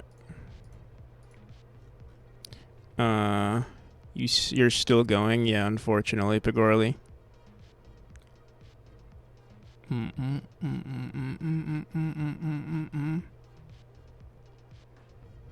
Wait, this person made VVV? No way, no way.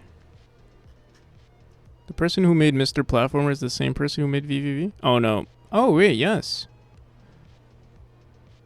Oh.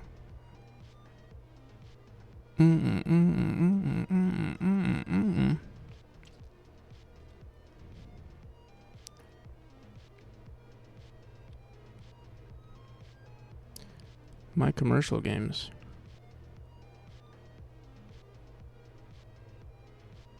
That's pretty cool. I didn't know. I've never even played VVV. I've seen people play Mr. Platformer.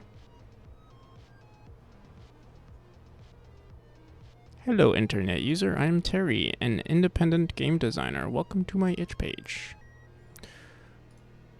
Mr. Platformer. Hello there. Hello there. How's it going, Pagorli? What you been up to? How's your Friday? Pagorli, are you gonna stream soon? I want to see a Pagorli stream.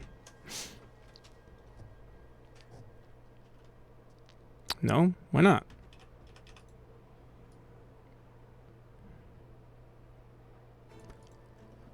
I'm not a streamer. If you're not a streamer, I'm not a game dev.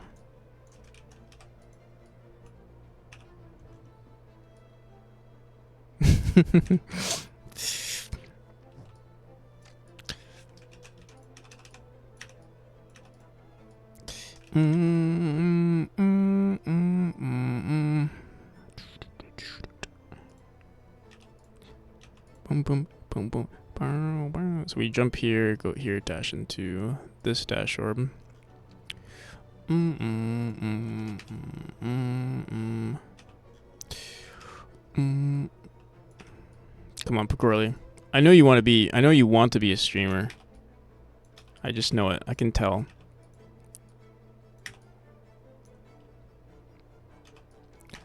Mm, mm.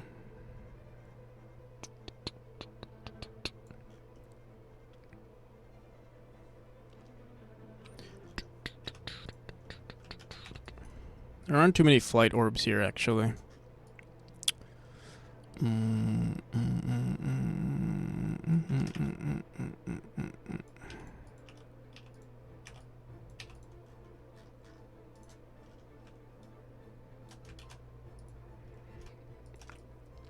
Mm, mm, mm.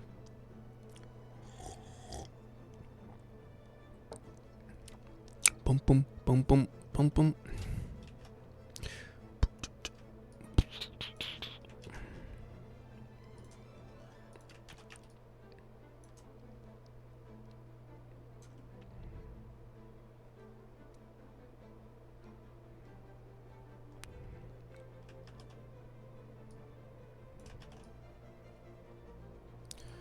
Mm, mm, mm, mm, mm, mm.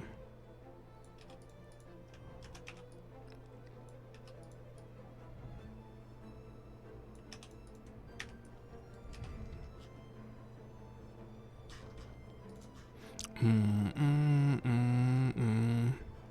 Alright, there's. We'll see if this works out, cause we might be able to just reach the end here. From this dash orb, and I wouldn't like that. Mm-mm.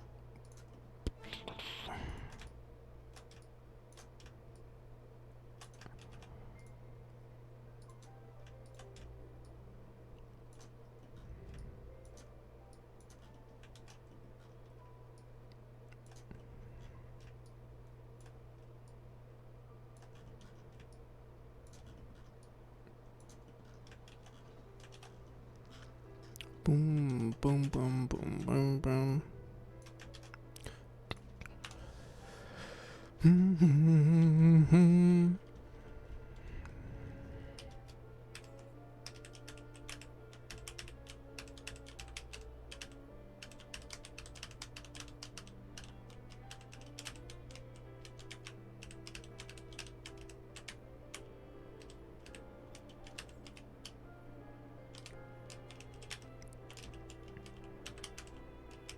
Oh, we could do a diagonal.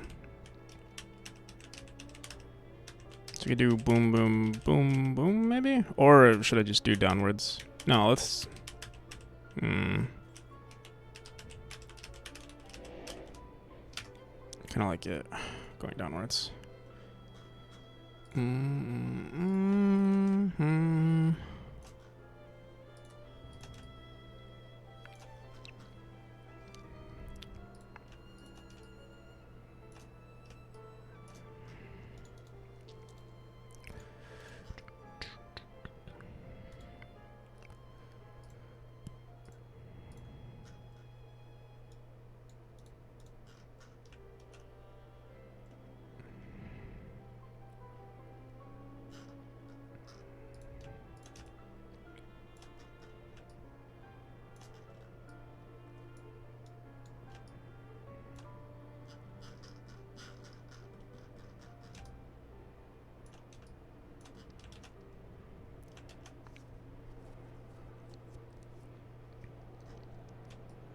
Dude, I'm low-key jealous of people who can make, like, whatever they want in music. It's so nice, like, to produce something. That song was so beautiful. I was like, oh, like to make something like that. It's like, wow. I've always wanted to learn music also because I feel like someone who has like a music brain, you know, maybe they see things differently.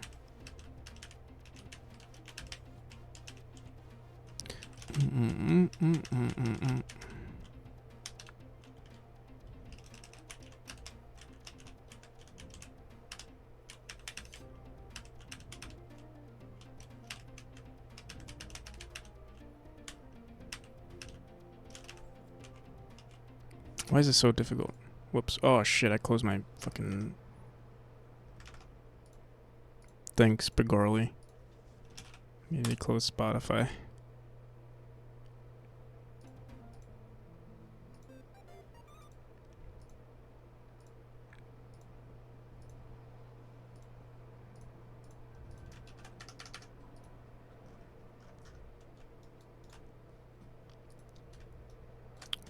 Boom, boom. There's no need for this this platform here. Well, if we do a diagonal,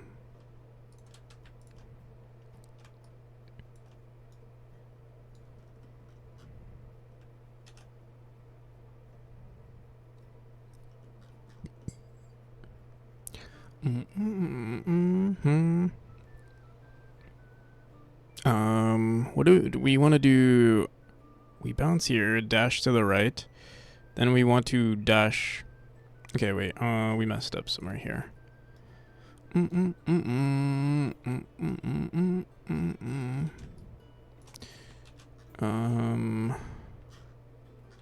Maybe just play this out, see what it feels like first.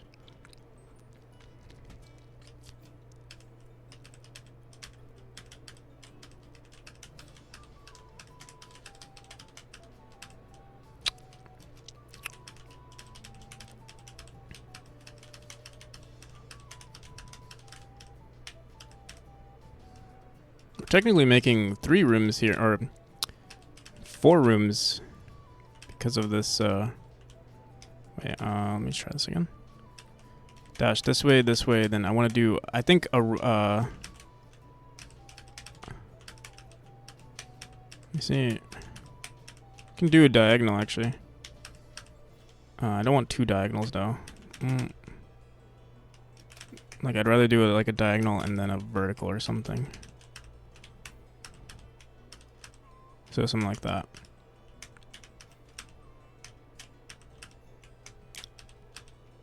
Or a horizontal, whichever one, actually. As long as it's not a diagonal here. So we can do...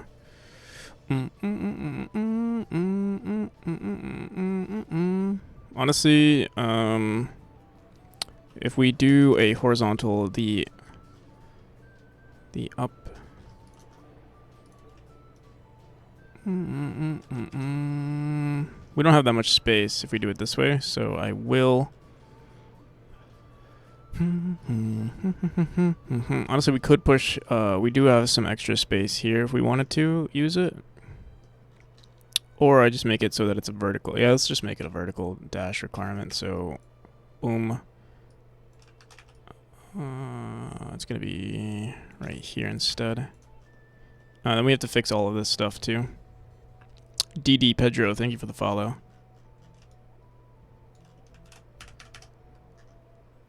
Thank you, DD Pedro. How's it going?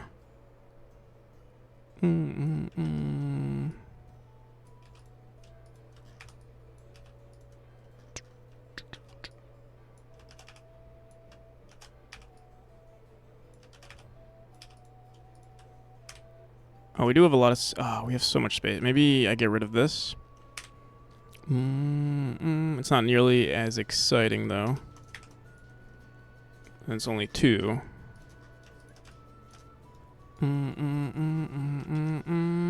We could make it go up. We can get clever with it.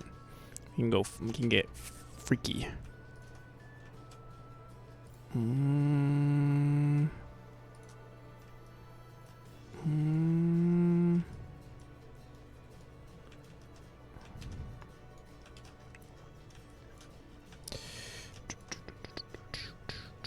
Let's see how this plays. I'll put my player closer because we're almost done here with this room.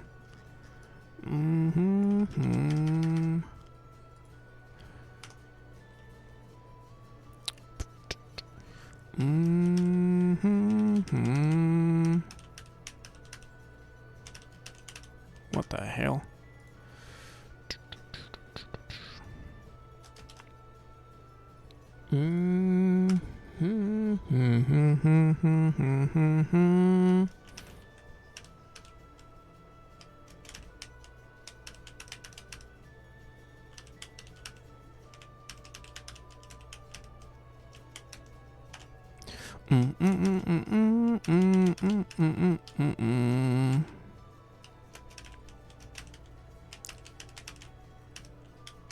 Also, wait a second.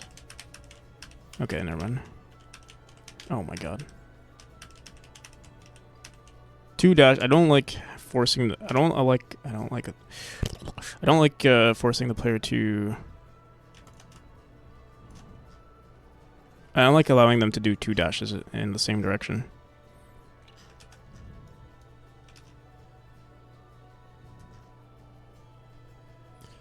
I think it just looks cheap.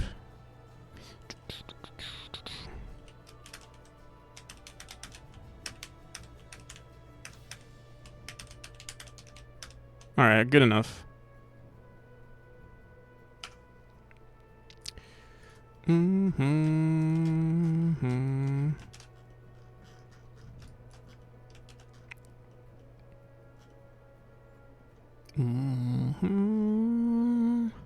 Cool. Obviously the... Oh my god, we have so many like extra tile. Let's get rid of all that. I think this looks good. We have to add a secret room to the right there. I also want to introduce a secret block mechanic. Maybe we'll do that tomorrow.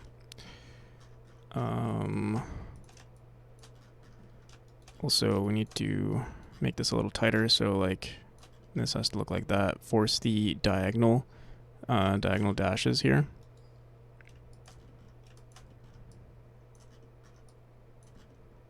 Something like that.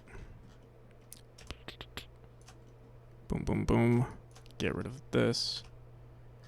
All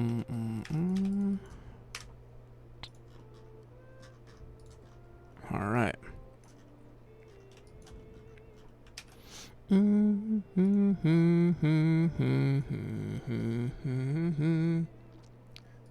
right, we're almost done here.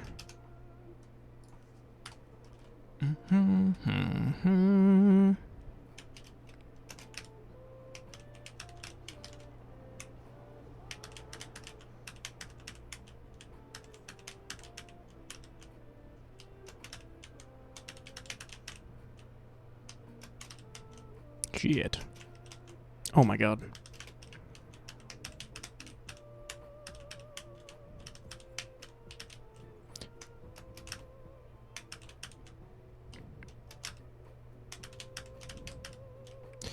I'm getting worse. I'm getting worse.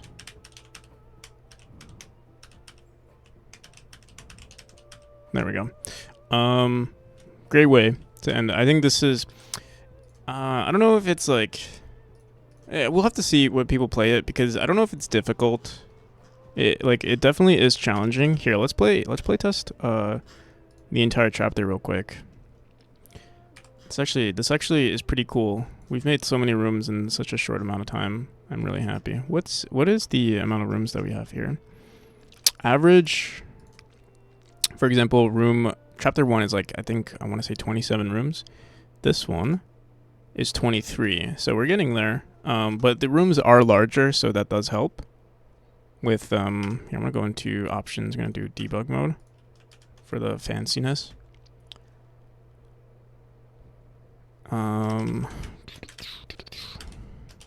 Oh, what the hell? Debug didn't turn on.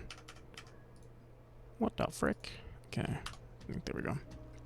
I need to do something where exiting the game early, before it exits, we need to make sure data gets saved. I think we're gonna do that right before we release the game. I'm gonna do some more quality of life stuff with our debugger and like data collection. Something for people to send me data on like where they died, all the global positions that they died, and then some. I won't need to do it right away, but we probably need to figure out exactly how to showcase that information on my editor, or on the editor is probably the better thing to do. Import data from a JSON file that like records that information, and then just throw it into the editor. I think would be very cool. And importing like more than, oh my god, dude, I'm trash. Importing like a bunch of, like more than one file, not just a single playthrough, would be very cool. Maybe like color coded as well, like a graph or something. I'm excited for it actually.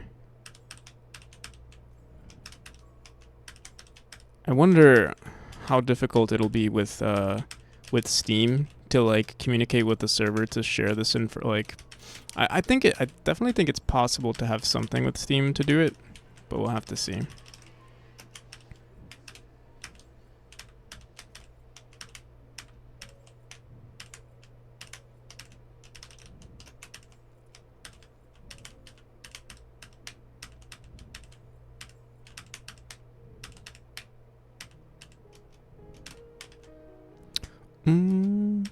Boom, boom.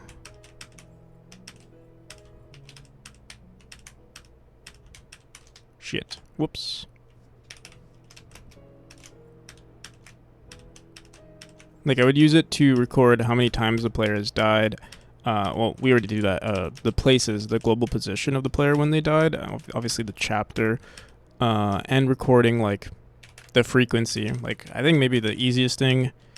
because we record, like, every single room. It's a lot of information. Or every single global position, but, like, just counting how many times the player dies. And, like, what state they were in. Honestly, the global position would be great, though, because then we can kind of assume... The more the better, but I just wonder how much... What is too much?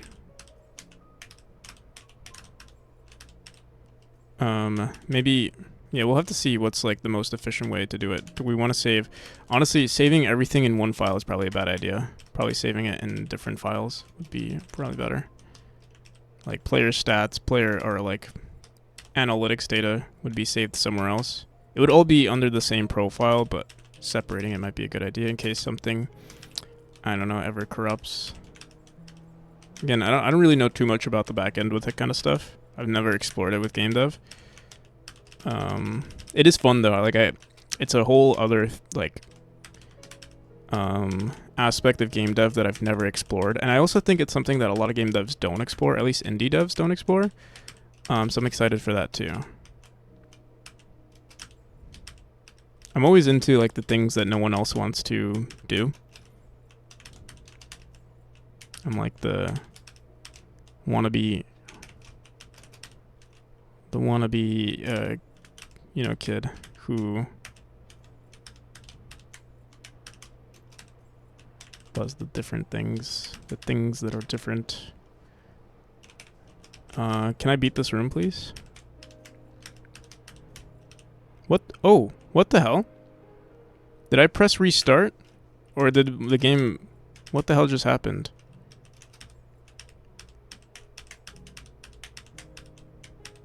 That was weird. You know what I think you know what happened? So there's a bug in the game currently with movement. For example, if you're in the dash state, and you dash into an orb that puts you in the neutral state, your motion is actually not reset. Sometimes they are reset, but for certain objects like the flight orb, it's not reset. Until you enter the next frame, enter the next state on the next frame. But you're still moving for a short amount of time. So there's a negligible, I mean, it's negligible, but sometimes it does have an effect where you might be a couple of pixels forward. I know the solution. I just, I didn't apply the solution just yet because I'm worried it might have an effect on other things in the game. So I just haven't touched it yet. Oh shit! Ah, we're so close.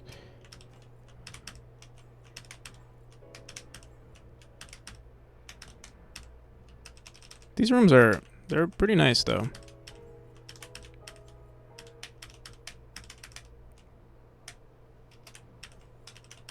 I always say this, but this is my new favorite chapter. Every new chapter that I work on, it always becomes my new favorite.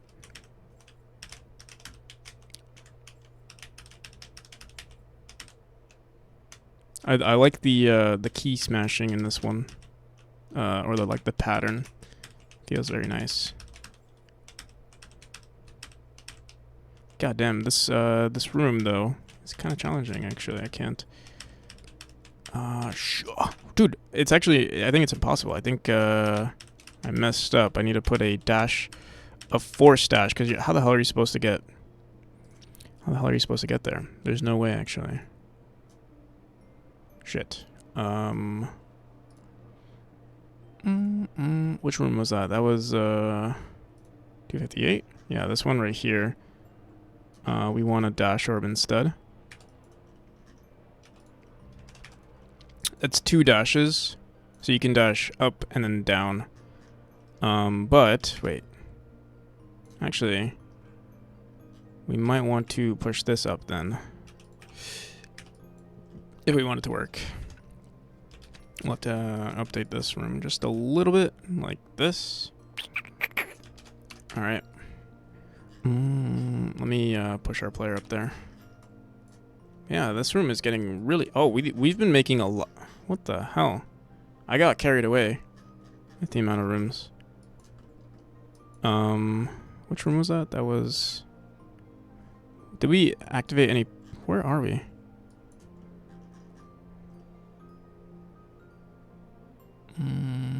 Where were we? I've lost...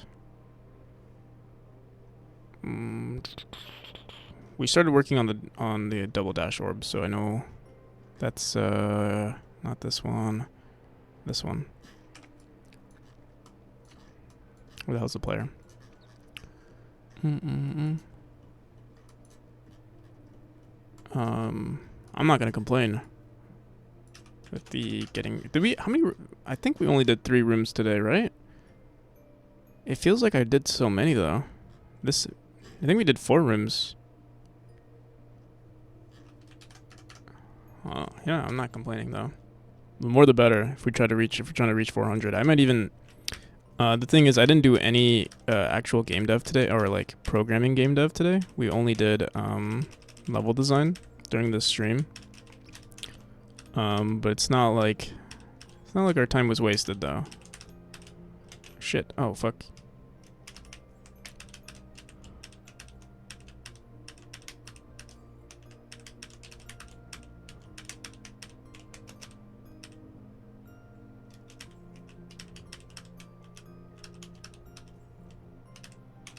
There's a collectible here that we already have. Oh, shit! Oh my god.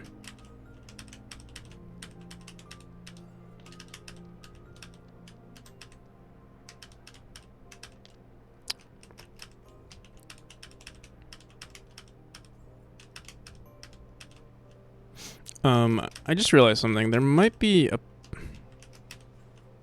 There is a problem with some of the designs that we have here with the vertical rooms. The problem is that they are kind of far. Like for example, okay, we see these two, so it's easier, and I have to consider that in the designs. Okay, so like vertically, if you look at this one, it's kind of hard to see the next orb. Once you hit that second point. So I think we'll want to make some adjustments there. It's not impossible, like you'll have to die a few times, it seems, but I don't want to make that, like, it's inevitable that you'll die if you've never played this game. Like, it's more than likely, but that doesn't mean I shouldn't make it impossible. I shouldn't make it a requirement that you have to beat, or that you have to die a few times before you can see what the next area looks like. I mean, we could give the player the option to see what's ahead, and that would help with some of the designs, but yeah, that shouldn't be the requirement. Yeah, we're gonna call it here. If you guys would like to play the game, you can find the demo there. It includes chapter 1, 2, and 3. Thank you for watching, everyone. It really helps with the algorithm to wishlist. I'm not expecting anyone to, but if you would like to help out, it's greatly appreciated. We're gonna go onto Twitch. Let's see who's online. We got Jispo, Mordecai, Colin Q. We might go for Colin Q. Colin Q has been on my stream so often lately. There are a lot of game devs though.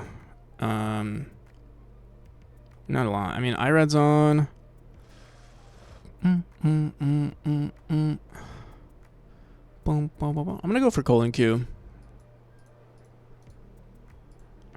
They're pretty cool. They're like an ASCII streamer, or like kind of like how people do VTubing. They do. It's like colon ASCII tubing. It's pretty cool. But yeah.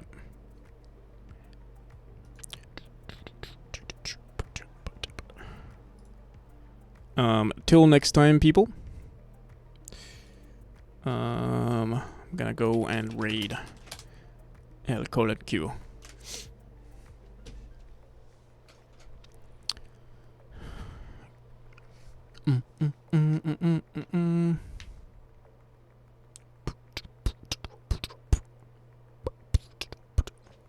Bye now. See you, Solus. Probably tomorrow or Sunday. Yep. I will be on both of those days. So, yeah. Bye. Things. Does not look like we're reading the correct things.